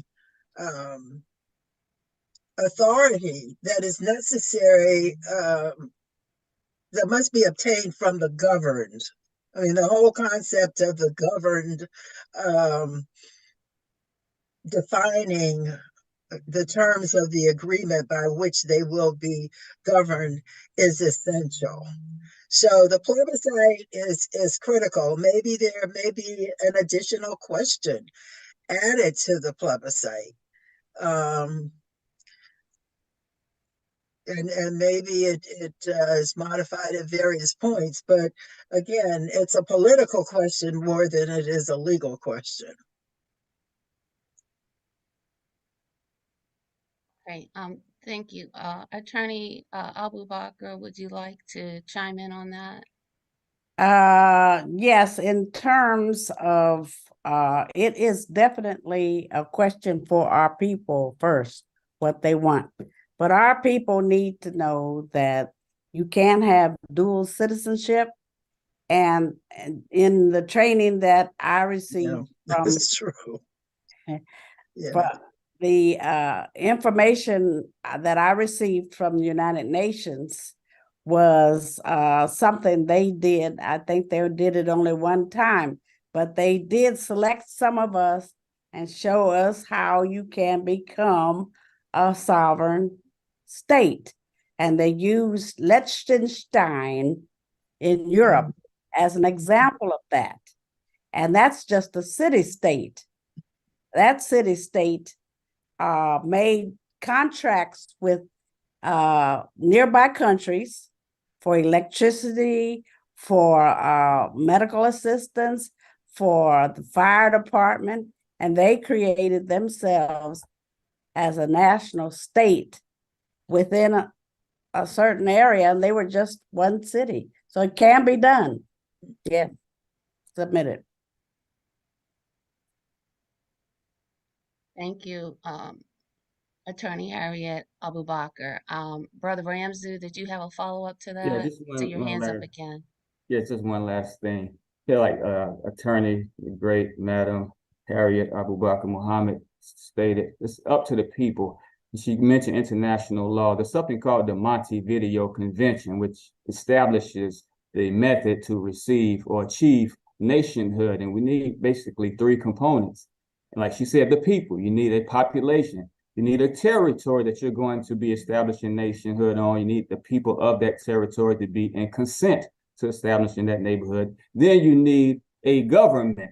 And that's the ingredients, according to international standards and international law, of becoming a state, no matter how large or how small. And it doesn't have to be recognized by others. It doesn't have to be recognized by the United Nations. There are nations that have fulfilled those same requirements that are actually operating right now because they have a population that has consented and they have a government. That's called the Montevideo Convention, one of the founding documents of the United Nations. That's all I had to say. Thanks. Thank you. Are there any other questions in the box that you see that Sister Khalida?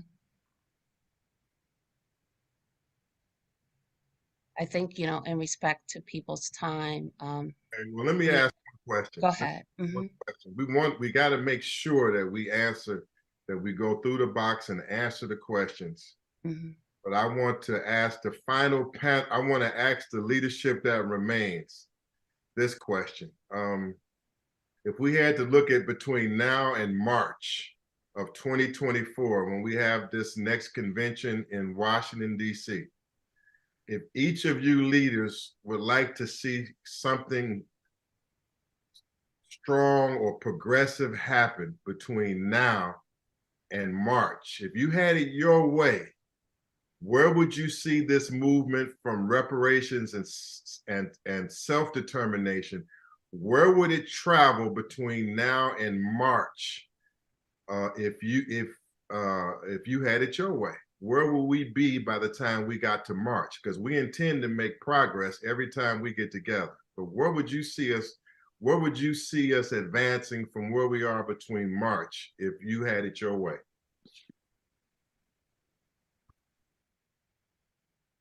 You know, I would like to,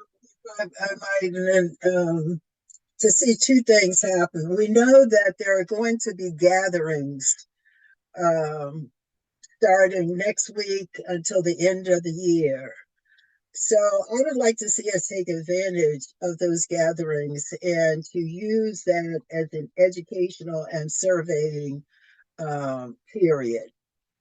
In addition to the holidays that some of us may or may not participate in, there are other holidays, most especially Kwanzaa, that will be coming up.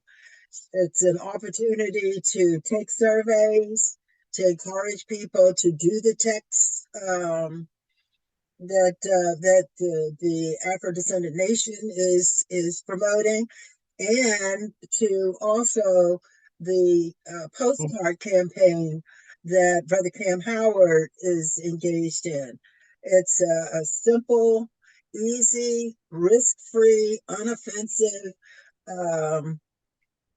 opportunity to educate and to advance items on our agenda, and to, at the beginning of the year, perhaps Martin Luther King's celebrations, those observances around there, to use that as an opportunity to get back together for a report back in anticipation of March.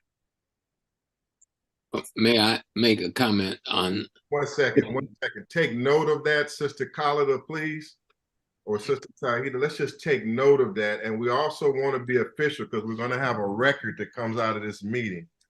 So we want to go on record and say that we will support Cam Howard. Cam, I won't just say it's him personally, but the postcard campaign that he's spearheading, that we not only do formally support it, but we will be supporting it. Can you just put that in the record? Yes, sir, noted. Okay, I'm sorry. Who was that wanted to speak next? Brother Small. Okay, I think the plebiscite should take center stage. Peace. I think we need to push the plebiscite in every way and every means. Yes, sir. When we arrive in DC in March, we should have a substantial number of our citizens that support the direction in which we're going. So I really think we should make the plebiscite the center core piece between now and then. Can I please follow up, Professor? Shay.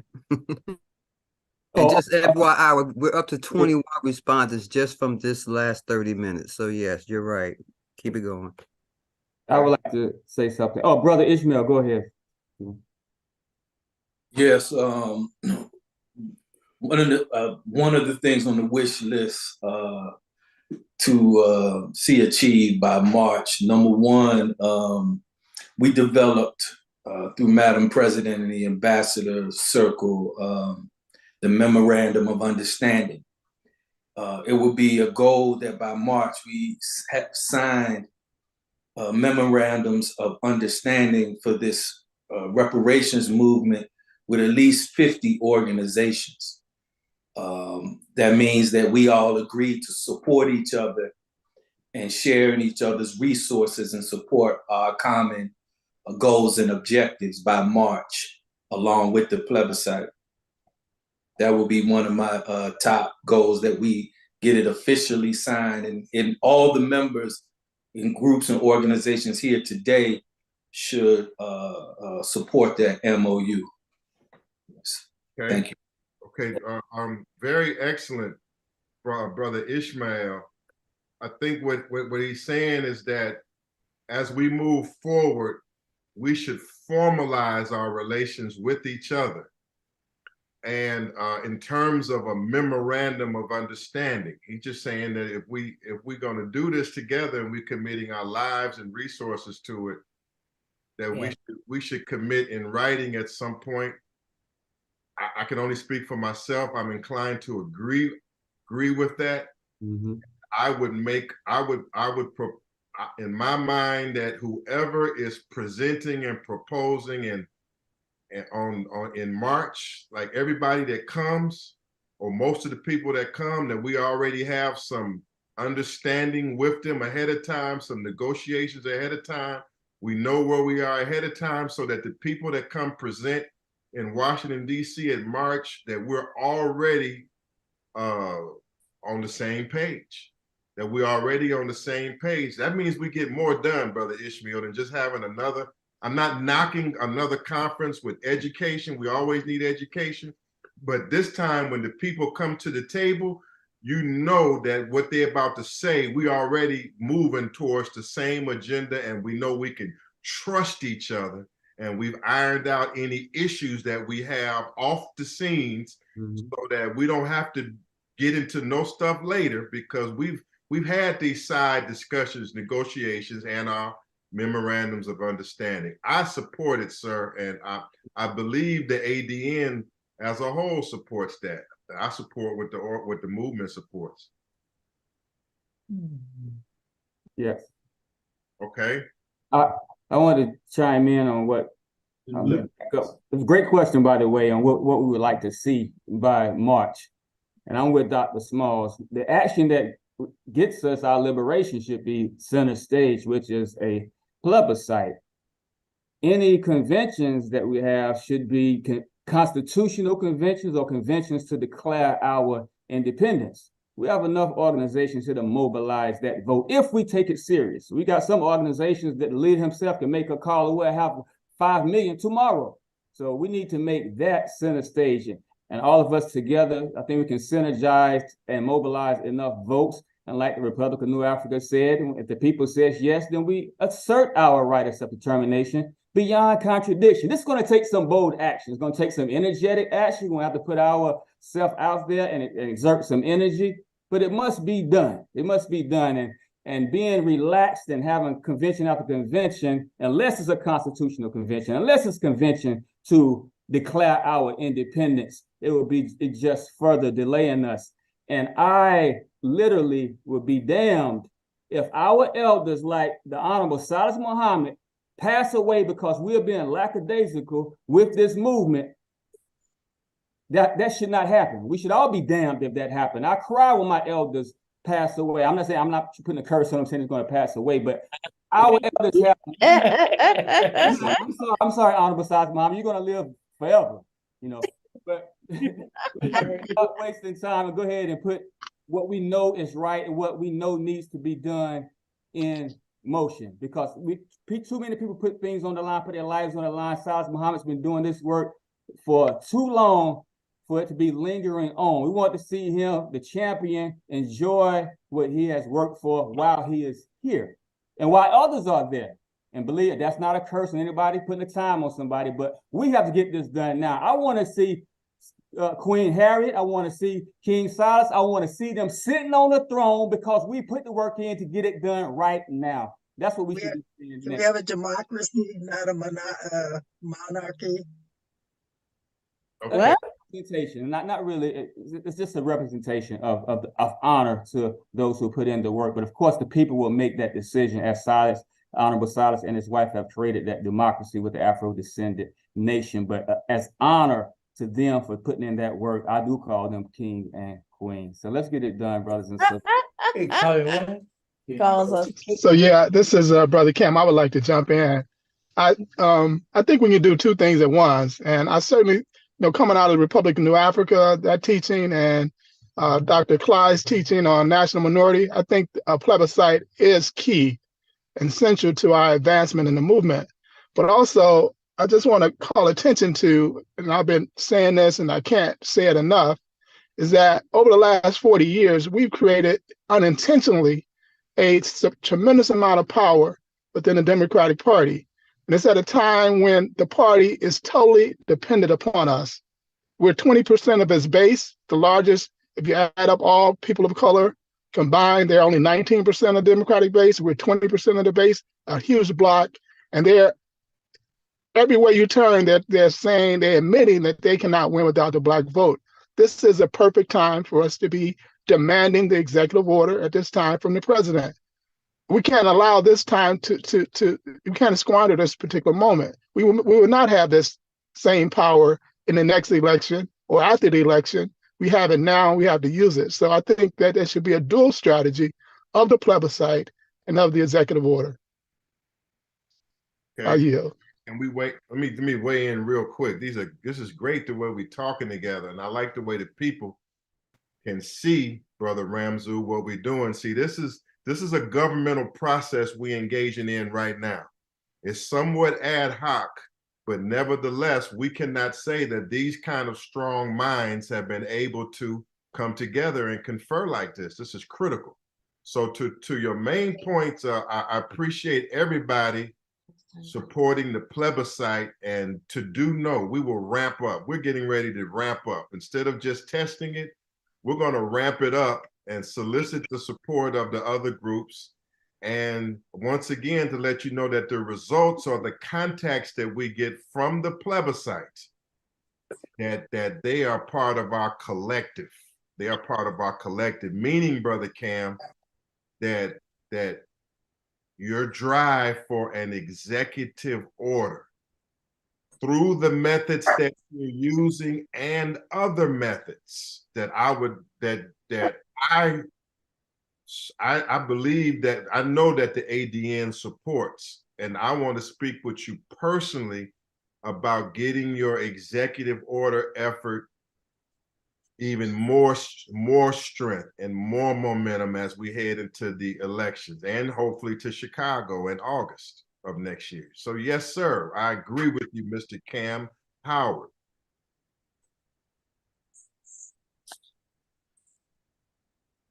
You know, Ramzu, let me say something else to Brother Ramzu. Yes, I feel your zeal on the plebiscite. I honor you, and I would say this in terms of conventions.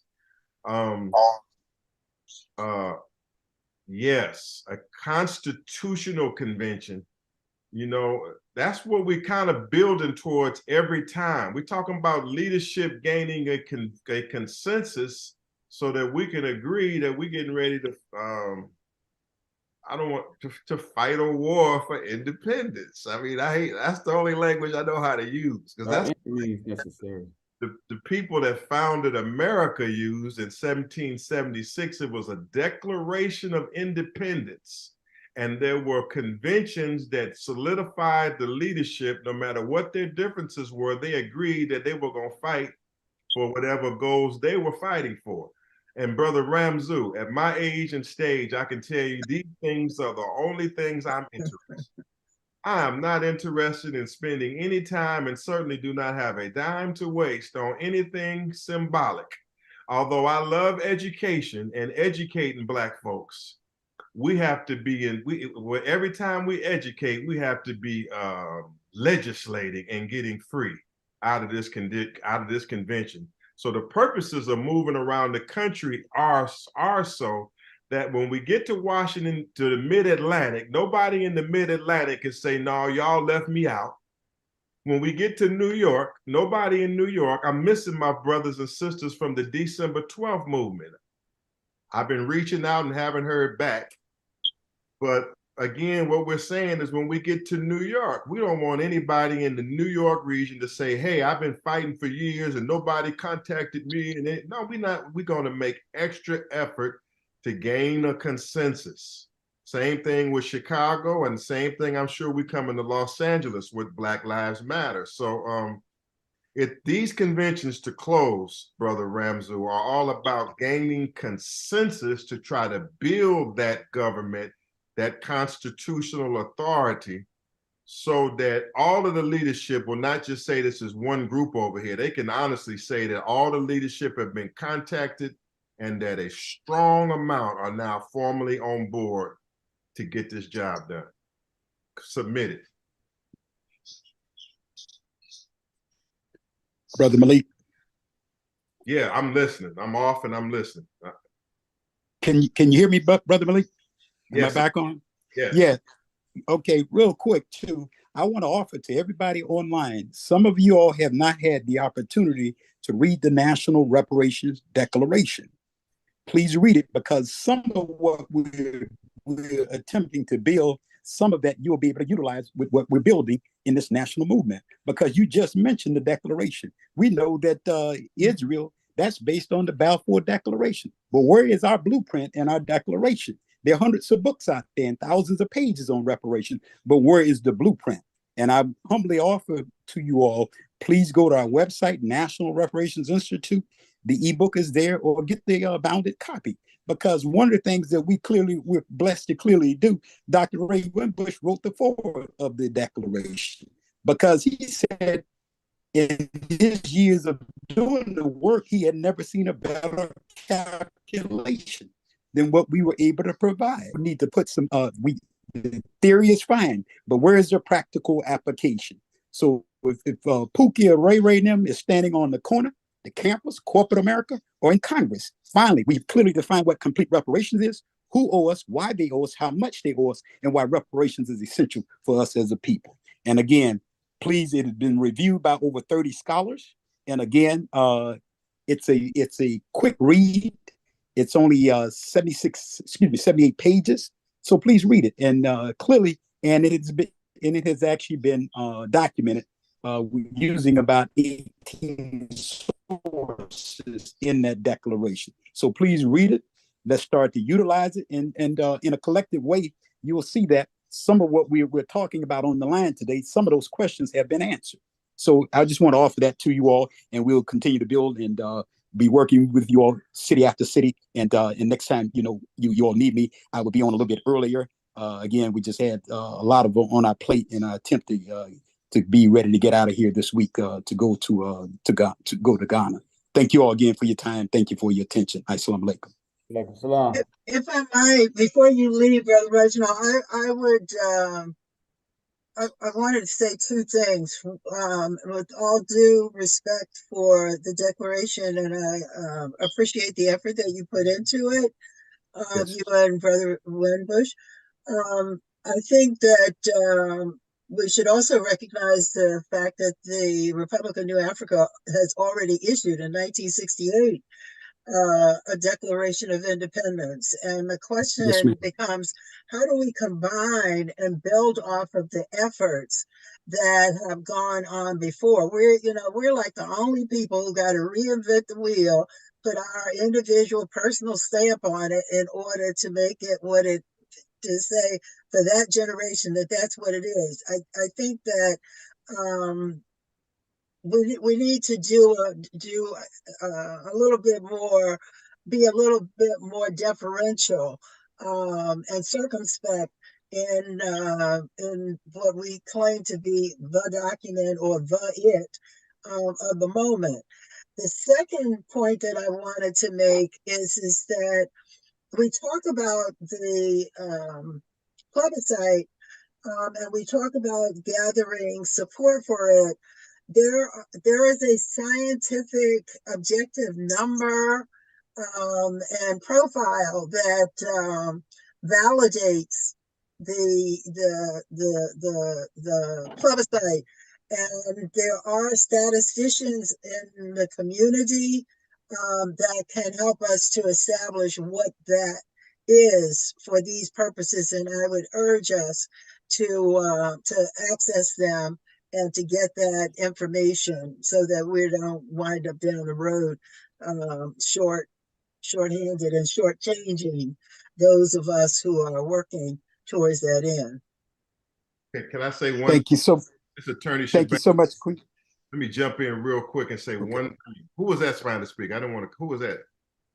That was Reginald Muhammad. Wanted to just clarify a few points. Thank you, sister. And again, you're right. That's why in the declaration we have stated that we are building off all the great works of all the great organizations that have done it. And again, from time to time, we must update and expand what we're doing. And the declaration is a framework, and so it can be built on. It could be amended. It could be expounded on. It can be enhanced, and we know that. But if you have not read it, again, then we don't know what tools are in it that will help those of us in attempting to do the work that we're doing. And again, we give credit to all the organizations because you know how many organizations I'm a part of, which we have gotten a page or 2 or 3 pages or chapters from. And we thank the Republic of New Africa. We thank the Malcolm X Grassroots Committee and all the committees who have done the work, All African People's Socialist Party, and the work that Chairman O'Malley and others have done. And at the end of the day, again, we must at some point develop a declaration. And so it's from that vantage point, and it was not just 1 or 2 that developed the declaration. There's a committee of 10 of us who looked at it, researched it, and edited it. And but again, we needed to start with a working document that the masses of our people could easily pick up. Most of our people are not going to read 300 pages trying to figure out what you're talking about. And so we needed a document. If you go back and look at the Civil Liberties Act of 1988, when the Japanese were finally got a partial reparations here in the United States, you'll see that started with a document that the masses of the people was disseminated to that population, and they had an idea of what the objectives are, who owed, why they owed. They clearly defined it, and that's all we've done. And again, we any critique or even any criticism of the document, let us know, because we want to be able to build off of it and develop it. But it's for the masses of our people. Thank you so much. Okay. All right. So let me say this. Let me help try to make some progress on this. What we need here, Miss Nangaza. I'm sorry. Help me with my pronunciation. I'm tongue. The number 1 Gaza, like Gaza Strip. One Gaza. This one Gaza. Your point is, and Mr. Muhammad, your points are both well taken. And then what we need right now for that is what's called a reconciliation of doctrines. Just a reconciliation of doctrines that are important to the leaders here. Mr. Muhammad has a book, and as he said, he has one of the few, at least one of the few, not the only, but one of the few current doctrines or writings on a strategic plan for reparations. We know, and I've been reading up on recently, the Republic of New Africa's plans for plebiscites. Then we know that the Afrodescendant nation with Brooks Robinson and others, well, they have a strategic plan. Okay, so what's more missing, Madam Ifia, one Gaza, is 5, 6 plans we're trying to go over again. Okay, so I will take do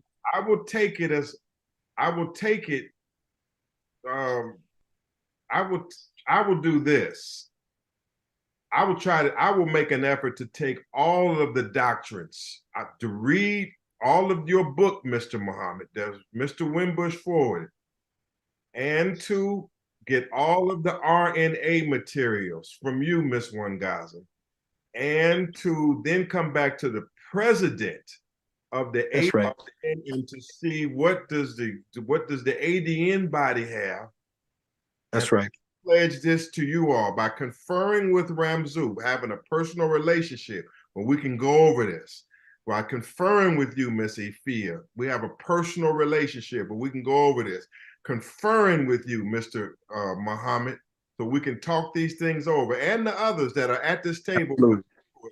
Then what we achieve is the reconciliation of doctrines. We're going to reconcile it. That's right. That all the leaders can say that I stamped this plan. I was a part of it. I considered it, and I stamp it. That's part of our duty as the Afro-descendant nation, to bring all you committed people, and we have to go through procedures. They're not making them too late. Absolutely. not being too long about it, but not being too short about it. And we have to achieve it ahead of March. You have my commitment on that. I and us as a nation, we're going to start conferring on these doctrines to see what we all agree on, and then whatever we don't, we'll reconcile it, but it will be done through diplomacy and negotiation, and it will not be delayed. Thank you, Attorney. We have a tendency to take on, with the best of our intentions, of taking on more than necessary, and oftentimes more than we can handle. May I suggest that while you may collect the documents, that we put together a working group of historians, political scientists, lawyers who would do that task, and they report back, as opposed to burdening yourself with this and the innumerable other tasks that I'm sure you are expected to realize. That might be entirely possible, ma'am. You may be making a good sense here. What I will do is guarantee you that the process will happen. I know that the Afrodescendant Network Nation has a strategic planning committee. I see that Minister Reginald has a book, and others. You're right. I will certainly like to have my input. As an attorney, I'm used to reading and reviewing voluminous materials. That's just what I do. So I don't want to be too detached, but you're right on your first point. So what I can do, ma'am, is I can tell you that within 2 weeks of this meeting, Sister Colin, could you put that on the list and hold us accountable? Within 2 weeks of the meeting, we're going to get back with you, and then with the various entities that are here or their representatives, we're going to get us a process where all the organizations are in the process of consolidating our doctrines to a doctrine. Absolutely. All can stand by and say that this is the reparations plan.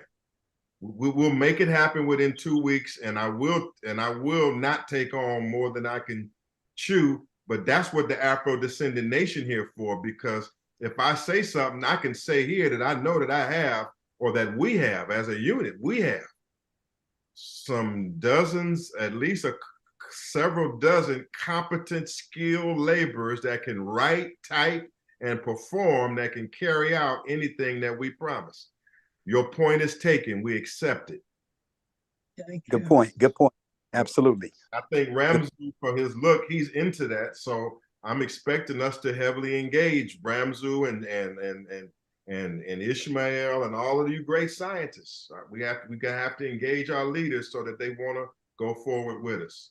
I think Madam President should speak on this point. She has a strategic committee. I don't know exactly what her view is. That's just my view, but I don't know what Madam President says on this issue. Okay, thank you, Attorney Malik, our conductor. But before I say anything, Lucata has been patiently waiting with hand raised, so before me. Yeah, he's sure. Okay, thank you. And thank you for being patient, Lucata. We appreciate you. Madam Off your video. Your concern is the discussion that we've been having cultural with regard to the cultural component of the reparations movement. We've been having a discussion on Sankofa Revolutionary Radio over the last year or so. And one of the things that we wanted to introduce to the reparations movement is coming up with cultural expressions that we can hear repeatedly that may draw in more of the masses. And one of the respectful nominations that we want to make in terms of including in the cultural of is the staple singers, I should say, that Brother, you having that says when will we be paid for the work that we've done. Brother Lucado, we honor you in what you're saying, but you having that breakup problem again. Well, I'm only hearing a percentage about that. I can't do anything about that. I'll put it in the chat. Man, I really want to hear you too. There's no way you can just get 100% clear.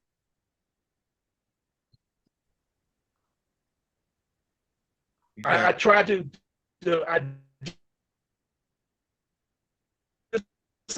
engage my video in order to have a better sound, but that didn't work. So I'll just put it in the question. Okay, Madam President, I defer back to you. And I yield the floor. Okay, thank you. Thank you, Brother Licata. And we look forward to hearing what you have to say. Also, thank you, Attorney Malik. Back to the strategic reparations plan that we are working on. I have spoken to Brother Reginald, and we were planning to work together to go through his book and the National Reparations Declaration to decide what needed to go into the plan itself. And so listening to Attorney Wangaza. Yes. Okay, thank you. That is great. So we would welcome you as well. And we and it's the same that Attorney Malik was saying, is looking at all of the doctrines and seeing what we agree upon to put into our strategic reparations plan. Because in some of them, we're saying the same thing anyway. Because we if we notice, we'll have more in common than we don't. So we welcome you, and we would love to have you join our team if you would like. Of the we call ourselves the TREE, Team of Reparations Experts, and we meet once a month on Tuesdays. And our next meeting is, let me just double check real quick. Tuesday, November 28th at 7:00 p.m. Eastern.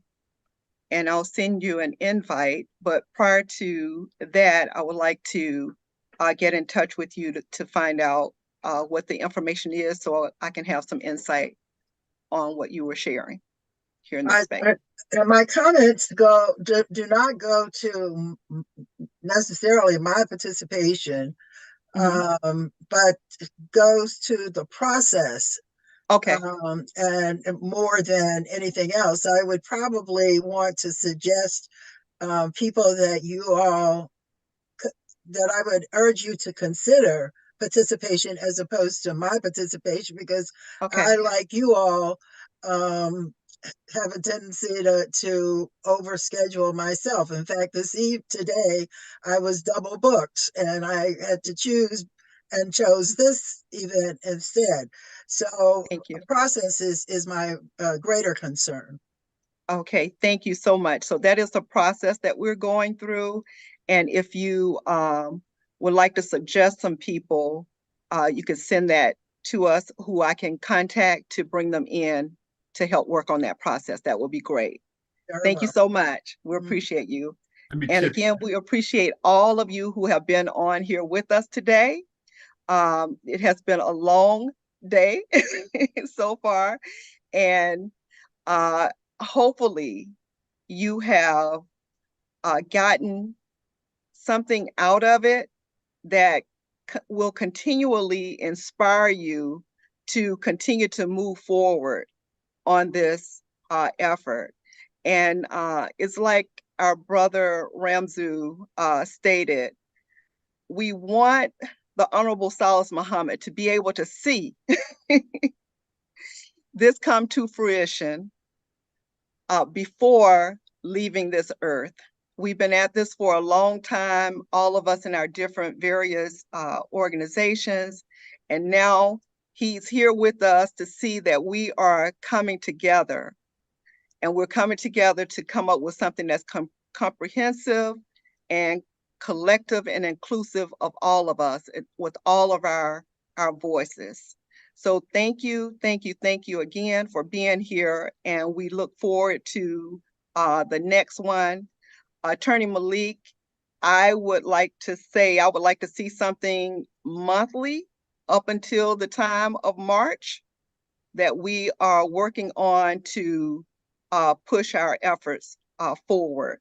And again, we are supporting each other's efforts, and we look forward to having our organization sign on to the Memorandum of Understanding, and that we will collectively work together and we will support each other's efforts. Thank you again. Assalamu alaikum. Thank you. Walaikum salam. All right, I think that might be the conclusion. I think that's our sign to conclude.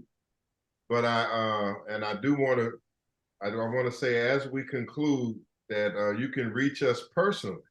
We can continue to handle these items through Ms. Tahida. You all have my cell phone, Madam President's number. We are here to make sure that when we meet in March, that these things get done and we're not discussing the same things. I can tell you this, whether it's plebiscite, whether it's doctrine, whether it's who's brought to the table, or plans of action. Plans of action. There are things that I haven't got to today that certain people are here for. When you talk about there are many things to be done. Well, our lines are open to continue to work offline till we come back with our next meeting or teach-in or whatever. We're not here just for the meeting. We own this 24/7 because time is running. Time is running, and we own this because we don't have any time to waste. I thank everybody for their time. It's been a great day, and my phone line is open, and if I don't hear from you, you'll hear from me, and I think I speak for Madam President and everybody else. Thanks, everyone. I'm going to end this webinar, and we appreciate your patience and hanging in there with us for a whole hour over time. So thank you so much. Have a good day. You too. Record it. Make sure we record this meeting, because this recording is going to be very valuable as we spread it, and the transcript as we go forward. Yes, sir. We have it. Salute, everyone. Ooh, man, I'm proud of you, brother. The rumor was that Ramzu's a wild man. He has no diplomacy. He can't. If it's not his way, it's the highway. And I told them, I told some of them, not them, some of them. I say Ramzu will be fine. I trust in him. I see, brother. You know what you're doing, brother. You know what you're doing, brother. Thank you, my brother. I love you, man.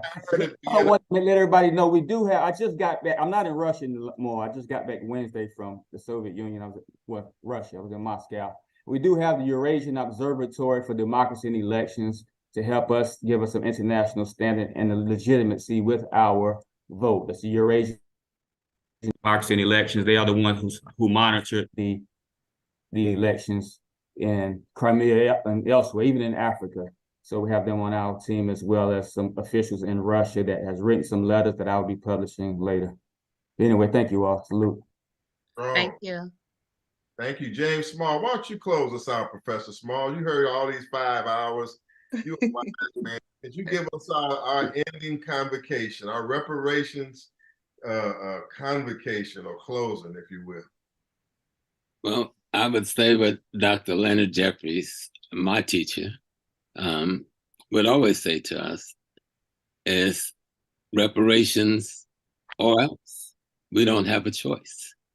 And this is a part of establishing ourselves as a nation, which we will. But reparations is a significant part of the victory that must be had. And I'm just honored to be among such extraordinary minds that's working towards this effort. And so to me, it's just peace and blessings. Assalamu alaikum. Wa alaikum salam.